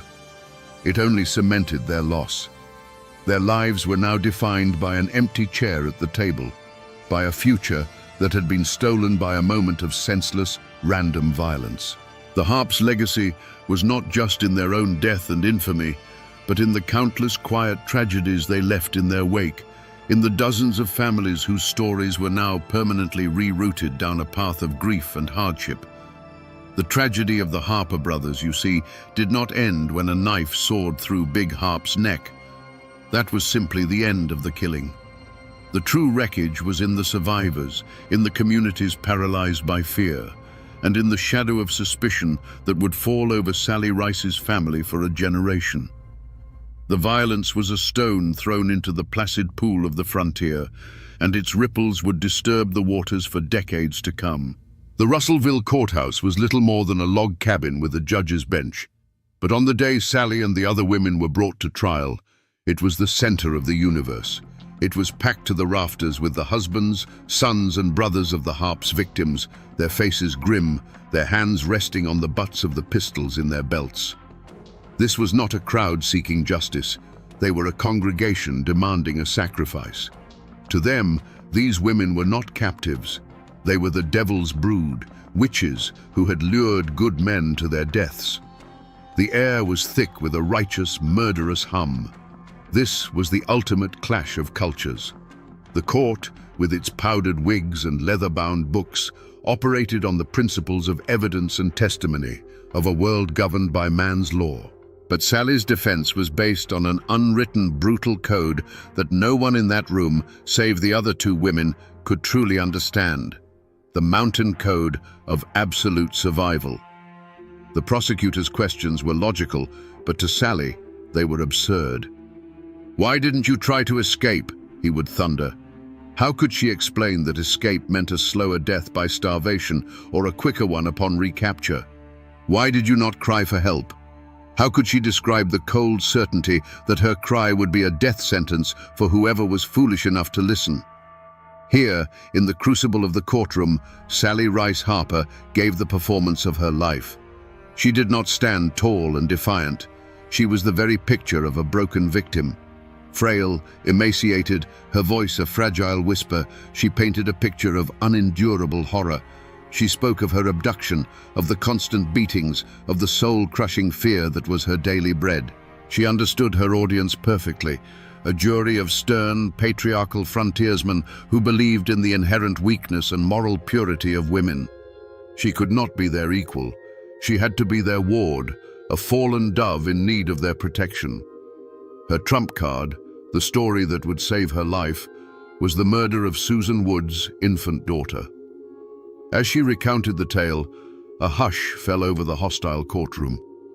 She described the baby's relentless crying, Big Harp's cold annoyance, and the final sickening moment of silence. She looked at the 12 grim-faced men on the jury, her eyes brimming with tears she had learned to summon on command, or perhaps they were horrifyingly real. What chance, her voice cracked, did an unarmed woman have against a beast who would snatch his own child from her mother's arms and silence her against a tree? That single, horrific image shattered the prosecution's case. It was a truth so monstrous it transcended legal arguments. In that moment, the men on the jury no longer saw an accomplice. They saw their own wives, their own daughters, and imagined them in the grip of such an inhuman force. The code of the mountains, the law of survival, had finally been translated into a language the court could understand. It was the language of pure, unrestrained evil, an evil against which, they reasoned, no woman could possibly stand. The verdict, when it came, was a shock that rippled through the courtroom. Not guilty. Sally Rice was acquitted. A murmur of disbelief and anger went through the crowd, but the law had spoken. True justice, however, remained an open question. Was this a triumph of empathy, a rare moment where a court understood the realities of coercion and abuse? Or was it the ultimate con, a masterful manipulation by a hardened survivor who knew exactly what a room full of men needed to hear to let her go free? The law had rendered its judgment, but the mountains and the whispers of the people who lived in them would keep their own verdict for centuries to come. While Sally walked free, the story of the harps was not yet fully written. The main antagonist, the hulking big harp, had already met a gruesome end, his head left to the sun and the crows. But the other side of that evil coin, his brother wily little harp, had cheated the hangman's rope. Before he could be tried and executed, he and Betsy Roberts managed to escape the flimsy Russellville jail, slipping through the bars like a shadow and vanishing back into the wilderness that had spawned them. The law had failed. The monster was not dead. It had merely shed its skin. For a time, Little Harp prospered in the only way he knew how. He changed his name, calling himself John Seton, and fell in with another notorious gang of river pirates led by Samuel Mason. He went right back to a life of robbery and murder along the Natchez Trace, proving that the evil was not just in his brother, but was a deep and shared corruption. He found a new pack to run with, and for a while it seemed as if he might just get away with it all, a ghost of the frontier's greatest nightmare, still preying on the innocent. But the story of Wily Harp ends with a final bitter twist of irony. It wasn't a lawman's rifle or a judge's gavel that ended his story. It was greed. A large bounty was placed on the head of his new leader, Samuel Mason. Seeing an opportunity, Harp and another outlaw conspired to murder Mason and claim the reward money. They brought Mason's severed head to the authorities in Mississippi, expecting a hero's welcome and a heavy purse. But a witness there recognized them, not as heroes, but as wanted outlaws in their own right. Wily Harp had come to claim the bounty on another man's head, only to have the price put on his own. He was captured, tried, and finally sentenced to hang. His end came in January of 1804. After the execution, in a grim echo of his brother's fate, his own head was cut off and impaled on a pike along the Natchez Trace as a warning to other outlaws. There was no simple victory of good over evil here. Little Harp was brought down by his own boundless avarice, a victim of the same brutal, self-serving code he had lived by. The scales of justice were balanced not by a noble hand, but by the weight of a bag of silver, proving that in the violent garden of the frontier, sometimes the only thing that could kill a snake was another, hungrier snake. For Sally Rice, freedom was not a celebration, it was a disappearing act. She walked out of that courthouse and straight into the arms of a man named John Davis, a farmer who, for reasons lost to history, was willing to take a chance on a woman with a past as dark as a Kentucky cave. She became Mrs. Davis, a name as plain and sturdy as a split-rail fence, and settled in Logan County. She had more children, raised them, and worked her fingers to the bone, trying to build a wall of ordinary days high enough to block the view of the horrors she had seen. But you can't outrun your own shadow. She could change her name, but she couldn't change her face. For the rest of her life, she must have lived with the sideways glances at the market, the conversations that stopped when she entered a room. Every new friendship was a risk, every question about her past a carefully navigated minefield. Her life was a performance of normalcy, an endless effort to prove she was just a farmer's wife, not the woman who had shared a campfire with monsters. Her descendants, the Davises, grew up under the weight of a story that was never fully told, a quiet, unspoken tension in their family's foundation. The most haunting legacy, however, was a ghost. During her time with the Harps, Sally had given birth to a daughter, a child fathered by one of the brothers. What became of this baby, this innocent soul born of such a demonic union? History offers no answer. Did she die on the trail, another forgotten victim? Did Sally, in an act of desperate love, give the child away to a stranger to grant her a life free of the Harp name? Or did she raise the child in secret, constantly looking for the father's darkness in her daughter's eyes? This lost child is the true, aching heart of Sally's tragedy, a life that began and ended in a question mark. The community, too, sought to heal itself through a deep and profound silence. The Harp affair was not something to be discussed in polite company. The facts were too sharp, too painful, so they were smoothed down into a scary story to frighten children into behaving. People rebuilt, they planted crops, they raised families, but the memory of the harpers became a part of the landscape, a permanent scar hidden just beneath the surface. They didn't heal by confronting the past, they healed by burying it alive, hoping its ghost would not find its way back to the surface. But of course, it always does. Time has a way of smoothing the sharpest edges of history. In Webster County, Kentucky, there is a quiet country lane called Harp's Head Road. Today, it's just a stretch of asphalt where people drive to work and kids ride their bikes. But the name is a deep and permanent scar on the map, a physical reminder of the monster who was brought to justice nearby. His evil was so profound it literally branded the land. His name is a shout, an eternal warning.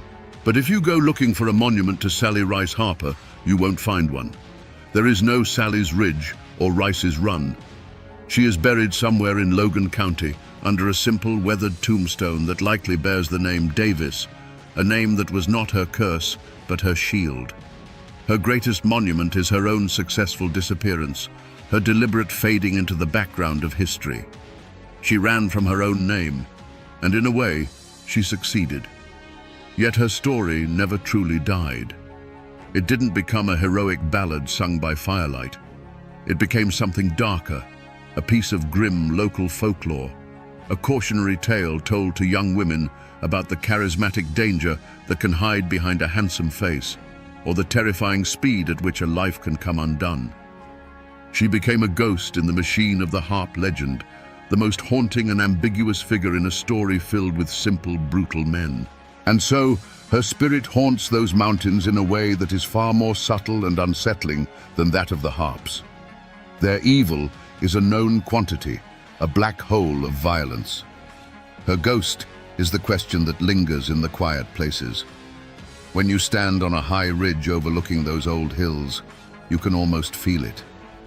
While Big Harp's name is a shout of infamy, Sally's is a whisper in the pines, the ghost of a choice, a question that the wind still asks in the high, lonely places. Was she the innocent dove or the clever serpent? So we return to the question that hung in the air of that Russellville courthouse. Was Sally Rice Harper the ultimate victim or the ultimate performer?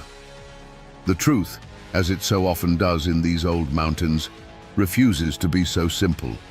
She was undeniably a victim, a young woman stolen from her world and subjected to 2 years of unimaginable horror.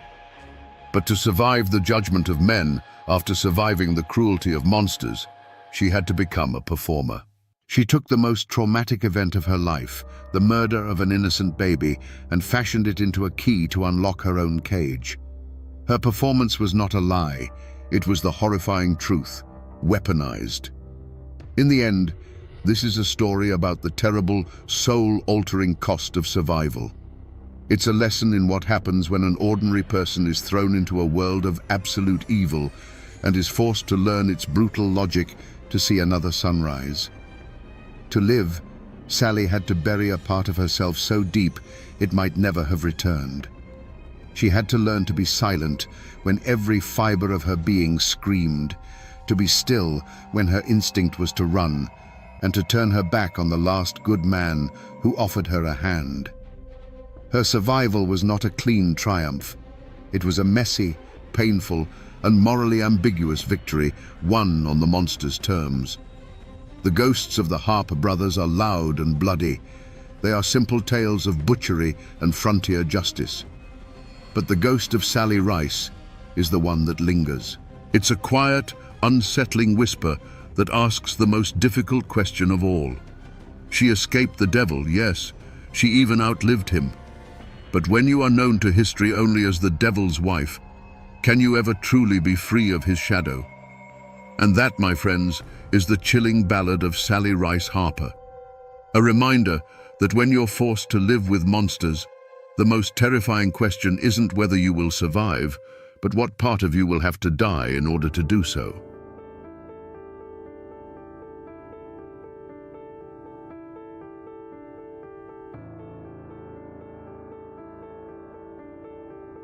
On the morning of March 20th, 1906, the modern steel of the Walnut Street Bridge in Chattanooga, Tennessee, was host to a medieval horror. Dangling from a thick rope tied to a girder was the body of a man riddled with bullet holes, a silent silhouette against the rising sun. This wasn't a secret crime hidden in the shadows. This was a public spectacle, a brutal message left for the entire city and the entire nation to see. The victim was a man named Ed Johnson, and just hours before his death, he had been granted a stay of execution by the United States Supreme Court. He was, by law, under federal protection. So what happened on that bridge? How could a mob tear a man from his cell and lynch him in open defiance of the highest court in the land?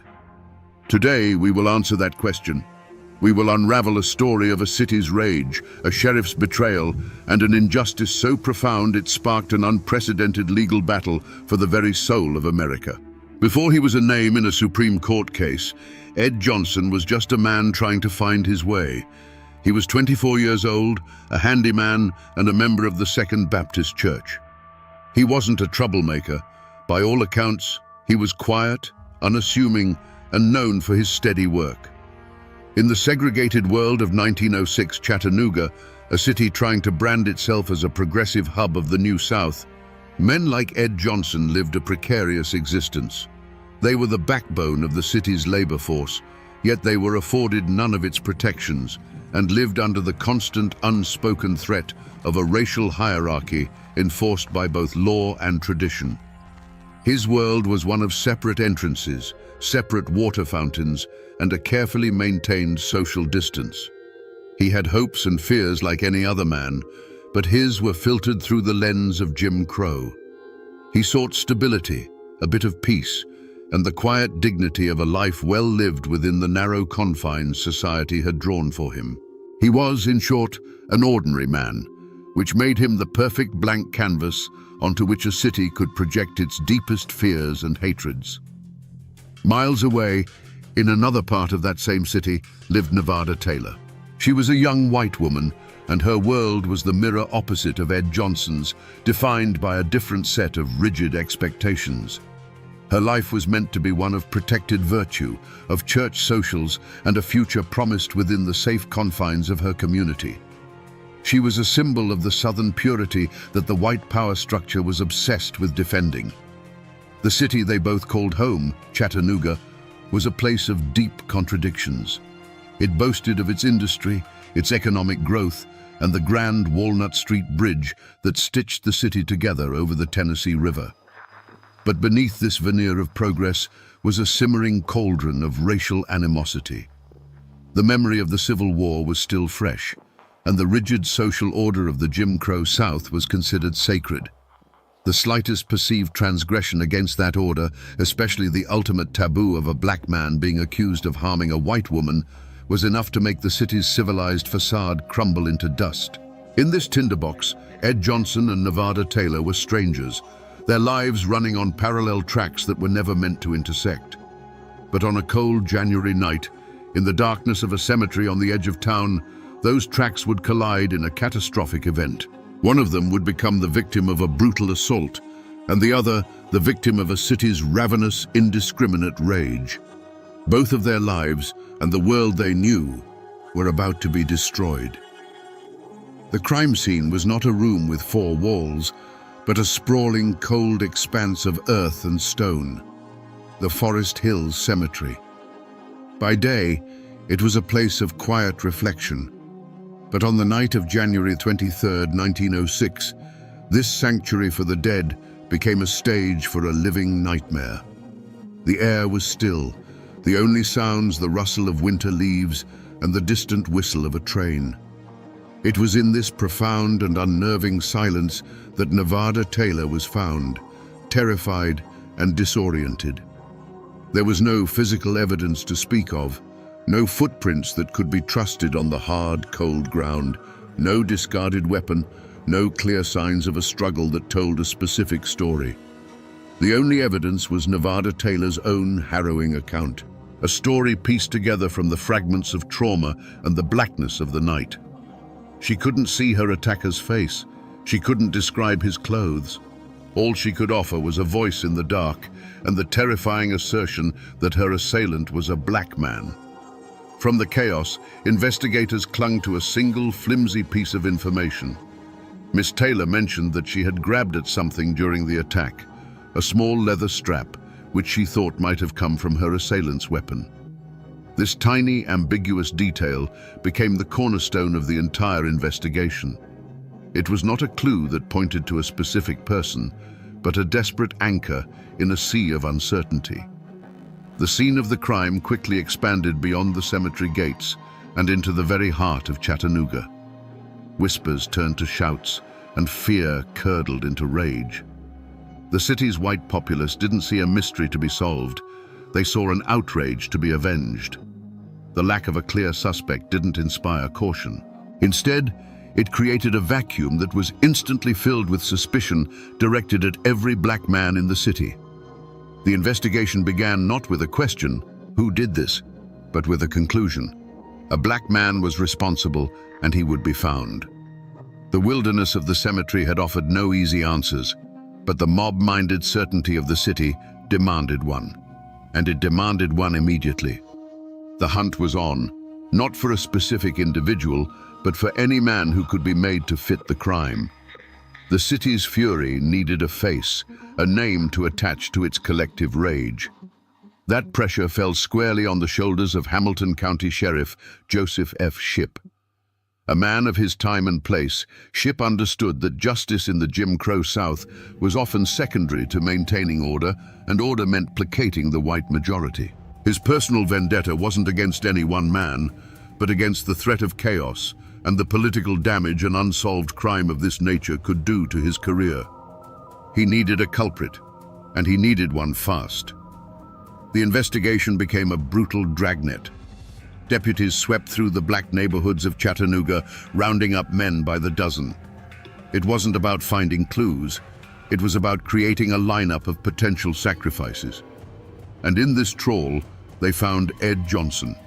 He wasn't caught red-handed, nor was he found with any incriminating evidence. He was simply in the wrong place at the wrong time, a known figure in the community who suddenly found himself ensnared in a nightmare. The flimsy clue of the leather strap was now given a purpose. A rumor began to circulate, likely started by the authorities themselves, that Johnson had been seen with a similar strap. It was a lie, but a powerful one. Suddenly, the community had something to latch onto.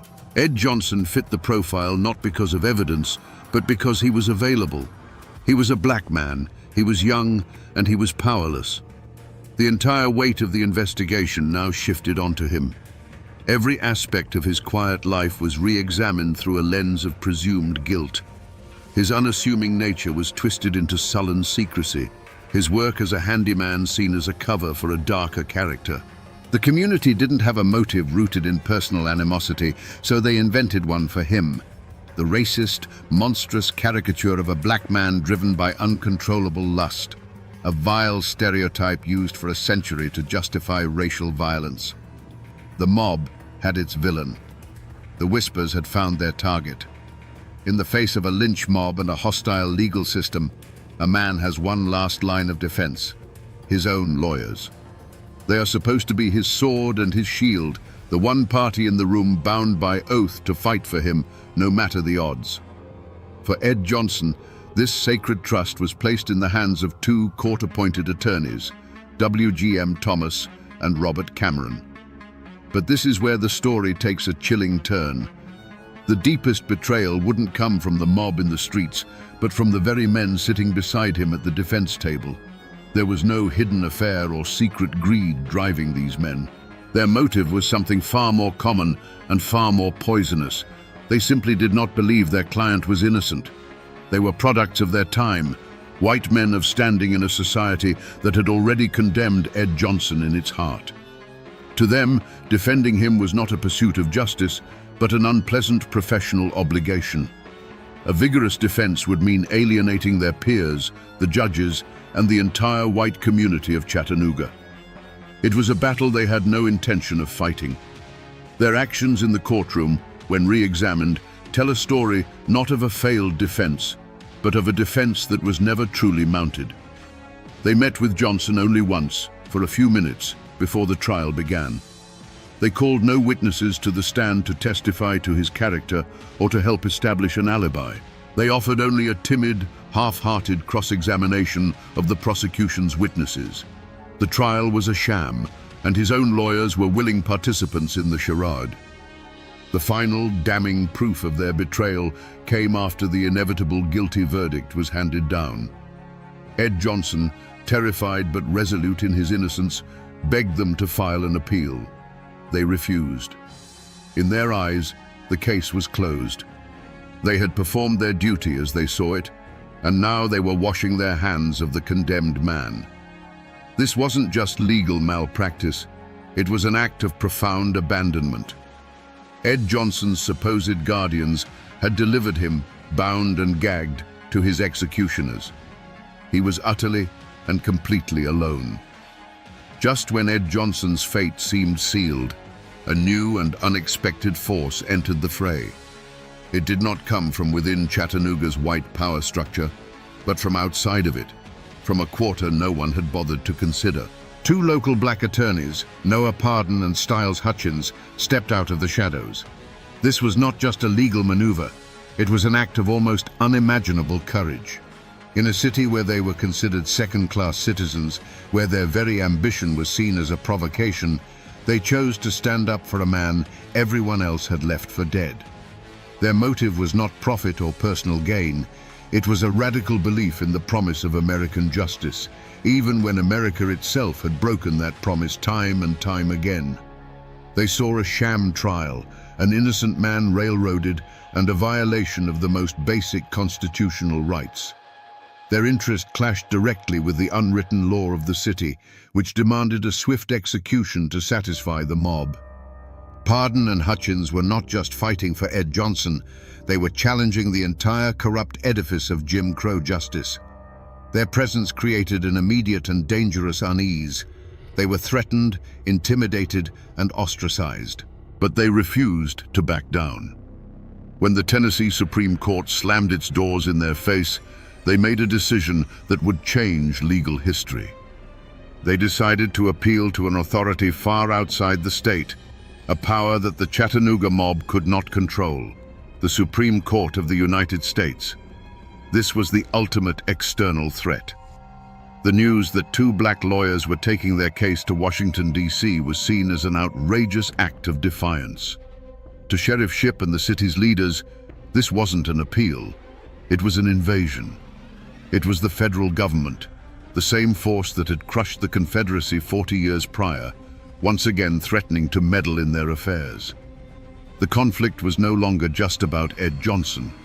It was a battle for control, a struggle between local mob rule and the supreme law of the land. The entire official investigation into the assault of Nevada Taylor was, from the very beginning, a grand and tragic false trail. The objective was never to find the truth, but to secure a conviction. The so-called clues that led to Ed Johnson were not discoveries, but constructions, red herrings deliberately laid to guide public opinion toward a predetermined conclusion. The central piece of evidence, the small leather strap, was the most potent of these fictions. Investigators treated it like a smoking gun, a direct link to Johnson, despite the fact that no one could ever definitively prove it belonged to him or that it was even connected to the crime. The trail led from this flimsy object to the Hamilton County Jail, where the most crucial piece of misdirection was staged. The identification of Ed Johnson by Nevada Taylor was not a moment of clarity, but of manufactured certainty. She was brought into a dim room where Johnson was the only suspect presented. Her initial hesitation, her uncertainty, was brushed aside by the forceful suggestions of the lawmen around her. Under immense pressure, she gave them the identification they wanted. This shaky, coerced statement, which should have been a dead end, was instead treated as an irrefutable fact. Meanwhile, any path that might have led to the truth was quickly blocked off. Ed Johnson had an alibi. Witnesses in the black community could place him at a saloon far from the cemetery at the time of the attack. But these leads, The only ones that actually pointed toward his innocence were never pursued. The authorities simply weren't interested. Every testament to Johnson's good character, every inconsistency in the timeline, was ignored. These promising trails didn't evaporate. They were deliberately buried under the weight of the official narrative. This created a strange and dangerous kind of frustration. For Sheriff Shipp and the white mob, the frustration wasn't that the case was stalled, but that the legal process, however flawed, was taking too long. They had their man, their simple answer, and the appeals filed by Pardon and Hutchins were seen as infuriating obstacles. For the black community, the feeling was one of growing terror. They were watching a legal system actively lead itself down a false path, and they knew that at the end of this trail lay not justice, but a hangman's noose for an innocent man. In Chattanooga, the truth was not buried by a lack of evidence, but by two formidable walls of silence. The first was a wall built by the white community, not of quiet whispers, but of a deafening, unified roar. It was an unspoken agreement that Ed Johnson was guilty, a conclusion reached before the trial even began. This wasn't just about one crime, it was about defending a fragile social order. To question Johnson's guilt was to question the very foundation of their world, to suggest a white woman could be wrong and a black man could be innocent. Any white person who harbored doubts learned quickly to keep them to themselves, lest they be branded a sympathizer, a traitor to their own. The second wall was built by the black community, and it was a wall of pure, unadulterated terror. People knew Ed Johnson. They knew his character. Some even knew where he was on that fateful night. But the code of the Jim Crow South was brutally simple. You saw nothing, you heard nothing, and you knew nothing that contradicted the white mob.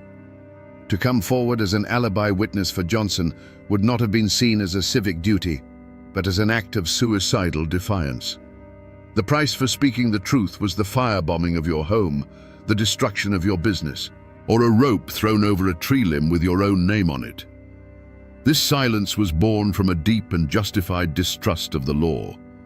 The police and the courts were not seen as protectors, but as the enforcement arm of the white power structure.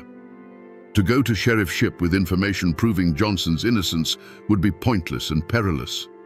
The system was not designed to find the truth. It was designed to produce a result, and that result had already been decided. The psychological toll on those who dared to breach this wall was immediate and severe. Noah Pardon and Styles Hutchins were the ultimate examples. By taking Johnson's case, they shattered the silence. In return, they were marked men. Their lives were openly threatened, their reputations dragged through the mud. They were hunted in their own city, forced to flee for their very survival.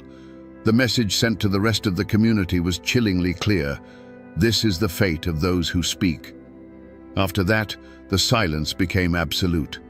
With the Tennessee courts turning a deaf ear and the execution date looming, all hope seemed to be lost. The legal road had run out, and the gallows were being prepared. But in the small office of Noah Pardon and Styles Hutchins, a discovery was made that would change the course of American legal history. The forgotten clue they unearthed wasn't a misplaced letter or a hidden diary. It was a fundamental principle that the state of Tennessee had chosen to ignore. It was the United States Constitution. Their argument was as simple as it was revolutionary. They contended that Ed Johnson had not received a trial by a jury of his peers, but had been condemned by a jury of intimidated hostages. A courtroom surrounded by an armed, bloodthirsty mob, they argued, is not a court of law. It is a stage for a legal lynching. This was not a failure of evidence, but a failure of the entire process, a gross violation of Johnson's right to due process under the 14th Amendment. This was their forgotten clue. The trial itself was the crime. With this powerful argument, they did the unthinkable. They bypassed the entire state judicial system and took their appeal directly to the highest court in the land. It was a desperate, audacious gamble, two lone black lawyers from the South petitioning the 9 most powerful jurists in America. And then, the impossible happened. The Supreme Court listened. Justice John Marshall Harlan, a man who had famously dissented in the Plessy versus Ferguson case that enshrined separate but equal, saw the profound injustice. On March 19, 1906, he granted a stay of execution. A telegram was dispatched from Washington, D.C. to Chattanooga. It was a single piece of paper, but it carried the full weight of the United States government, ordering a halt to the execution. The forgotten clue had not just opened a door, it had kicked it off its hinges. For a fleeting, miraculous moment, the law had prevailed. The case was no longer about one man's life. It was now a direct confrontation between the rule of law and the rule of the mob. The telegram from the Supreme Court should have been a shield, an impenetrable barrier of federal authority protecting Ed Johnson. Instead, in the charged atmosphere of Chattanooga, it acted like a lit match tossed into a powder keg. The news spread through the city not as a call for lawful patience, but as an intolerable insult. A distant court in Washington, they felt, had stolen their justice, robbing them of the vengeance they so desperately craved. The city began to simmer, and then to boil. The central mystery was no longer who attacked Nevada Taylor, but who would dare to defy the United States Supreme Court. The answer was not some shadowy figure hiding in the back alleys. The mastermind of the lynching, the man who held the keys to both the jail and to the mob's fury, was Hamilton County Sheriff Joseph F. Shipp. His unmasking came not from a forgotten clue, but from his own deliberate, chilling actions on the night of March 19th. His motive was a toxic cocktail of wounded pride, political calculation, and pure racist ideology. The Supreme Court's stay of execution was a direct and public humiliation. It was a declaration that he, the sheriff, had overseen a failed and unconstitutional trial.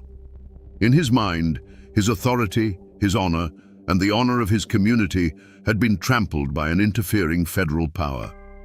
Faced with a choice between his oath to uphold the law of the land and his allegiance to the unwritten code of the mob, Sheriff Shipp made his decision.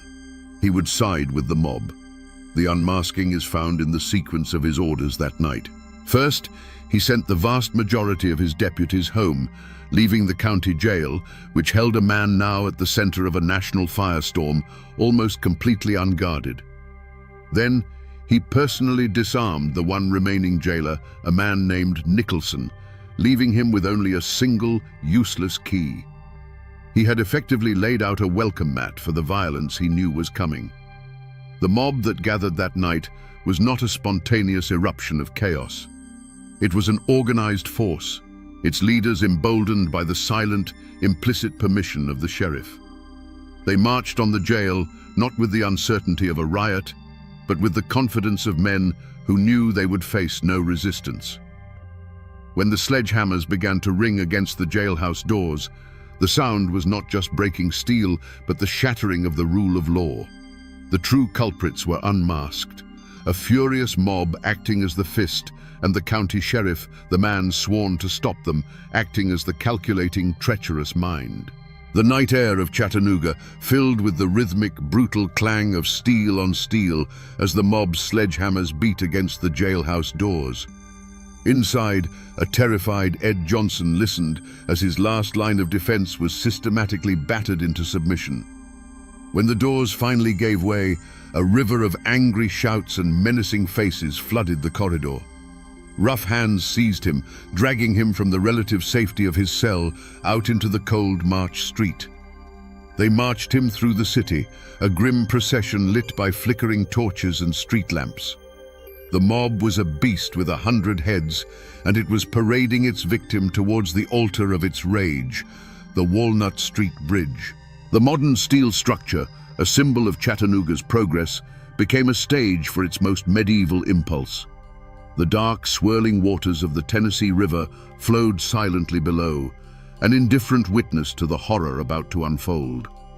On the bridge, under the vast, starless sky, a thick rope was thrown over a steel girder. In this final, terrifying moment, Ed Johnson was granted a chance to speak. His voice, clear and steady, cut through the jeers of the crowd. He did not beg for his life. He proclaimed his truth. "I am an innocent man, he declared to the faces surrounding him. "I am not guilty of this crime. I have said it all the time and I say it now. God bless you all. I am ready to go." Then he was pushed into the void. The rope snapped taut, but the fall did not bring a swift end. As his body twisted in the air, a leader of the mob raised a pistol. A single sharp crack echoed across the river, and Johnson's body went limp. It was followed by another and another. From the bridge above, a fusillade of gunfire erupted. The night was filled with muzzle flashes, each bright spark followed by the sound of a shot. Over 50 in all, each one a punctuation mark in a statement of pure defiance. And then, as suddenly as it began, it was over. A ringing silence descended upon the bridge, broken only by the whisper of the wind through the steel girders and the distant bark of a dog. Ed Johnson's body hung motionless, a haunting pendulum suspended between the city and the dark river below. The mob, its terrible work done, quietly began to disperse, leaving their gruesome message hanging in the night for all the world to see. News of the lynching in Chattanooga was not just news of a murder, it was news of a rebellion. The mob, aided by the sheriff, had not just killed a man, they had openly defied a direct order from the United States Supreme Court.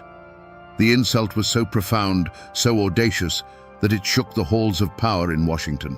President Theodore Roosevelt himself condemned it as a hideous crime. The Supreme Court, its authority fundamentally challenged, decided to do something it had never done before and has never done since. It resolved to hold its own criminal trial. The atmosphere was unlike any other in American history.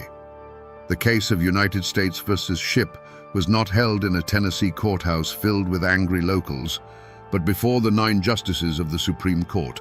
The defendants, Sheriff Shipp and several leaders of the mob, were summoned to the nation's capital.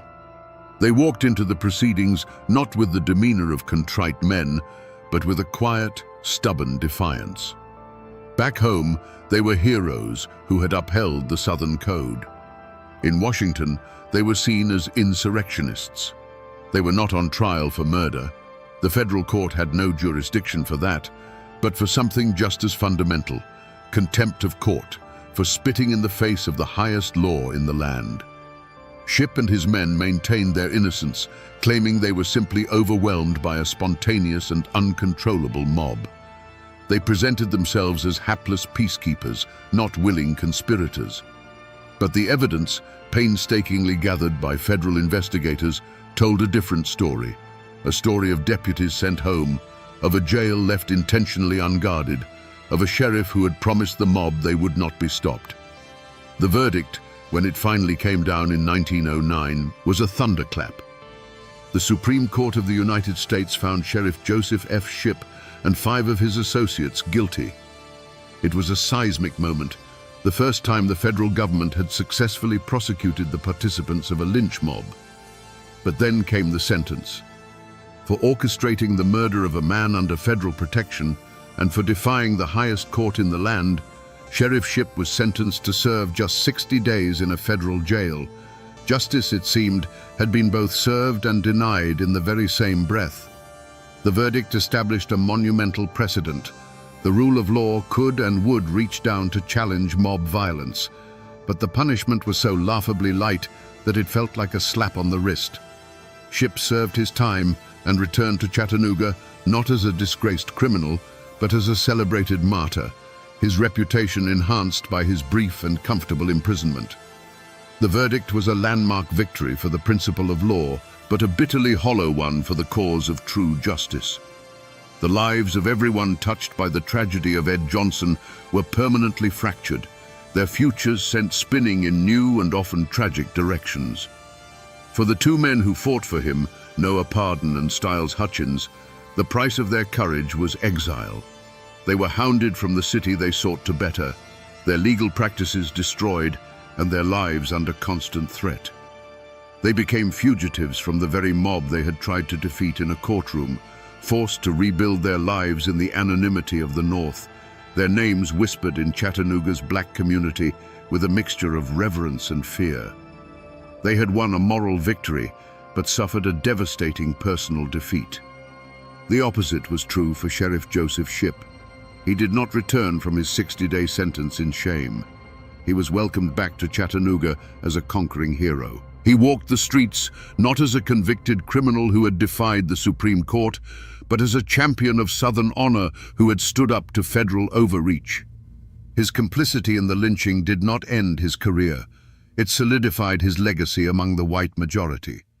He became a living symbol of the South's defiance, his life a testament to the fact that in the Jim Crow era, some crimes were not only tolerated, but celebrated. Nevada Taylor, the young woman whose assault was the catalyst for the entire nightmare, retreated into a life of quiet obscurity. The trauma of that night in the cemetery was compounded by the horror of what was done in her name. She never spoke publicly of the events again, living out her days in the long shadow of a crime she survived and a murder she inadvertently caused. Her life, like Johnson's, was irrevocably defined by that one terrible night. For the black community of Chattanooga, the lynching of Ed Johnson became a ghost story told for generations, a brutal lesson in the consequences of defiance. It cast a pall of fear that lingered for decades, reinforcing the city's rigid racial hierarchy with the haunting image of a body hanging from the Walnut Street Bridge. But a seed of resolve was also planted. The fight for Ed Johnson's name did not die with him. It was a slow, stubborn pursuit of justice that spanned nearly a century, a legal and moral reckoning passed down through the years, waiting for a time when the city would finally be forced to confront its past. If you walk across Chattanooga's Walnut Street Bridge today, you will see a city reborn. It is now a pedestrian walkway, a beautiful expanse of blue steel where families stroll, cyclists glide by, and tourists take photos of the Tennessee River below. It is a symbol of the city's vibrant present.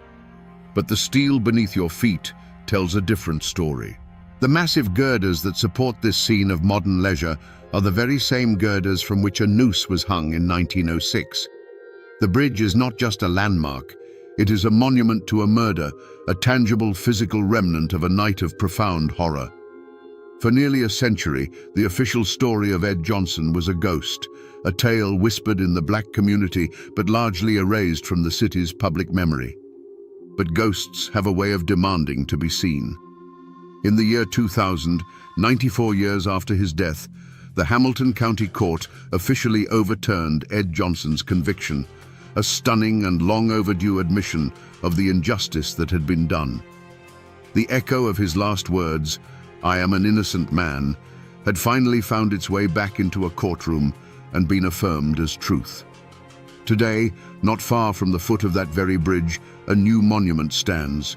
It is the Ed Johnson Memorial, a solemn and powerful space dedicated to his memory and to the courage of Noah Pardon and Styles Hutchins. It is a deliberate act of reclamation, a place where the story is no longer whispered but told in bronze and stone for all to see. It stands as a counter-narrative to the silence, a permanent testament to a history that the city is finally beginning to confront. The mountains that cradle Chattanooga have seen empires rise and fall, and the river has carried 1,000 secrets to the sea. They were the silent witnesses to the crime, the trial, and the lynching. For decades, the world tried to forget what happened on that bridge, to pave over the past with progress. But the steel remembers, the river remembers. And now, thanks to the tireless pursuit of justice, the city is finally being forced to remember too, ensuring that the echo of Ed Johnson's story will never again fade into silence. So we return to the question that hung in the air with Ed Johnson's body. How could this happen in open defiance of the nation's highest court? The answer, we now know, is as simple as it is terrifying. The law is not a fortress of stone. It is a fragile agreement, utterly dependent on the integrity of those sworn to uphold it. On that night in Chattanooga, the man with the badge decided the mob's will was more important than the court's word, and in that moment, the law ceased to exist. But this story is more than just a chronicle of a failure of justice. It is a profound lesson in the slow, stubborn, and often painful pursuit of it. It teaches us that the arc of the moral universe may bend toward justice, as the saying goes, but it does not bend on its own. It must be pulled, inch by painful inch, by the hands of courageous and often forgotten people. Men like Noah Pardon and Styles Hutchins, who risked everything for a man they knew was innocent, pulled on that arc. Their fight seemed lost in 1906, but it started a conversation that refused to die, a quiet echo that grew louder with each passing generation. The story of Ed Johnson is a reminder that history is never truly in the past. It lives in the steel of a bridge, in the names carved on a memorial, and in the ongoing struggle to reconcile our ideals with our actions. The Supreme Court's verdict was a landmark for the rule of law, but the real justice, the clearing of an innocent man's name, took nearly a century to arrive. It is a story that teaches us that the loudest shouts for truth often come from the quietest graves. And now, my friends, you know the rest of the story. You know how the law can be both a shield and a sword, and how sometimes it is simply a whisper in a storm of rage.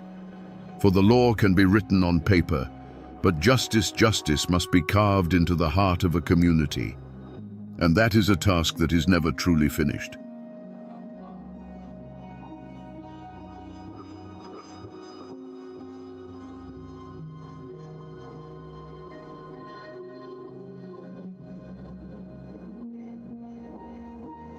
You can find places like this all over Appalachia. A quiet spot on the edge of town where a creek whispers over smooth stones and the only sound is the rustle of leaves in the canopy above. It feels peaceful, timeless even. But this ground, right here on the outskirts of Winston-Salem, holds a memory soaked in blood and betrayal. Over a century ago, this gentle quiet was shattered by the crack of a pistol. This is the very spot where they found a young woman named Ellen Smith. Her life ended by a single bullet fired straight into her heart. Her story became a legend, immortalized in one of America's most famous murder ballads. But a song is not the whole truth. Today, we're going to peel back the layers of that old, mournful tune and listen for the real story. We're here to ask the questions the ballad never answered. Who was Ellen Smith? And why did the story of her death refuse to die? Let's turn back the clock to 1892. Winston-Salem, North Carolina, was a town caught between two worlds. The sweet, heavy scent of curing tobacco from the new R.J. Reynolds factories hung in the air, a promise of new money and new industry.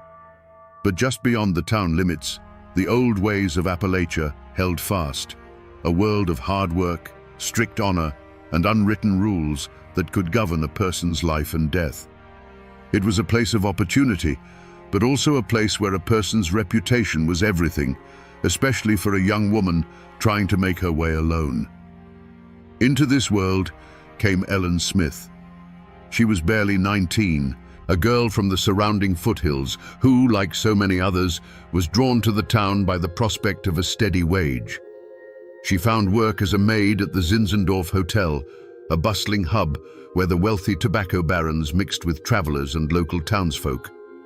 By all accounts, she was pretty, quiet, and hard-working. She carried out her duties, changing linens and serving meals, likely dreaming of a life far removed from the hard-scrabble farm she had left behind. She was just one of hundreds of anonymous girls hoping for a bit of luck, maybe even a bit of love.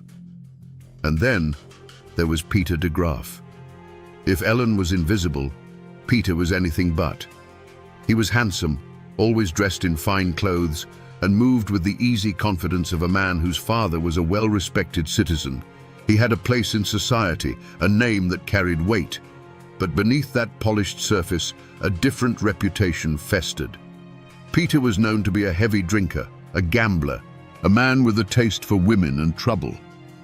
He was charming, yes, but it was a dangerous charm, the kind that promised excitement but often delivered ruin. Their worlds collided within the walls of the Zinzendorf Hotel. He, the privileged customer, she, the humble servant. It was a classic, perilous dynamic. A man like Peter de Graaf would have seen a girl like Ellen Smith as a simple conquest. a dalliance with no consequences. But for Ellen, the attention of such a man, someone so far above her station, must have felt like a fairy tale. He was a glimpse into a world of comfort and status she could only dream of. And so, it began. An affair that was, for a time, an open secret whispered about in the hotel kitchens and the town's back alleys. Peter would visit her. They'd be seen walking together near the edge of town, away from judging eyes. To the rest of the world, it was a familiar, predictable story. But for the two people living it, it was a path that was quickly leading them toward a dark and unforgiving horizon, a point from which neither of them would ever truly return. A story like this isn't just found in the dirt and leaves of a crime scene.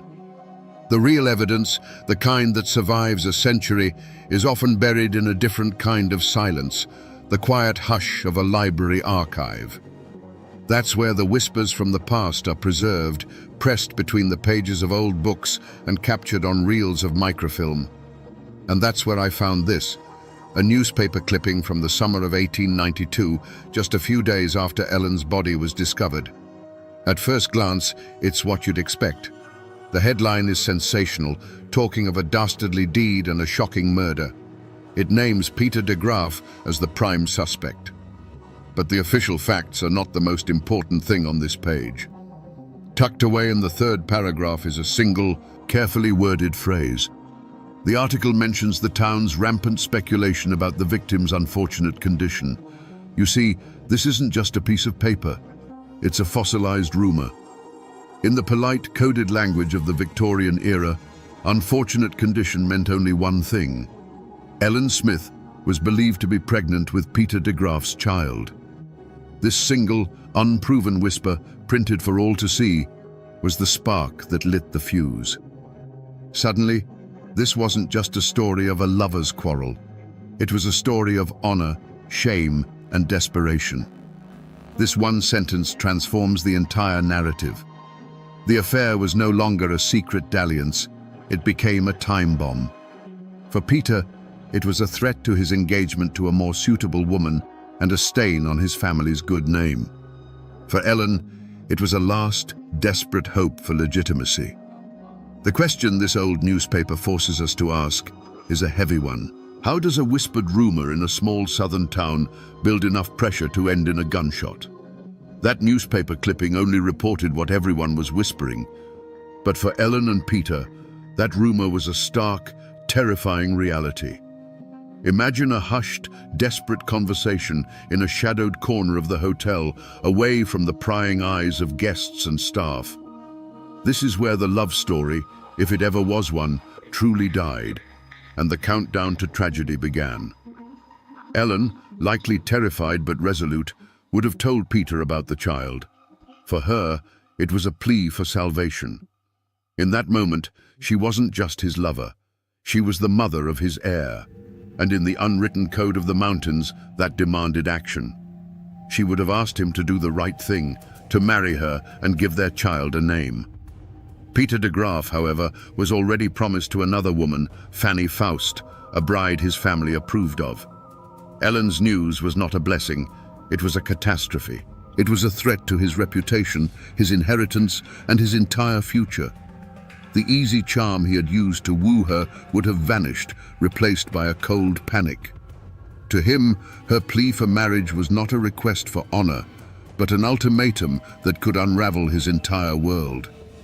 The days that followed must have been a private hell for both of them. Their secret meetings would no longer have been filled with affection, but with bitter arguments. He likely offered her money, told her to leave town and never come back, to solve the problem on her own. But Ellen wouldn't have backed down. For her, this was not a problem to be disposed of. It was her life, her child's life. Her desperation would have made her bold, perhaps even threatening to expose him to his family and his fiancée. What started as a whispered secret between two people was now a festering conflict. Every denial from him would have fueled her resolve. Every tearful plea from her would have deepened his fear. The seeds of conflict were sown not in jealousy or simple hatred, but in a clash of two inescapable realities. She needed a husband to avoid ruin, and he needed to get rid of her to avoid the very same fate. The air between them grew thick with unspoken violence, and time was running out. Newspaper clippings and court records can give you the skeleton of a story, but they can't give you its soul. For that, you have to talk to the people who keep the memories alive. I found that soul in a conversation with a local historian, a man whose great-grandfather had known the de Graaf family. He wasn't a professor in some university. He was a man whose family had lived on this soil for 200 years, and whose memory was a library of local lore. We sat on his porch, overlooking the hazy blue line of the distant mountains. He told me the official story, the one we all know. The affair, the rumored pregnancy, the arrest. But then he leaned forward in his rocking chair, his voice dropping a little lower. "Now, this part you won't find in any court record," he said. "This is the story that was passed down. The papers will tell you Peter had a motive, but they don't tell you why it had to happen on that specific day. According to the tale that's been told around here for over a century, Ellen Smith had given Peter de Graaf an ultimatum. It wasn't just a tearful plea for marriage anymore. She was done with his stalling and his empty promises. She told him that if he didn't agree to marry her, she was going to walk over to his father's house that very afternoon and tell the old man everything. Suddenly, the timeline snaps into sharp, terrifying focus. This wasn't a problem Peter could put off until next week. It was a crisis with a deadline measured in hours.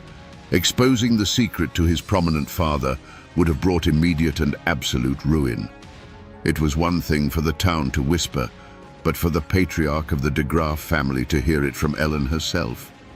That was unthinkable. Peter, cornered and desperate, knew he had to stop her, and he had to do it right then.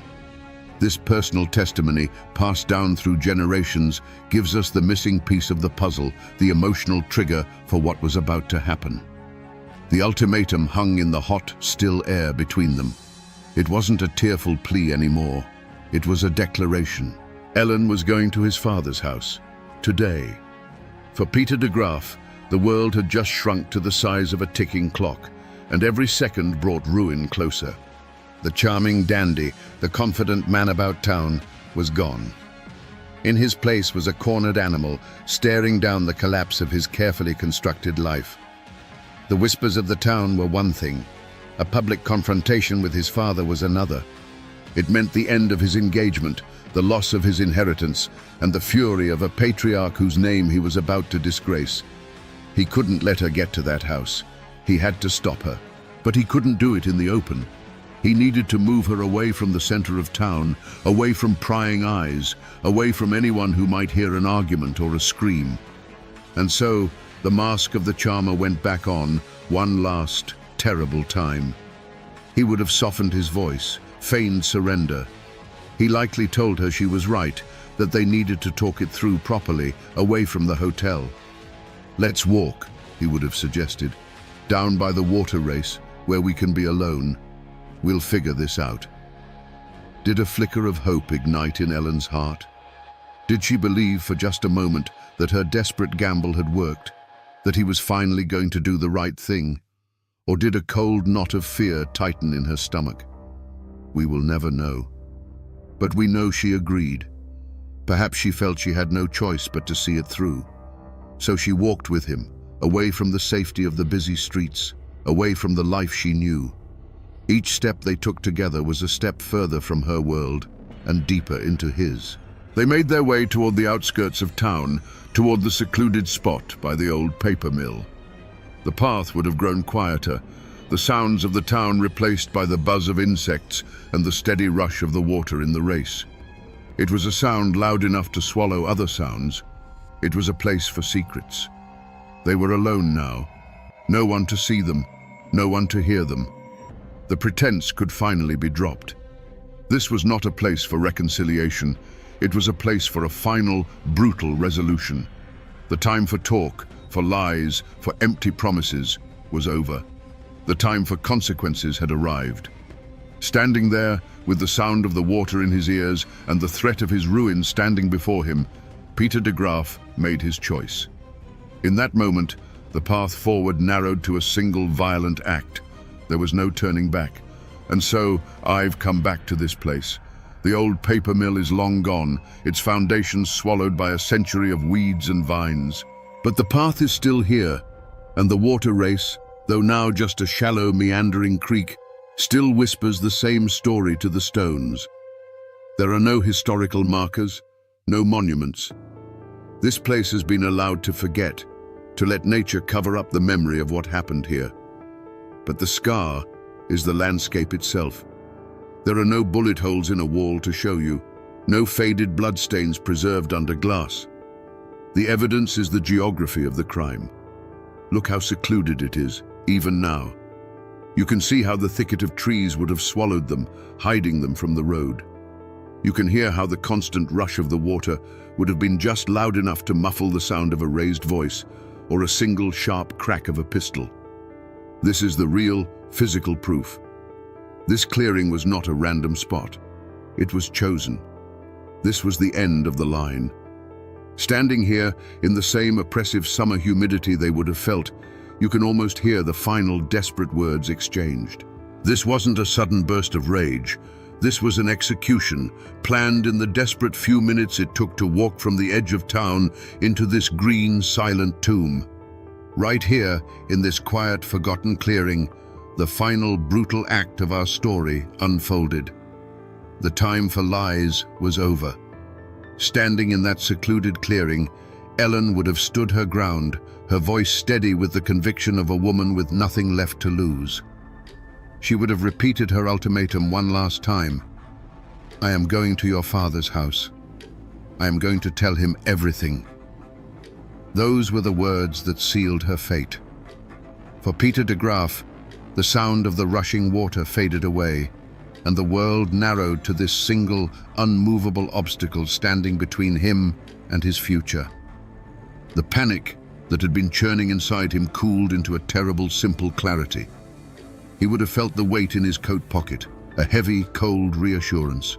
He had likely brought it with him for this very purpose, a final option he hoped he wouldn't have to use. But her resolve, her refusal to be silenced or sent away, had exhausted all other possibilities. In his mind, she had backed him into this clearing, into this moment. There was only one way he could walk out of here alone, with his secret safe and his future intact. The choice was made. And then, the argument ended. It ended not with a resolution, but with a sharp, violent punctuation. A single, sharp report cracked the humid air, a sound far too loud and deliberate to be a snapping twig. It was a sound that ripped through the drone of the insects and the murmur of the creek, echoing off the trees for a brief moment before being swallowed by the woods. A flock of startled birds erupted from the canopy, their panicked calls the only immediate response to the unnatural noise. There would have been no scream, just a look of profound, final surprise on Ellen's face. A flicker of disbelief as she looked down at her own chest, as if to understand what had just happened. Her hands, which might have been clenched in anger or raised in pleading, fell limp to her sides. She crumpled to the ground without a sound, a final, soft exhalation of breath, the only testament to the life that had just been stolen from her. The vibrant, determined young woman was gone, replaced by a still, silent form. For a long moment, there was only the sound of the creek and the slow settling of dust motes in the shafts of afternoon sun. The air grew thick with the acrid smell of burnt powder. Peter would have stood there, his heart hammering against his ribs, staring at what he had done. There she was, poor Ellen Smith, lying on the cold, cold ground. A single dark circle, no bigger than a coin, began to blossom on the fabric of her simple dress right over her heart. It was a neat, tidy, and absolutely final solution to his problem. Then, the cold clarity shattered, and the animal panic returned. His survival instinct screamed at him to run. He turned his back on what he had done, on the woman who had carried his child and his secret. He didn't look back. The rustle of his footsteps, quick and desperate through the underbrush, was the last human sound to disturb the scene. The woods swallowed him up, leaving behind only an awful, profound silence. And in the clearing, the sun continued to shine, the water continued to flow, and the birds eventually returned to their branches. Nature, indifferent and eternal, began the slow work of reclaiming the scene. Ellen Smith was left alone, with only the indifferent sky and the whispering trees as witnesses to her final moments. The story of the violence lives in the soil of that clearing, but the story of the aftermath is preserved in a different kind of silence, the quiet, dusty archives of the Forsyth County Courthouse. Here, the raw, human tragedy of Ellen Smith's death was translated into the cold, formal language of the law. I've held the photocopies in my own hands. The coroner's report, the court docket, the arrest warrant. Each one tells a piece of the story, but it's a version scrubbed clean of all emotion. The coroner's inquest is a marvel of clinical detachment. It describes the location where the body was found and the position in which she was lying. And then, the cause of death is recorded with chilling simplicity. Gunshot wound. That's it. Just 2 words to extinguish a life filled with hope, fear, and a desperate love.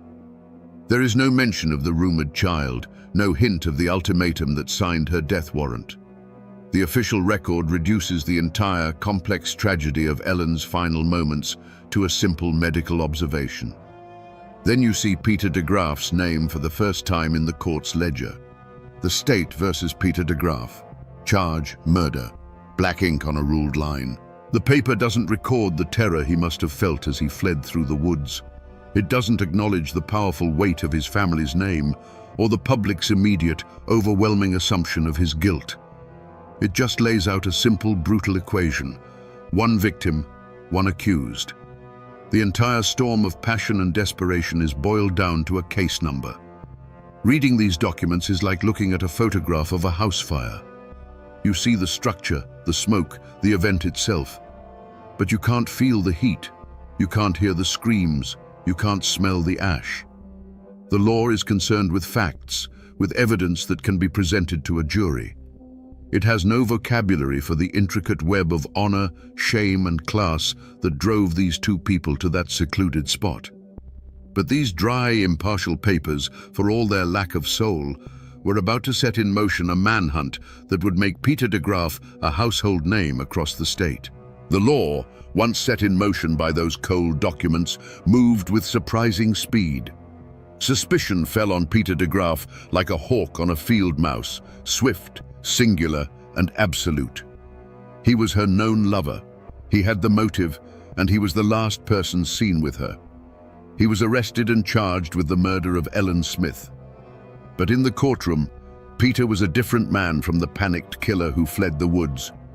He was unnervingly calm, dressed impeccably, denying everything with a steady voice. The evidence against him was powerful, but purely circumstantial. There was no murder weapon, no confession, no one who saw him pull the trigger. The prosecution built a case on motive and opportunity, while the defense chipped away at the lack of hard proof. The jury was torn, and the result was a mistrial. For a moment it seemed Peter de Graaf might just walk free. But a guilty man with a reprieve is a dangerous thing. Before a second trial could be convened, Peter made a move that would seal his fate more surely than any piece of evidence. With the help of his brother, he soared through the bars of his jail cell and, under the cover of a moonless night, vanished. To the public, this was the ultimate confession. An innocent man stands and fights for his name. A guilty man runs for his life. His escape transformed him from a suspect into a condemned fugitive in the eyes of the entire state. The law was no longer just seeking a conviction. It was now hunting a man who had made a mockery of it. The manhunt was vast. Telegraphs crackled with his description, and his name was on the lips of lawmen from Virginia to Tennessee. Months went by. The trail went cold. It seemed Peter de Graaf had been swallowed by the continent. Then, a tip came from a world away. He was found hundreds of miles from North Carolina, hiding in the most unlikely of places, working as a common hand in a traveling circus in Robinson, Kansas. The dapper man about town had become a ghost, living amongst the clowns and the carnies. The long arm of the law finally closed around him there, and he was brought back to Winston-Salem in chains, the spectacle of his capture only fueling the public certainty of his guilt. His second trial was a formality.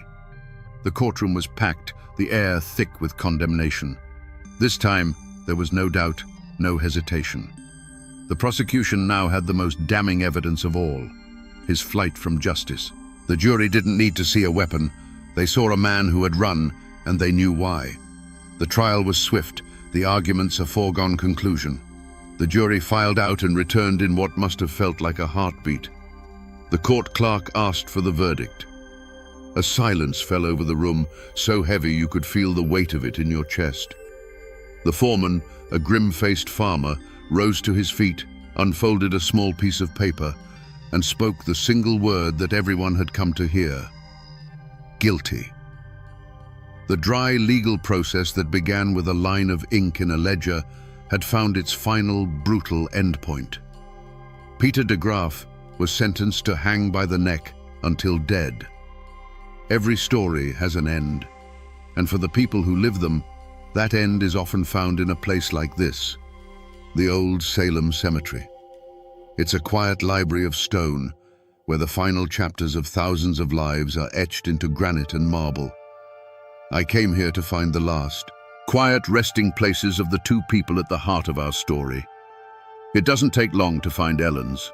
Her grave is marked by a simple flat stone, a humble marker that lies low in the grass, easily missed if you aren't looking for it. There is no grand epitaph, just her name and the dates that bookend her short, tragic life. It is a lonely grave for a girl who died alone. And yet, her story has kept this spot from being forgotten. People still come. They know the ballad, and they seek out this small stone as a kind of pilgrimage. Her final resting place is as modest as the life she lived, but the legend that grew from it is monumental. In death, the poor, forgotten maid became more famous than any of the wealthy people buried around her. Then, you walk just 100 yards or so past other weathered stones, and you find the de Graaf family plot. And there he is, Peter de Graaf. His marker is part of a respectable family collection, more substantial than Ellen's, but weathered by the same century of sun and rain. And the irony is so thick you can almost taste it. He killed her to protect his family's name, to sever their connection forever.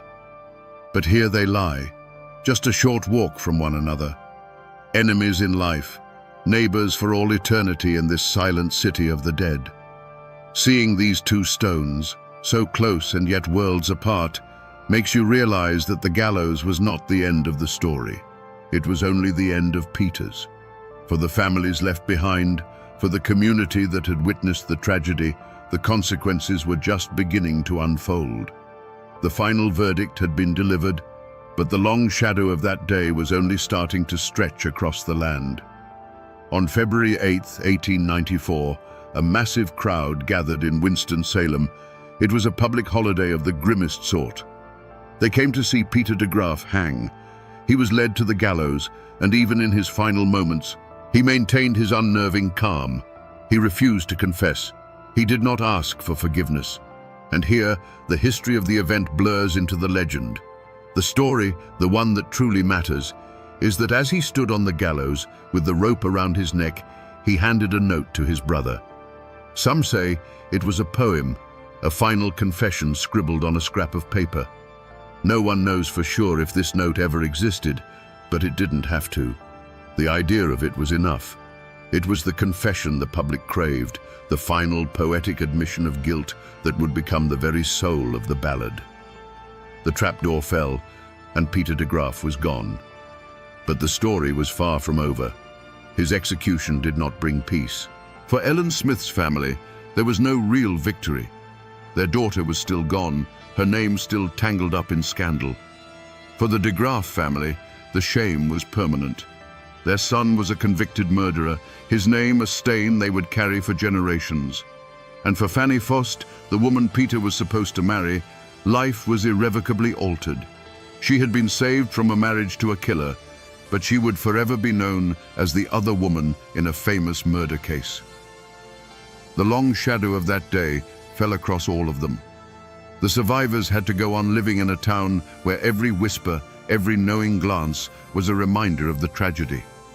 They had to rebuild their lives on the fractured ground of a scandal that was already becoming a local legend. The law had delivered its justice, the guilty party had paid the ultimate price, but the human cost continued to be paid in quiet grief and public shame for years to come. The event was over, but the memory, raw and painful, had just begun its long, slow burn into the community's consciousness. You would think that a story with a body, a killer, a trial, and an execution would have a clear, definitive ending. But it rarely works that way. The song that bears Ellen's name paints the picture in stark black and white. There is a villain, and there is a victim. Peter de Graaf is the cold-hearted killer, and Ellen Smith is the poor, innocent girl he murdered. For the rest of the world, for anyone who has ever heard that mournful tune, that is the end of the story. It is a simple, powerful, and enduring morality tale.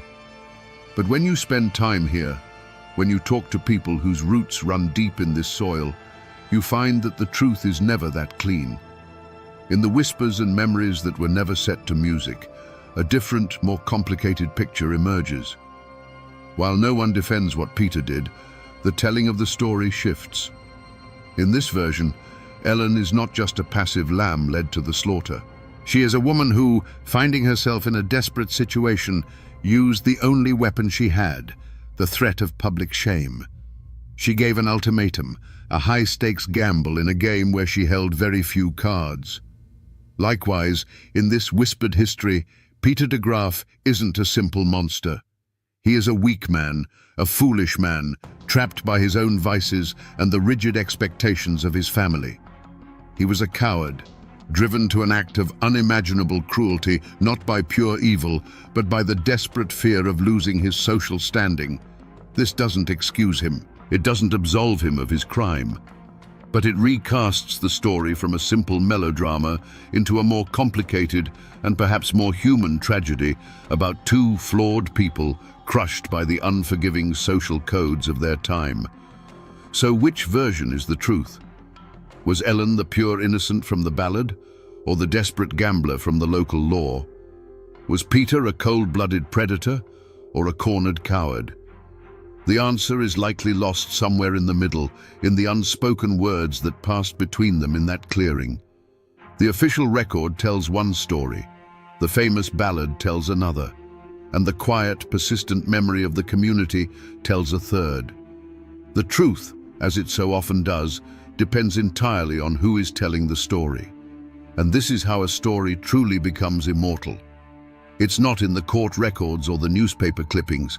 In the mountains, a story survives when it is set to music. Almost immediately after Peter de Graaf's execution, the tale of what he had done was put to a simple, mournful tune. These murder ballads were the lifeblood of Appalachian history, a way of preserving cautionary tales and shocking news in a time before radio or television. They were the people's history, sung on porches and in parlors, passed down from one generation to the next. The ballad of Poor Ellen Smith is a masterpiece of the form, chilling because it's told from the killer's point of view. It's not a song of remorse, but a cold, matter-of-fact confession. The lyrics, supposedly taken from that mythical note found on the gallows, captured the entire tragedy in a few unforgettable verses. It tells of the murder, the escape, the capture, and the final, lonely walk to the gallows. The song became so powerful, so definitive, that it completely overwrote the messy, complicated reality of the case. The legal arguments, the circumstantial evidence, the lack of a weapon, all of that faded away. The song became the truth. Over time, history dissolves and legend takes its place. The trauma of Ellen's death seeped into the very soil of this place, sprouting ghost stories.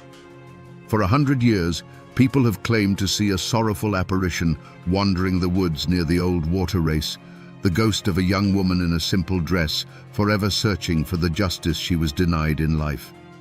The real Ellen Smith, the girl who worked at the hotel and dreamed of a better life, was gone. In her place was a folk hero, a ghost, and the title character of a timeless, haunting song, a cautionary tale that still echoes through these hills today. And so we find ourselves back where this journey began, here in this quiet clearing by the water.